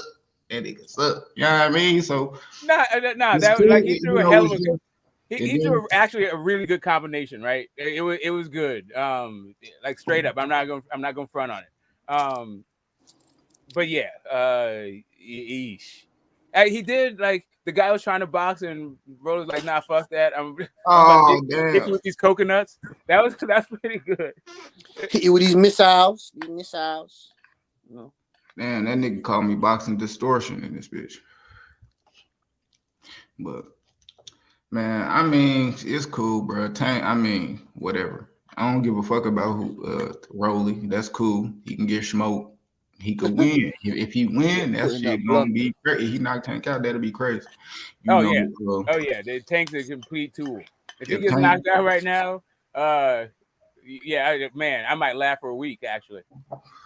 Bro, what's your man's prediction for the upcoming fight? For the who fight? What, Triple G?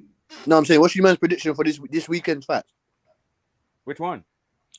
No, in a minute. What's the prediction for you, man? Innit? Triple G, Murata, Tago, Garcia, Lubin, Fundora, and the undercard and stuff like that. Oh shit! I mean, that shit gonna be cool. I switched my pick today. Like yesterday was Lubin, today is Fundora. Let's see if it goes back to Lubin. I wasn't very confident about Lubin. I'm not very confident about Fundora, but I'm more confident for Fundora than I am for. Shit, that's a 50-50 fight. Shit. Yeah, everything else is the same thing it's been all week. Triple G by stoppage. Ryan by stoppage. I saw the face off of Triple G and Murata. Triple G he does look fucking. He looks like a real fool, you know. He does, but Murata, I don't know. I'm not.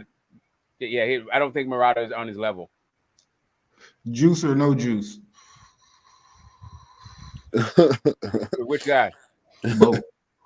I mean, I don't know. I just Japan. I don't even know how Japan. Hey, they're paying him 12 million, man. They're paying him 12 million, man. I'll get in there. No juice, 12 million.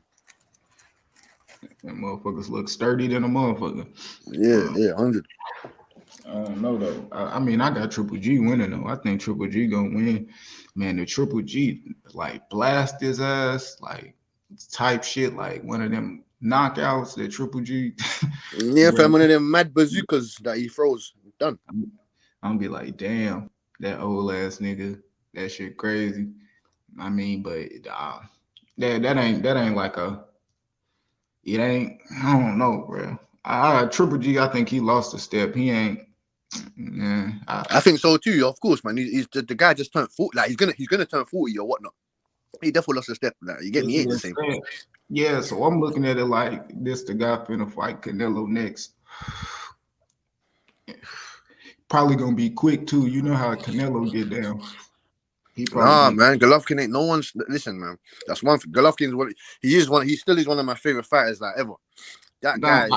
I mean, like a quick turnaround. Like after Canelo fight, that shit gonna be like 3 months. Hey, somebody named D Young want to hop on the panel. Y'all make sure he cool, y'all. I'm gonna let him in. No problem, man. He has to come through the gates of the MOB. Whoa, salute, fellas. What's good? Salute, man. Good evening. I'm sorry, good evening to you over there. Yeah, I know two of y'all. I know Q and I know Smoke. What's going on, fellas? How y'all doing? What's good with it, D? How you doing, man? Ain't shit, man. Ain't shit. I'm enjoying y'all convo, man. Talking about these upcoming fights this weekend, man. Shit, the one I'm more intrigued to see. I'm intrigued to see that Lubin and Fondor, man. Yeah, man. It's about one guy 6'7", but he like to fight on that inside with them long ass rubber bands, and then you got Lubin who pretty slick. You know what I mean? So it's definitely gonna be a good fight. The only thing I got a flaw with is maybe Lubin chin, because I done seen many a times where he done got rocked. Not even just with the Charlos. That's everyone's flaw, boy. Huh? That's everyone's flaw, boy. You're not the only one, man. Yeah. So you know what I mean. I seen he got touched by Lubin, but he withstand that though. So you know what I mean. I'm definitely ready to see that. Triple G and Murata. I don't really care for that fight, but salute to whoever win that shit. And Michaela May and Hine, I think Michaela May is gonna outbox her, but it could be a tough fight though. Michaela's gonna wash that chick. She might get 2 rounds. You talking about Michaela? Yeah. But the real fight is the Michaela and Alicia Baumgartner. I got Alicia smoking that bitch. Yeah, Baumgartner's gonna put some Baumgartner on her face. Yeah, Shorty got some thump with her. Shorty definitely got some thump with her. Hit, boy. Woo! I'm telling you, ain't nothing better than a beautiful black woman who got some punching power, man. Hey, trust me, fam. hey, she from Ohio too, boy. You know how they get down. You know what I mean? I ain't too far from Ohio. I'm in Buffalo right now, Buffalo, New York. Okay. Hey, D Young. What's good, fella? How you doing? I'm good, man. Who's your pound for pound, sir? Who's my pound for pound? Number one? No, your top 5. Who's your top 5 pound for pound? Or your top 10, top 5? Shit, I got Bud. I'm gonna put Canelo because he just recently won Undisputed. I'm gonna put Canelo. Then I'm gonna put Bud. I got Usyk. I'm gonna go on here. I put since Charlo got 3 belts and I like his style, I put Charlo at 4. No Earl. And I got Earl at 5. Who 4? I'm gonna say Charlo. I got Jamel. Oh, you said Usyk was 3. Okay. Yeah, since he got those 3 belts and he on the verge of Undisputed, which I think he's gonna get. I think he's gonna beat Castano this time. So everyone seems to. I ain't had no one leading towards Castano, boy. That guy put in a good performance in the last fight, man. He did. That's why I said I'm not gonna He take was nothing away. touching up Charlo with some shit. Yeah, definitely, man. Charlo, but the thing of it is I think Charlo got in his head thinking that, man, I gotta knock this motherfucker out, and that's what get him in trouble a lot of times. He thinks about the knockout instead of just boxing the motherfucker, man. Yeah, man. He throws out all the game plans out the window. Says, "Fuck this, man." He doesn't listen to his corner. You feel me? Yeah, but I ain't seen no one touch up Charlo like that before, though. I ain't seen no one touch up Charlo like that. Hey, and Tony Harrison was beating his ass. Hey, Q, I don't see. Sorry, D Young fam. Sorry, fam. You look. I'm just saying. You lot saw Tony Harrison swing up, my man, innit?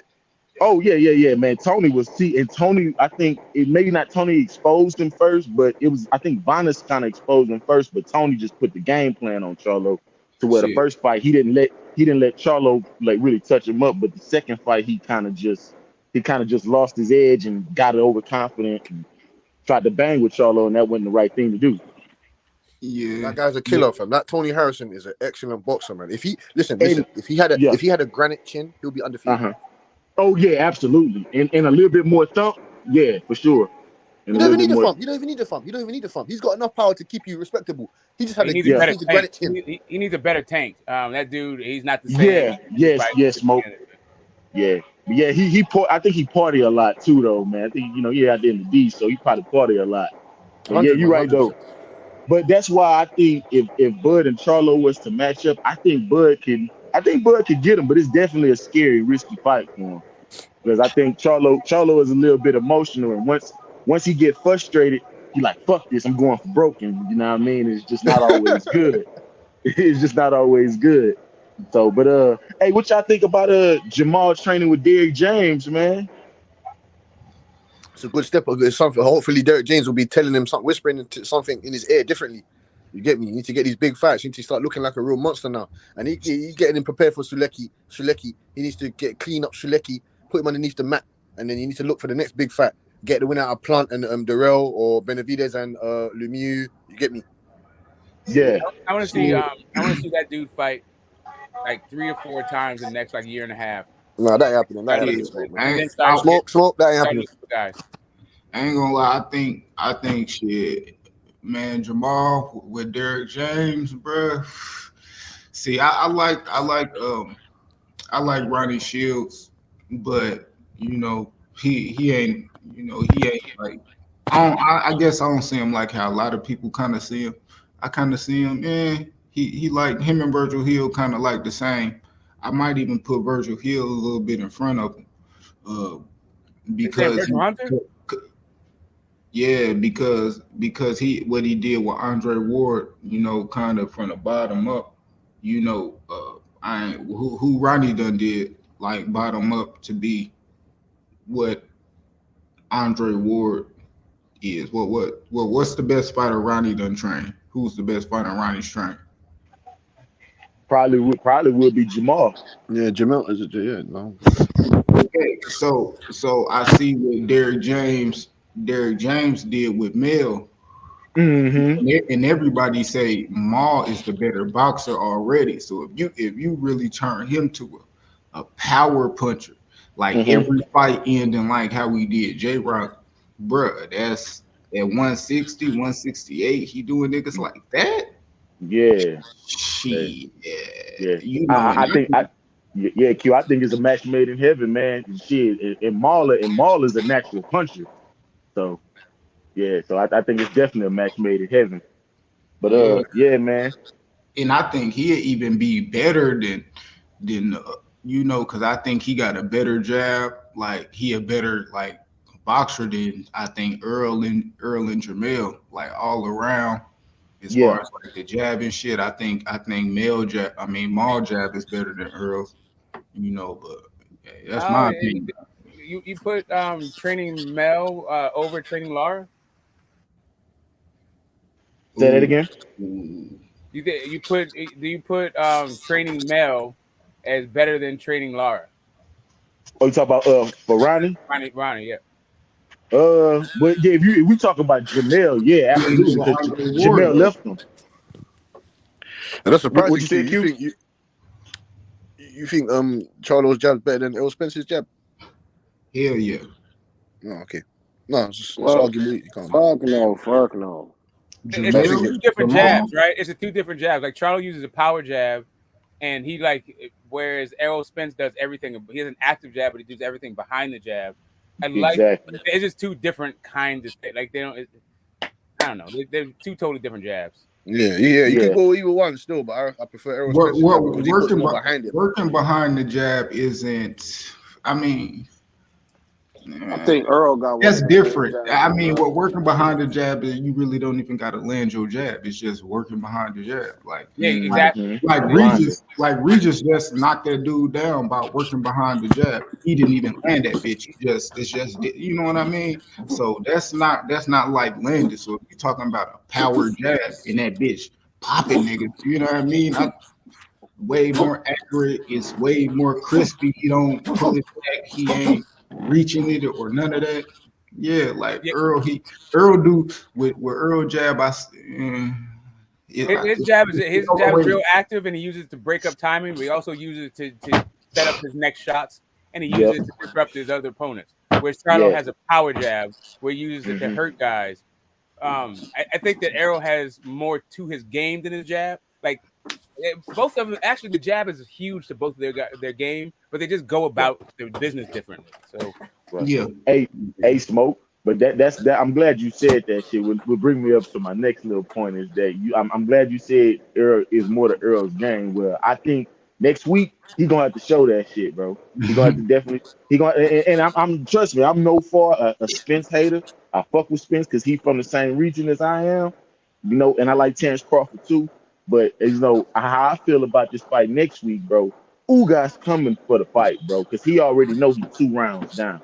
And so my thing is, I don't want him to get lured into that same shit he got lured in with Sean Porter. Because, you know, everybody say EJ fought for the fight. He was forced to fight his fight, man. He was definitely forced to fight that fight. And so with another dimension of his game is, I want to see him do some shit like Crawford did. You know, fight off the back foot, move laterally, box this dude. Damn, Armando, you think Earl Spence could beat Jamal Charlo? You said he beat Mel. I mean, yeah, whatever. We ain't even talking about Mel. Earl Spence can go up to 160, fam, and cause some damage there. Earl Spence can go to 160. Nah, I don't think he can beat Maul.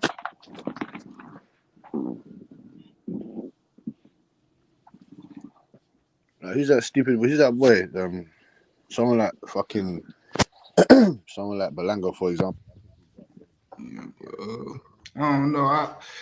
But as far as damn, what was we just talking about? We was talking about Earl Spence and Miles jab. Oh, you said Jamal. Oh, the jab. And he's training with my man, isn't it? He's training with Derek James. No, I thought D Young he had said something.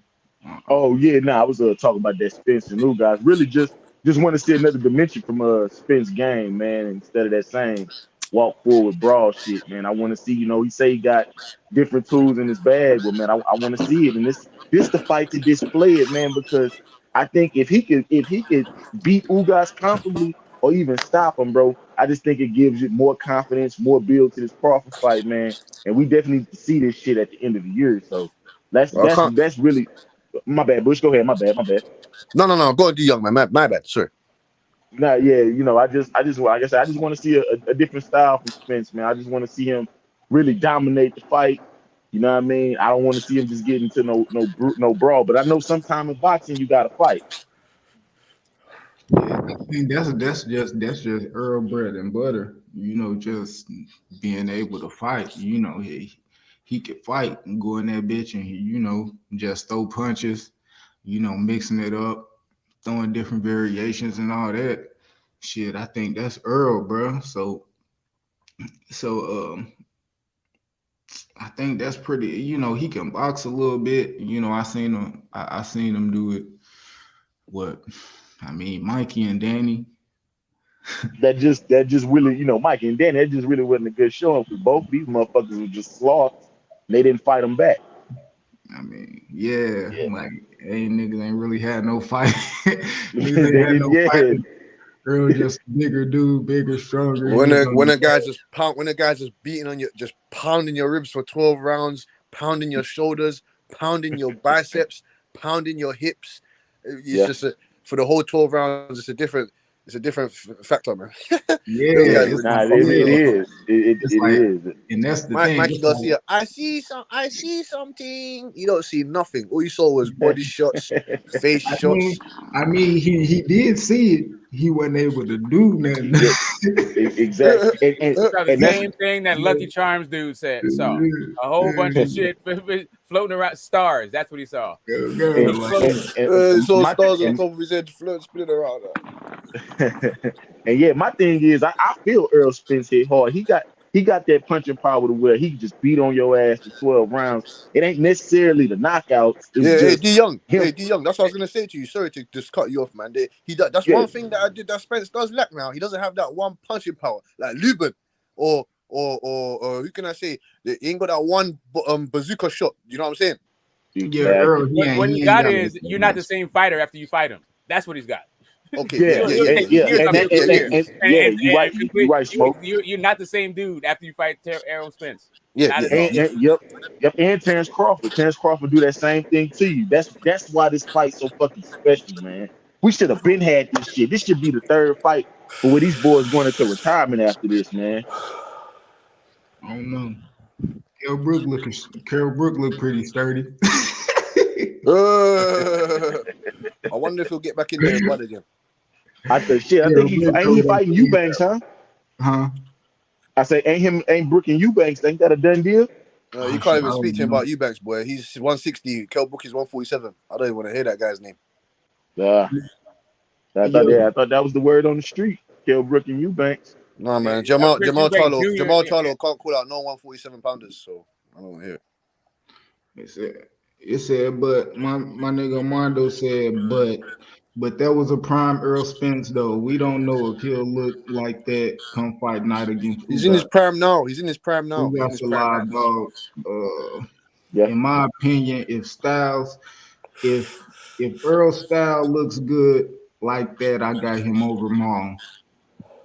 Mm-hmm. I don't know. I ain't got him over Maul. And he just not too big. That nigga strong. Too big, too strong. Nah, Maul. Maybe Mel shit. But then again, I think that shit like shit. Maybe I don't know. Yeah, they're not fighting. I don't think they're ever gonna fight. Yeah, but that nigga Maul, it's different. That power jab. I know he can really counter punch, and you know he better than Earl.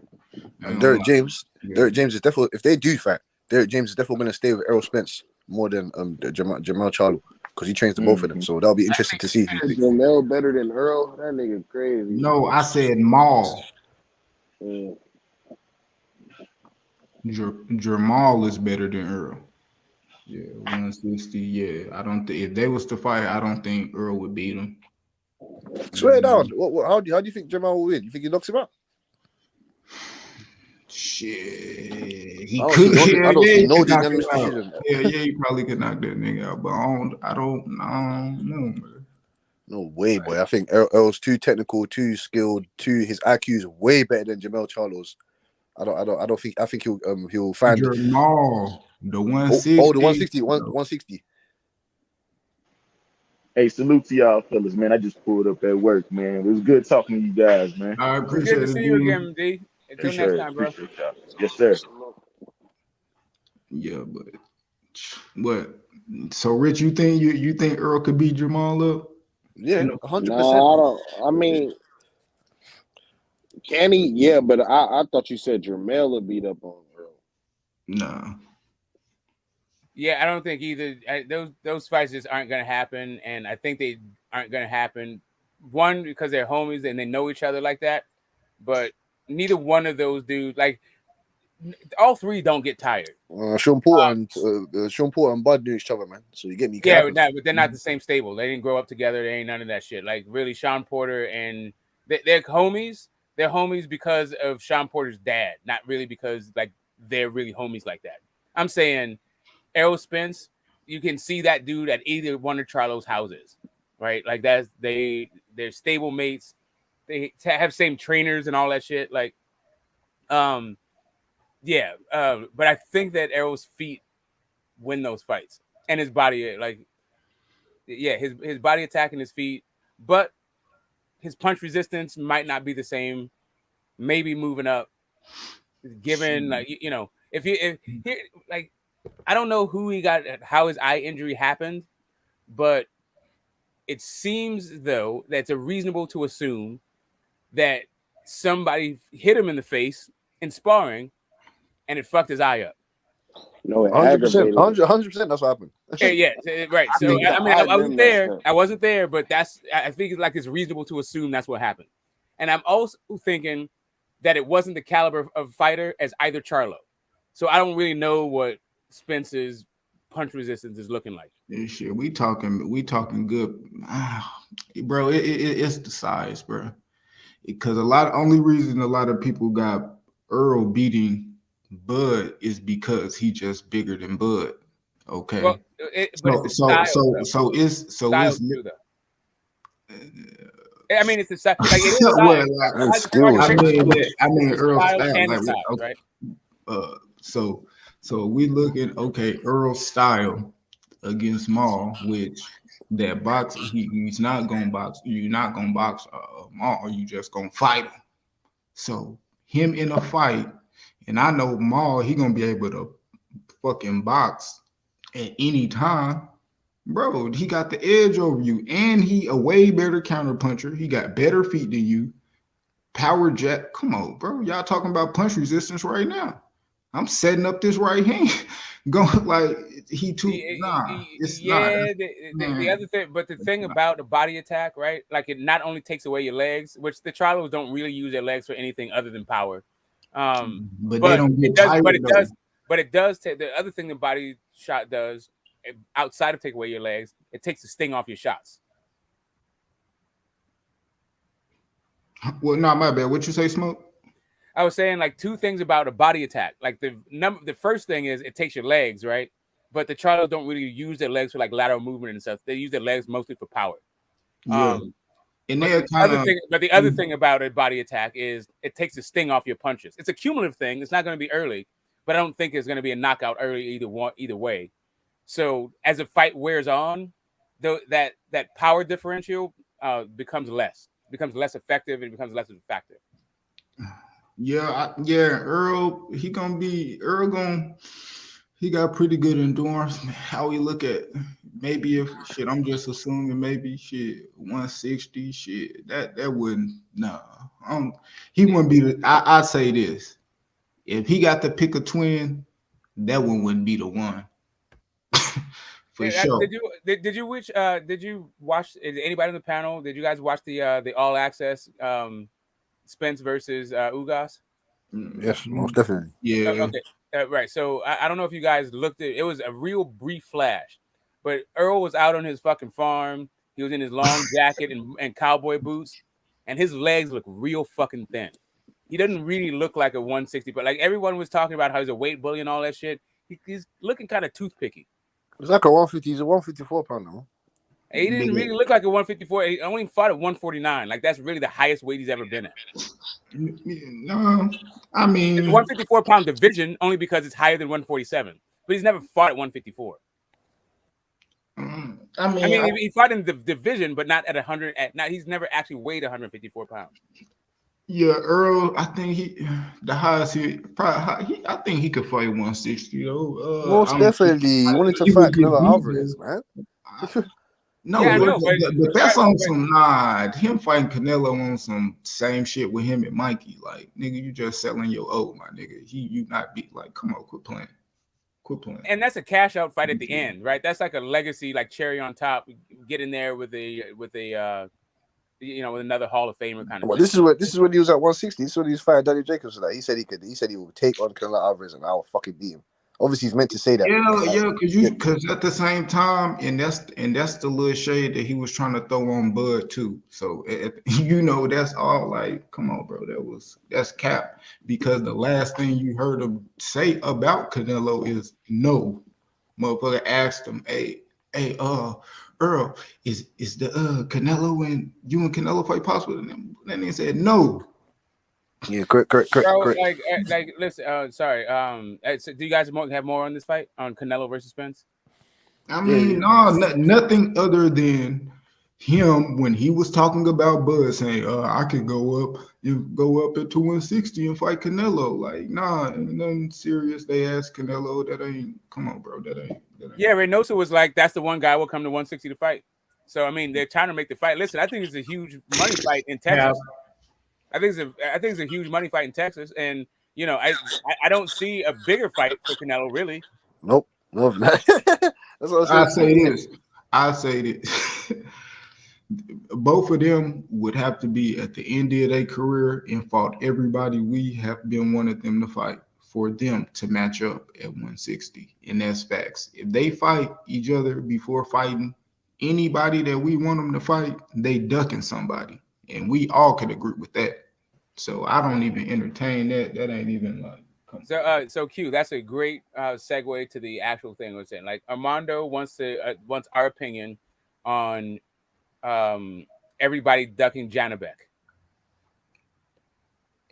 And apparently, like Falaco, I'm not going front. I really, off the top of my head, I don't know who the fuck that is. Escobar. All turned down. So a Brazilian guy. Right, that's Falaco, is a Brazilian guy. Yeah, Falaco. Yeah, it's Brazilian guy, man. Yeah. How many is a Brazilian again? Yeah, he's Brazilian. He's an Olympian, man. Former Olympian. Yeah, there's a little jokey joke right there. Like, anyway. Yeah, I mean, Janabek, Andrade, man, I think Andrade chasing something other than the Janabek fight. Shit, if people want to say he ducked him, shit, that's cool. You can say he ducked him. I mean, but with Janabek, he in the same position as other people believe that they in when they fight him. You know, more risk, no reward. But Janabek, I like him. I think it's still more to see. Shit, I don't think he really like super good.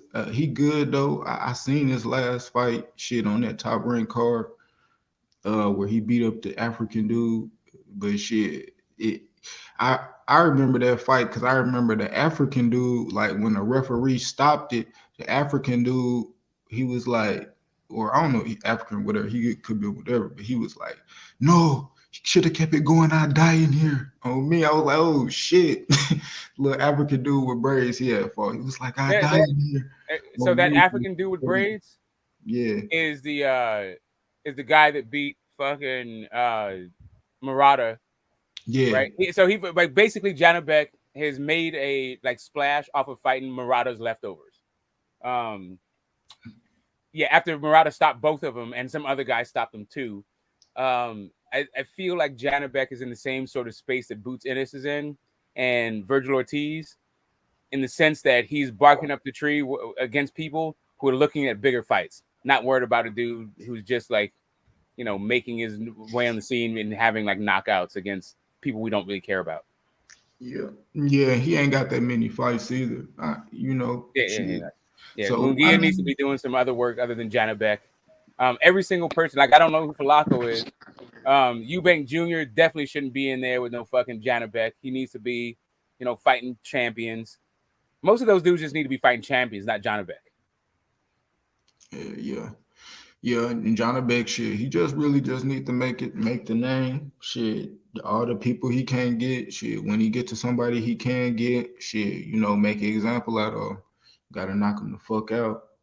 You know, shit. Make sure you're on the highlight. They're gonna be moving your ass up the card. You gotta make your name in America. Shit, you ain't American anyway. So you're gonna have to just shit, earn your keeps up there. You know what I mean?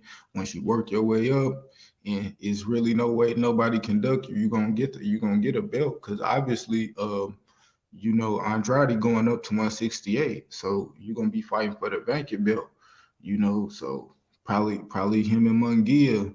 Shit, at the end of the day, you know, they still fighting eliminators and shit like that. So, I mean, we'll see. But I don't know. I don't think he good, but shit 160. I think that division it been stagnant for a long time.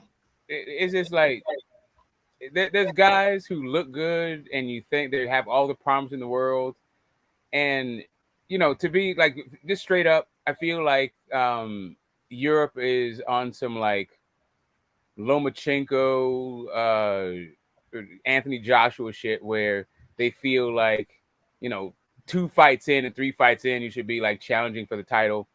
But like I would say you should probably you should probably remember what the hell happened to Beck the Bully against Gabe Rosado, and just let these guys develop.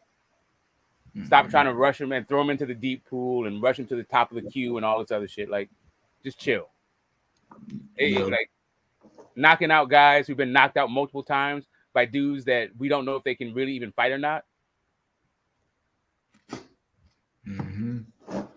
I mean, shit, that just come from now, bro. They, now, man, people getting title shots early. They getting title shots before they don't even fall. Shit, 15 fights, 20 fights. Shit, back in the day, bro, we talking about guys done got 50 fights, 60, 70 fights, bro, to goddamn before they even get a title shot. So, with it being so many belts, and these promotion companies and stuff like that being able to do what they do with sanctioning bodies, with how they able to move up in rankings and things like that, we just gonna be seeing a lot of these guys getting beat prematurely, you know what I mean, or getting moved up too quick and getting starched, because that's just how it is. Everybody want to be on the fast track, everything the fast track, so some people gonna take advantage and some people gonna get took advantage of, but that's just how the dice roll when you want to move like that. Shit. Yeah, the issue though, Armando, just to respond to your thing, is that those guys are bigger than the interim title. Eubank does not need to fight for an interim title to get a title shot. Neither does Munguia. Like I said, I don't know about this Falaco dude, maybe that guy, but those guys they've cachet. They've already done enough in the sport that they don't need to be fighting for fucking interim title shots. Like Munguia turned down a title shot. How the hell does he need to fight for an interim one? Yeah, but a lot of people, I guess a lot of promotion companies, they really can't promote that good. So only thing they can promote is a fighter having a title. So when fighters want to get promoted better or whatever, get the notoriety, the money, whatever, it's just all about, I need the title, I need the title, I need the title. But you got to go in there and get the fights. You got to make your name. A title don't make your name. It can solidify you and help, but you still got to go out here and put in that work. You still got to go in here and show that you deserve a title. You get a title and can't even defend that bitch. You know what I mean? So it's with Johnny Beck, man. I'm just saying, like they've been talking about the Eubank Charlo fight for at least a couple years. I think that fight got disrupted by COVID. Like, I'm just saying that those dudes are beyond that at this point. Like, they don't need to fight Janibek for interim title shots. Like, they both have ends on the WBC. Like, Eubank Jr. is a PBC guy. He's got ends.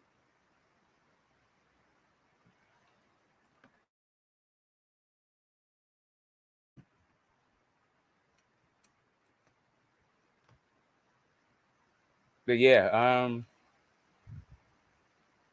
just to answer your thing, H Money, before I check out, to me, the biggest lightweight fight in boxing history for me is still the fight between the old master Joe Gans and Sam Langford. Yeah, that's like two legends. That's two of the greatest.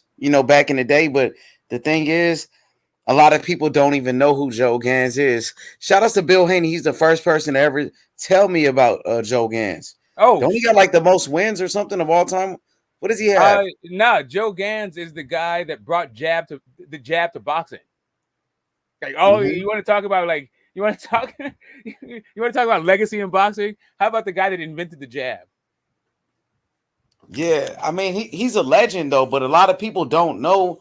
They don't know about him. Like some people know about Sam Langford, but the thing is, like fast forward to today, 2022, Devin Haney and George Kambosos. You got 4 belts on the line, 50,000 people in Australia. The fight is on pay-per-view in Australia. It's on ESPN in America. It's like this fight to me is bigger because all that's on the line. Hold up a second. Are you ESPN is trying to charge pay-per-view? No. It's just on regular ESPN, but in Australia, it's going to be Australian pay-per-view. Yeah, them Aussie dollars, huh? Mm-hmm. So I'm thinking like, just with this era when you got social media and shit, it's different, bro. You know what I mean? That's what makes it bigger. That's what I think. Like nobody remembers, well, like if you could ask, casual boxing fans who is Joe Gans, they don't know. They don't know. But a lot of people know who Kambosos is now because he beat T.O. You see what I'm saying? Like a lot of people know Devin Haney now. For all you casual fans, a lot of people will say Benny Leonard, the Ghetto Wizard, is the greatest lightweight of all time. His favorite lightweight is Joe Gans. Yeah, Benny Leonard, that was like Joe Gans is a dude that like what he did. Like I'm not even gonna like he was fighting guys at lightweight. He never first off, the dude never weighed more than 139 pounds, and he was fighting light heavyweights. Like in that Sam Langford fight, Sam Langford was a welterweight, and not only that's that, crazy. Not only that. Not only that, Joe Gans fought the day before, took a train for 300 miles, and then fought Sam Langford. That's crazy. He fought the day after. Like, come on, man. And then, like, they wasn't even in the same weight. That's what it sounded like. What you just said. Yeah, they weren't even the same weight. That's what I'm saying. Like, it's just kind of like. Yeah, that's crazy. But when you think about it, like those guys are legends. You know what I mean? I'm not saying Devin Haney's on the level of Sam Langford. I'm not saying Kambosos is on the level of Joe Gans, but like today, this fight is huge, bro. Like, look how much money these guys are getting paid. Kambosos is getting $10 million. Usually lightweights don't make that type of money. Like, name another lightweight that made like $10 million in a fight before. Another lightweight that did that. Yeah, I don't know if they're making $10 million. I don't know if any of that's the case, but I will say it's very hard for lightweights to get like pay-per-views. Yeah, that's what I'm saying. That's crazy, huh? Very hard. Now you got a guy like Tank Davis. He's doing his thing. Like, imagine if Tank fight Ryan. That shit gonna be crazy. Boxing has changed. At one point, it was about the heavyweights. Then it was about the middleweights when Hagler was fighting, when Sugar Ray was fighting. Then it was the welterweights with Earl Spence. Now you got these lightweights really starting to heat up a little bit. That's funny, boy. Yeah, no, most people do not say that Duran was a better lightweight than Benny Leonard. Like, no, they don't. See, people don't remember Benny Leonard. Like, the reason why I found out about Benny Leonard, because, I was talking with a boxing historian. They was telling me, you got to know about these guys. And he was naming all of these dudes. And Benny Leonard was one of them. And this dude got like 150 wins or some shit. It's like crazy. But then it's like, I don't know who he beat in those wins. That's a lot of fights, So, some people question like who did those guys beat? Who did Benny Leonard beat, by the way, Smoke? I know you probably know. Let's just go through a list because we don't want to leave anybody off. We can share it and all that stuff. But he beat a lot of people. Like, the dude got 100 and some, probably over 200 fights. Like, that shit is crazy. Fair, man. Well, they say you got to count those guys. You got to respect what those guys did back then. You don't care who the fuck they beat. I don't care. And I ain't gonna lie. Around that time, they was doing black fighters dirty. Like, they had that. I think that Black Murderous Row, where guys like Charlie Burley, they couldn't get title shots and shit. And all the black fighters, they was just fighting each other. And like some of those guys fight each other more than like 6 times. They fought each other like 8, 7 times. Yeah. So that shit was crazy. That Billy Leonard guy's got like he's got over 215 fights, man. He's a monster. That's man. crazy, huh? He's a monster, man. But I'm like, These guys, out of all of those fights, who was he fighting? Like, you got all those wins. It doesn't even matter, bro. All right, so let's just go. He with lost the his Hall lot. of He lost his Famers. last And not fight. just like the good fighters. We'll just go with the Hall of Famers, right? We got Jack Britton on here. Dude, we got. Yeah, I'm diving in, but the only guy I know. Yeah, I've never heard of Jack Britton. That's crazy. You might know. You might know about Rocky Kansas because he fought him bare times. Johnny Wall. Sorry. Joe Welsh. Harvey Thorpe. You guys know Rocky Kansas? I never heard of those guys. That's what I'm saying. Like, no, I only know Rocky Kansas. He's Italian, innit? You get me? He's Italian southpaw fighter. Like, he's from back in the day. Like, that's the only brother that I know on this list. Rocky Kansas. Out of all of those fights, I only know Rocky Kansas. See? Rocky Kansas. Marty Goldman. That's I only know like two guys. Kid Herman. 100 fights. 200 fights. Yeah, Kid Herman is another ATG. Marty Goldman was alright as well. Young Goldie. Ooh. Damn, we fought him a bunch. Damn. Yeah, so we got like 5 Hall of Famers on there and 1 ATG. But yeah, like that's why to me, like that's why Benny Leonard, like why I like him is not really because everybody says he's a great lightweight, because my favorite lightweight is Joe Gans, but Benny Leonard's favorite lightweight is also Joe Gans. And Joe Gans fought the likes of, like I said, Sam Langford. He fought like battling Nelson. That was the first fight of the century, was Joe Gans versus battling Nelson. He also fought Barbados Joe Walcott. A dude that was he was a 5'2" welterweight, knocking out heavyweights. Do you know so peak? Joe Gans. Go ahead. Peak? Hey fam, he's fighting these guys on the same day. Like, he's having 2 fights in the same day. Like, he's fighting guys. He's fighting like 3-4 guys in the same week. Would you say how many Hall of Famers did he beat? 4. What did I count? I think I counted about 5. 6. Oh, you said 5? 6. Okay, cool. Yeah, something like a handful.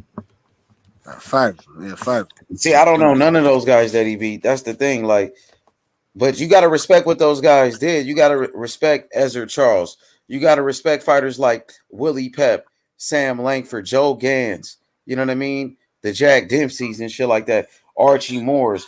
Emil Griffin, Harry Greb, Gene Tunney. Yeah. You got to respect those guys. Yeah. And if you can find the fights on film or whatever, or wherever you can get, you should check them out. Definitely check them out. The 4 aces, right? George Dixon, Little Chocolate Drop. You got Jack Johnson, Joe Gans, and Barbados Joe Walcott. Those are the 4 aces. The first 4 like champions in their like respective weights. You had bantamweight was George Dixon, heavyweight Jack Johnson, lightweight Joe Gans, welterweight Barbados Joe. Check them out. Man, the guy that they credited for teaching Jack Johnson, Troyansky, Barbados Joe folded that dude. 5'2", folded a fucking heavyweight.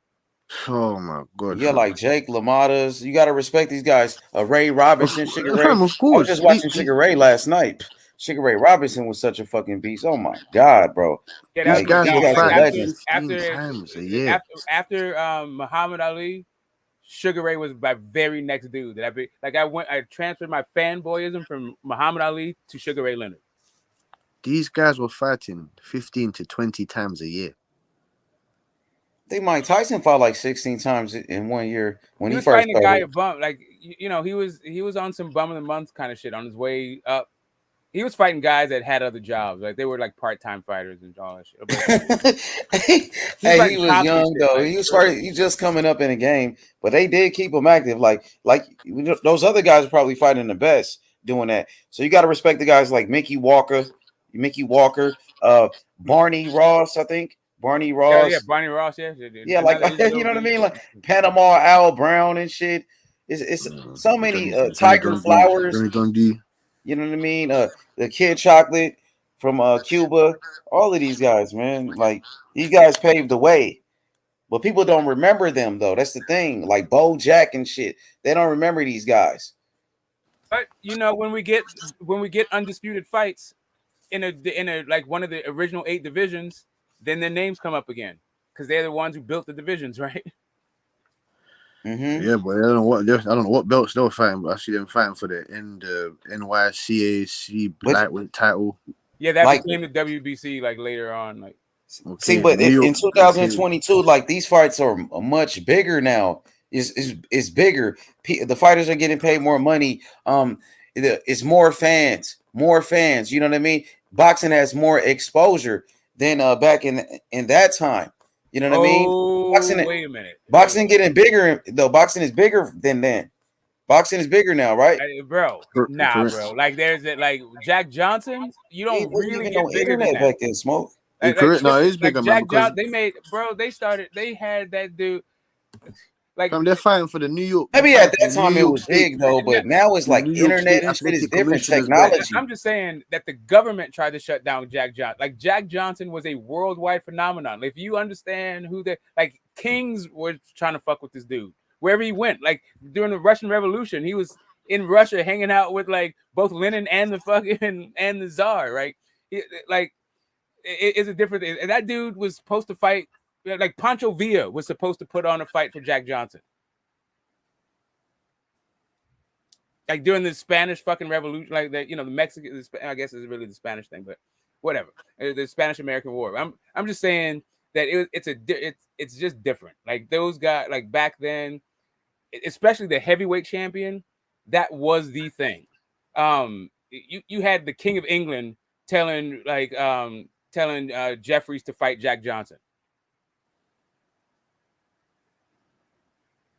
Yeah, for sure. I mean, Jack was a phenomenon back in his time, but you know the world has changed. Not giving a fuck about this fight. Like none of these fighters, the Queen of England ain't gonna say shit about him. Shit, Australia, that fight is huge. In Greece, the Devin Haney Kambosos fight is big. In America, Devin Haney has a chance to make history by becoming the youngest undisputed champion in the history of the four belt era. So it's huge. This is big. This is big. This is like, listen, if we have to all the way go back to the golden era, like we've already talked about where lineal comes from and all the shit. This is that era. This is like why, like before there was belts, like my man was just talking about NISAC. The reason why we have lineal, because it didn't used to be sanctioning bodies. And this is how they decided who the actual champ was. Yeah, it's crazy. Yeah. Man said that they used to fight for the New York Athletic State Commissioner's belt. Yeah. Oh yeah, that Joe Frazier, right? Isn't that when Muhammad Ali was locked up? Didn't Joe Frazier do that? I guess they had a tournament first, and he refused to go to the tournament for Patterson, right? Yeah, exactly. And I think Jimmy Ellis won the actual tournament to win that belt. Yes, correct. Yeah. And then Joe Frazier knocked him out. He fought for that New York, I think, that one belt, and then he ended up fighting Jimmy Ellis for the real belt and knocked his ass out. And Ali was like, "I'm the real champion." Consolidated, and then the WBC consolidated a different group. Then the European, there was another one that like the European title. Anyway, whatever. We aren't even going into the belts shit, but yeah, this is a huge fight, and I'm glad that it's a huge fight so that we can look at the lineage, because after this we will have a new lineage. Assuming that somebody actually wins the fight and it's not a draw. Some people feel like these belts ain't shit no more.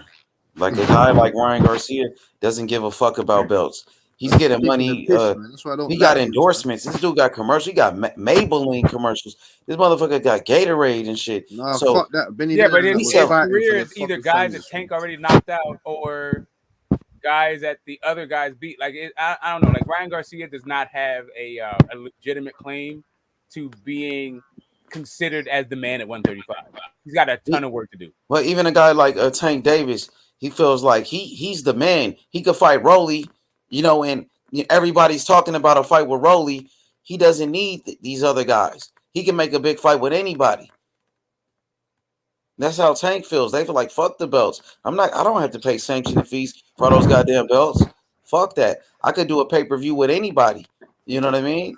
And I'm not trying to knock the hustle because literally before there was belts, that's what they were saying. Like it was all about money fights. Like Jack Johnson, like man, this dude made more in 1 week than guys like W.E.B. Dubois made all year. So yeah, you know, I mean, I'm not knocking the hustle. Like whatever I may say negative about Dillian White, one thing I really respect and appreciate is that dude was getting his bag, not fighting champions, not fighting championship fights, still on pay-per-view. He made some good money. You right about that. That dude made some good ass money, and he got his own fighters. He's a manager too. He got some fighters. Yep. He's getting a lot of money in this Tyson Fury fight too. He cashing out. Dillian White is straight. Got $8 million for being a mandatory. That's crazy. I can't wait though. Dillian White, Tyson Fury, fucking Anthony Joshua, Usyk, goddamn Earl Spence and Ugas coming up. Think about it. Saturday coming up, bro. Motherfucking, you got Fundora and Lubin, bro. That's gonna be a fire fight. That shit gonna be fire. Tony Harrison on the undercard. Goddamn Triple G in Japan. You see Tony Harrison swing at my man. Ooh, nigga, that shit was so fire, bro. Come on. Tony Harrison's not the one G. That's what I said. Tony Harrison's not the one G. He want his respect, bro. He don't give a fuck about nothing. That dude, what's up with that dude? He's a waste man. He's a waste man about your throwing. That was some bullshit. Throwing shit at Tony Harrison, a former unified champion like that, bro. You see that stuff, H. That's what you call washed. You're washed. He's trying to get a fight. That's what he's trying to get a fight with Tony Harrison. Yeah, get a fight. Yeah, let Tony Harrison gonna. He's thinking, oh, maybe I disrespect him and I could get a fight with him. Tony Harrison's gonna box the fuck out of that Garcia guy. They think Tony Harrison ain't the same fighter after his last fight. He didn't look too good in his last fight. You remember? They thought he lost, so they think Tony Harrison's not the same. Yeah, all right. We'll see. We'll see when he faces Garcia. That guy that's got 33 wins and 1 loss. We'll see. But that dude Garcia ain't got no pop like that. And the one thing about Tony, people question his chin. Been knocked out 3 times, so they feel like he's kind of chinny. And I don't think Garcia got the power. I don't see him outboxing him. He's been knocked out. Sergio was like living off that Fundora, like people feel like he beat Fundora kind of thing, or got robbed against Fundora or whatever. He wasn't. His performance wasn't accurately appreciated. And whatever, he's trying to live.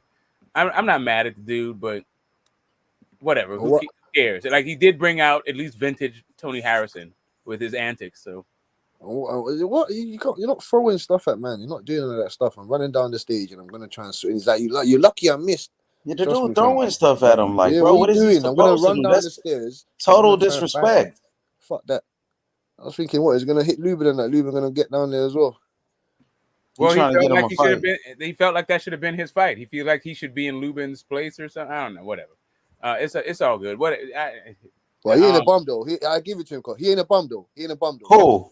That Arias guy. He ain't a bum though. He alright. I mean, he ain't a bum though. He ain't a bum. Bro, because he beat Jared Hurd. Jared Hurd is not the same. He beat Jared Hurd. Hurd is not the same, bro. I don't know what's up with Hurd. Hurd was always like, I don't understand like dudes that use their chin for defense and think they're gonna have long careers. I don't think Fundora is gonna have a long career. Just like straight up, like Fundora might win this fight, and I keep flip flopping. Like I said, yesterday was Lubin, today was Fundora, tomorrow might be Lubin again. But what I will say is Fundora is not gonna have a long career. I wonder if he could get better and learn how to use his size and shit. And as for Jared Hurd, he was too big to make that weight. So when he's cutting down to that weight, he can't take a shot. And all the fluid, you can't go to his brain. You can't go to his brain.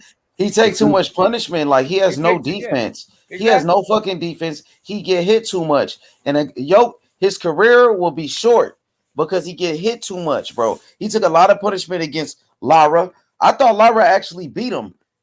And you know what I'm saying? And then the next fight with J-Rock was punching his face off, bro. You know what I mean? Even the dude he fought on the Wilder Fury undercard, like some unknown dude from England, and some dude I can't remember dude's name. He was touching him up. Like the dude just has no fucking defense. Some people think he was a weight bully too. 100%. He's not 154 pounds. He's a light heavyweight. He looks like a light heavyweight. He looks like a fucking light. He looks like. What'd you say, Smoke? I was just gonna say I'm gonna check you out later on today when you come back up, unless For you're gonna sure, Smoke. keep it going. But yeah, I love the series every day until the fight happens. Yeah, let's get all this lightweight action off because it's a good question. It sparks conversation, and maybe I'll have a thought about another lightweight fight. But thank you for inspiring the conversation for us to talk about Joe Gans and Sam Langford. For sure, Smoke. I appreciate you, brother. And Benny Leonard, bro. Yeah, peace, yeah. For sure. Shout out to Big Smoke. Man, my boy Cassidy, what's good, man? So somebody hacked your shit, dog? Oh, yeah. They was hitting me up too. That's crazy, bro. Like, I thought that was you, dog. Oh my days, they were messaging you as well. They're messaging all Hell my yeah, people. they was asking for information and shit. I'm like, yo, what the fuck is this, Cassidy or what? Like, Cassidy never asked me no shit like that. No, man, that's some fuckery, fam. Like, that's what I'm saying to you. As soon as you clock that, it's not me. You know the angle, man. I got you. I didn't know though. I'm happy you let know, bro. Man gets bare spams and that, like bare stupid little messages from these dumb people like that. Then I open it and then delete it. And when I mean I open it, I just see the message like, who is this? Open it. Yeah, they started sending me like some Facebook shit. I'm like, yo, I know you never just send me no shit like that. I'm like, what the fuck? Yeah, I'm like, yo, what the fuck going on, bro? Yeah, sorry about that, fam. That's so stupid, fam. I hate it. Fam, someone in Nigeria hacked my thing and said to you, bro, they sent me they told me to send me an email link to like a login link or something like that to get back into my old account, and then when I said they sent it to the number in Nigeria or something like that, or the email, my email's changed and that, so I don't know, man. Hell yeah, bro. So which fight you want to see the most this week? Is it Triple G? Yeah, no, fuck that. Did you see Triple G and Murata face off?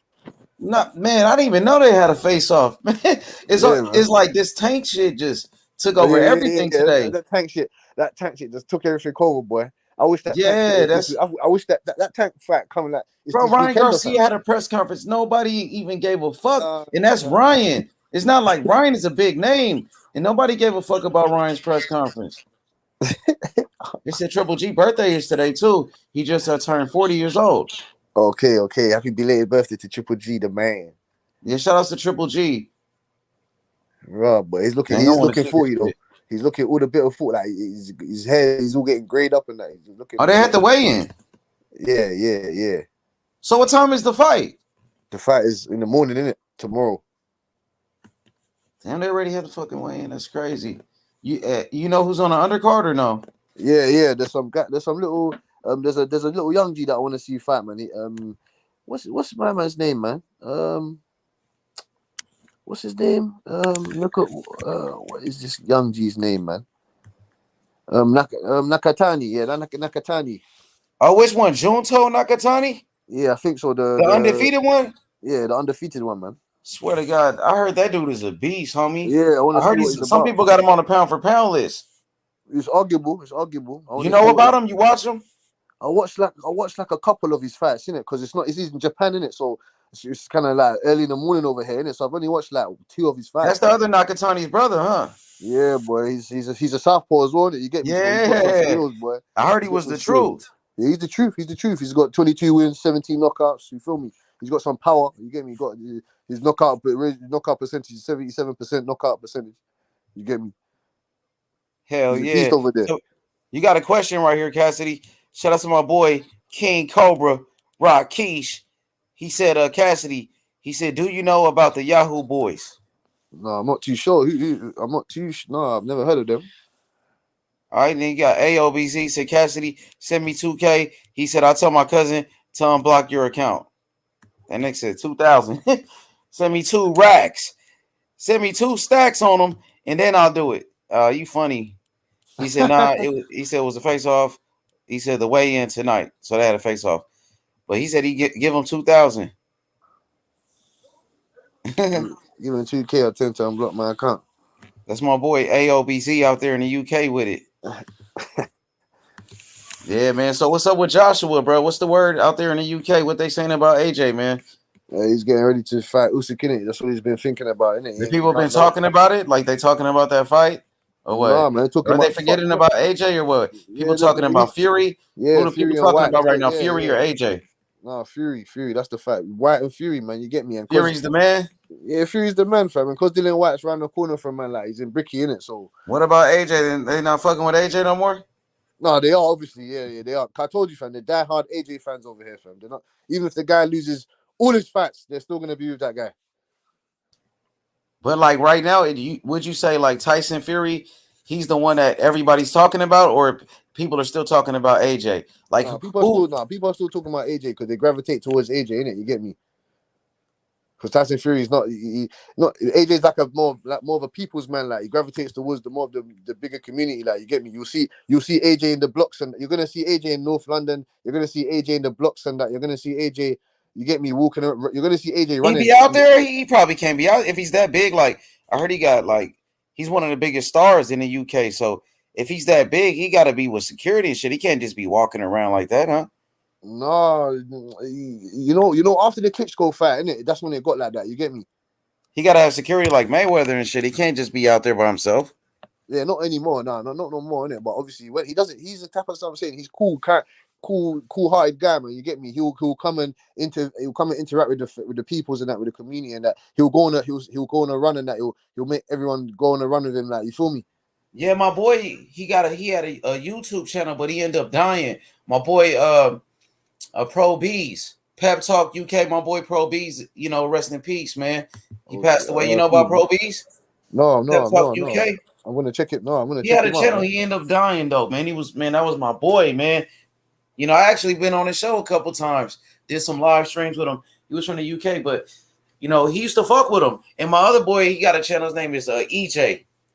I don't know if you know EJ, but EJ, he had some interviews with AJ, Anthony Joshua out there in the UK.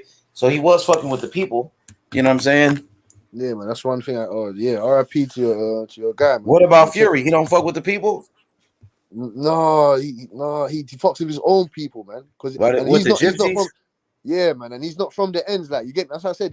That's what I said. Over here, he lives like 4 hours away from me. Like he lives in Morecambe. Like he's from Morecambe, innit? You get me? Like he's from those sides. Like he's not from nowhere near me. Like AJ's from the ends. Like he's from Watford, innit? And Watford's like an hour away from me, innit? Hey, check this out, my boy, Dr. Paul Evans. He said, in Wales, we hate Fury. He said 100. He said, fuck him. He said Dylan White all the way. Man, I'm going with Tyson Fury. Why y'all hate him, man? Don't be a hater, my boy. He's a fucking undefeated champion, my dude. Don't hate the player, fam. Hate the game. Yeah, talk to him. Don't hate the player, fam. Hate the game. Don't be a hater, my boy. Skills, man. I respect his skills, man. I love. Hey, get that hate out your heart, man. Get that hate out your heart, my boy. We real boxing fans, man. Come on, DR, man. Trust me, fam. Just get the hate out of the heart, man. Hopefully, Dylan White does his thing. He comes in there. I'm rooting for Dylan White because he's from the ends, man. You get me? He's from the ends, man. I've spoken to him before. I spoke to Dylan White like 5 years, like 5 years ago, man. I spoke to Dylan White. He's chat shit about Eddie Hearn and all the boxing politicians and stuff like that.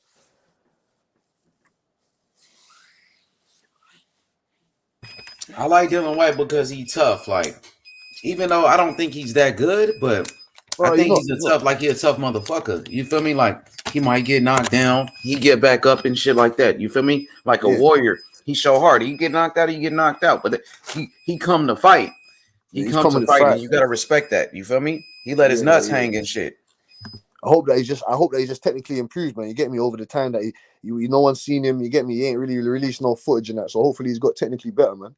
I don't want him to go in there and just get washed by Fury by like the 7th round. He just gets tired, starts taking shots, then he just gets dropped, and then it's finished. It's over. I don't want that to happen, man. You get me? I want it to be a massive fight. Give the fans what we want. Obviously, get the job done. Hopefully for Dylan White. But Tyson Fury, man, you got to respect his skills, man. He's the best. Hey, look at this. He said because he a dickhead and a fraud, bro. I don't care about his personal life. We care about what somebody does in the ring. And Tyson Fury kicks ass. He kicks ass in that ring, bro. I don't care about his personal life, what he does. That's not my business.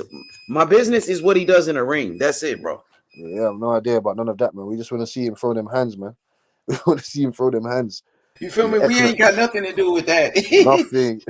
We talking about what a motherfucker. Can he fight?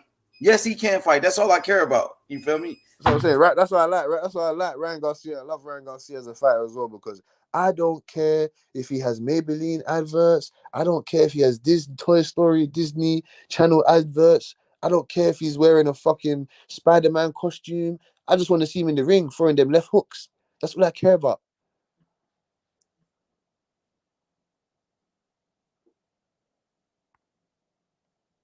Yeah, man, Ryan Garcia. But I ain't gonna lie, Saturday, fight night and shit, that shit gonna be lit when Ryan fight. Like, even though Tank stole his spotlight today, you know, but when the fight happens on Saturday, it's gonna be packed. And I think it's San Antonio. Yeah, boy. So it is. The Alamo Dome. It's gonna be packed, boy. Like, Alamo Dome, that's a big ass stadium. That's where Pernell Whitaker, he fought Chavez in that stadium. That's where Canelo fought Austin Trout. You know what I mean? That's where Maidana, he beat Broner in the Alamo Dome, bro. So in San Antonio, Texas, there's a lot of Mexicans out there, a lot of Hispanics. They're gonna show up for Ryan Garcia. It's gonna be packed. That shit gonna be packed, bro. Yeah, man. Tago said he's gonna come bring him the Pepe for him. That's what he said, fam. I'm gonna bring Pepe for you. And then Ryan Garcia said, I'm Mexican, so you know I've been eating a lot of Mexican hot food. Yeah, all right, we're gonna see if you take the Pepe. I hope Tago wins, man. I hope to see he's serious because he's kind of I didn't realize how he's up there in age, so this is his time now. It's his chance. Well, how old is he? He's 33, man. Not that bad. 33, shit, he younger than Crawford. Yeah. So this is his time now. This is the perfect opportunity. Perfect opportunity. But I think he's 33 is not that bad if you live the life of a fighter. If you don't smoke, if you don't drink and shit, 33 is cool. Like, that's a cool little age. Floyd was whooping ass at 37, beating ass. Yeah, 33 is perfect. 33 is the new 28, man. You get me? That's perfect, man. Fuck that. When you get to like 38 and that 39 and you're on that side of the feather, like that's when it's like, oh shit, I need to be careful here. But these fighters nowadays, they don't take care of their bodies. A lot of these guys like to drink and smoke and shit. This is why I said Floyd Mayweather shit. That motherfucker was whooping ass. He beat a Canelo. He was like 37 years old and beat a young fucking killer in Canelo. You know what I'm saying? So you schooled him. Schooled him. Took him to school, bro. Gave him a boxing lesson. That shit was pretty easy. It was an easy fight. To me, he's a part of why Canelo is how he is today. To me, like that was for sure. Canelo learned a lot. He said, I watched an interview of Canelo saying there was one time there was after the fight there was in the lift, there was in the elevator. Him, Leonard Ellaby, Canelo Alvarez, and Eddie Reynoso, and Floyd Mayweather. Them four were in the elevator with another person, and then they were speaking, and then I think he said to him, "Yeah, you're gonna be the next one or whatnot. You got a lot of skills, this and that." He said I can't remember because he couldn't really speak English when I was watching this interview. This was time ago. But yeah, that interview told me a lot. That he took out his notebook, wrote a couple like, yeah, man. He took out his notebook and wrote a couple notes from what he said, man. He took it even further. So I can give Canelo Alvarez credit for that because that beating changed his life. And sometimes a good beating will change someone's life. Sometimes you need to lose. You feel me? That's just the way it's written. No, for sure. He learned a lot in that fight with Floyd Mayweather, bro. He even started using some of Floyd Mayweather's moves and shit. He tried to fight like Floyd and shit and all of that. So, you know what I mean? I like what I've been seeing from Canelo ever since he took that loss from Floyd. You know, some people, they don't like, some people, they don't like the way that he's moving, but it is what it is. Perfectly fine to me, boy. He's the face of boxing, so he can do that. He's in a power position. That's the same thing Sugar Ray Leonard was doing. That's the same thing Floyd Mayweather was doing. He's picking and choosing who he's fighting, bro. Same thing Tank's about to do now as well. Exactly. Tank is doing the same shit as Canelo in a way, but he's not on Canelo's level. He's not a superstar like Canelo, but he's a star. He's the biggest star at 135. A couple more fights, he'll be on Canelo Alvarez's level, man. A couple more fights. I don't know. He got to get those big names, though, to be honest. To be on a Canelo level, he going to have to fight somebody like a Kambosos and shit, like a Ryan Garcia to do some shit like that. Or even Devin Haney, if Devin Haney win. But you see what I'm saying? But they'll want to fight Tank. They'll want to fight Tank to get the big paychecks and to create legacy. Yeah, they all want to fight him. He'll get those fights. Either way, he'll get those fights. It's just a matter of timing. Because you need a great dance partner. You get me? A great dance partner. You know, there's a lot of big fights out there. Lomachenko, a fight with Ryan Garcia, Devin Haney, George Kambosos. So many big fights for him. Shakur Stevenson. Those are all big fights. Those are all the big fights for him. And he's a regular champion anyway, so he has a couple options to play with anyway. Regular champion, so he got a couple options there. Devin Haney Kambosos is going to be a great fight. We're looking forward to that as well. Hell yeah, my brother Cassidy, man. Appreciate it, brother. My boy Q, man. Shout out to Q. Let's wrap this thing up. Yeah. Everybody hit the like button. Subscribe to the channel. It's Fight Week, man. Triple G, Murata, Ryan Garcia, Tago, Erickson Lubin, Fundora, Tony Harrison Garcia, man. And, man, Friday, man. It's Friday, man. So we're going to get some rest, and I'm going to talk to you guys tonight, man. Love you guys, man. Yeah, love H Money, man. Much love, my brother Cassidy, man. I appreciate your boxing knowledge, Cassidy. You got a lot of knowledge, brother. I appreciate you guys, man. Yeah, man. The masters sure, of boxing, my brother. Man. Trying to learn from H Money. Akita God, say no more, man. Say no more. Shout out to YB, Young Billy Boxing, man. We out, y'all. MOB, man. We out. Peace.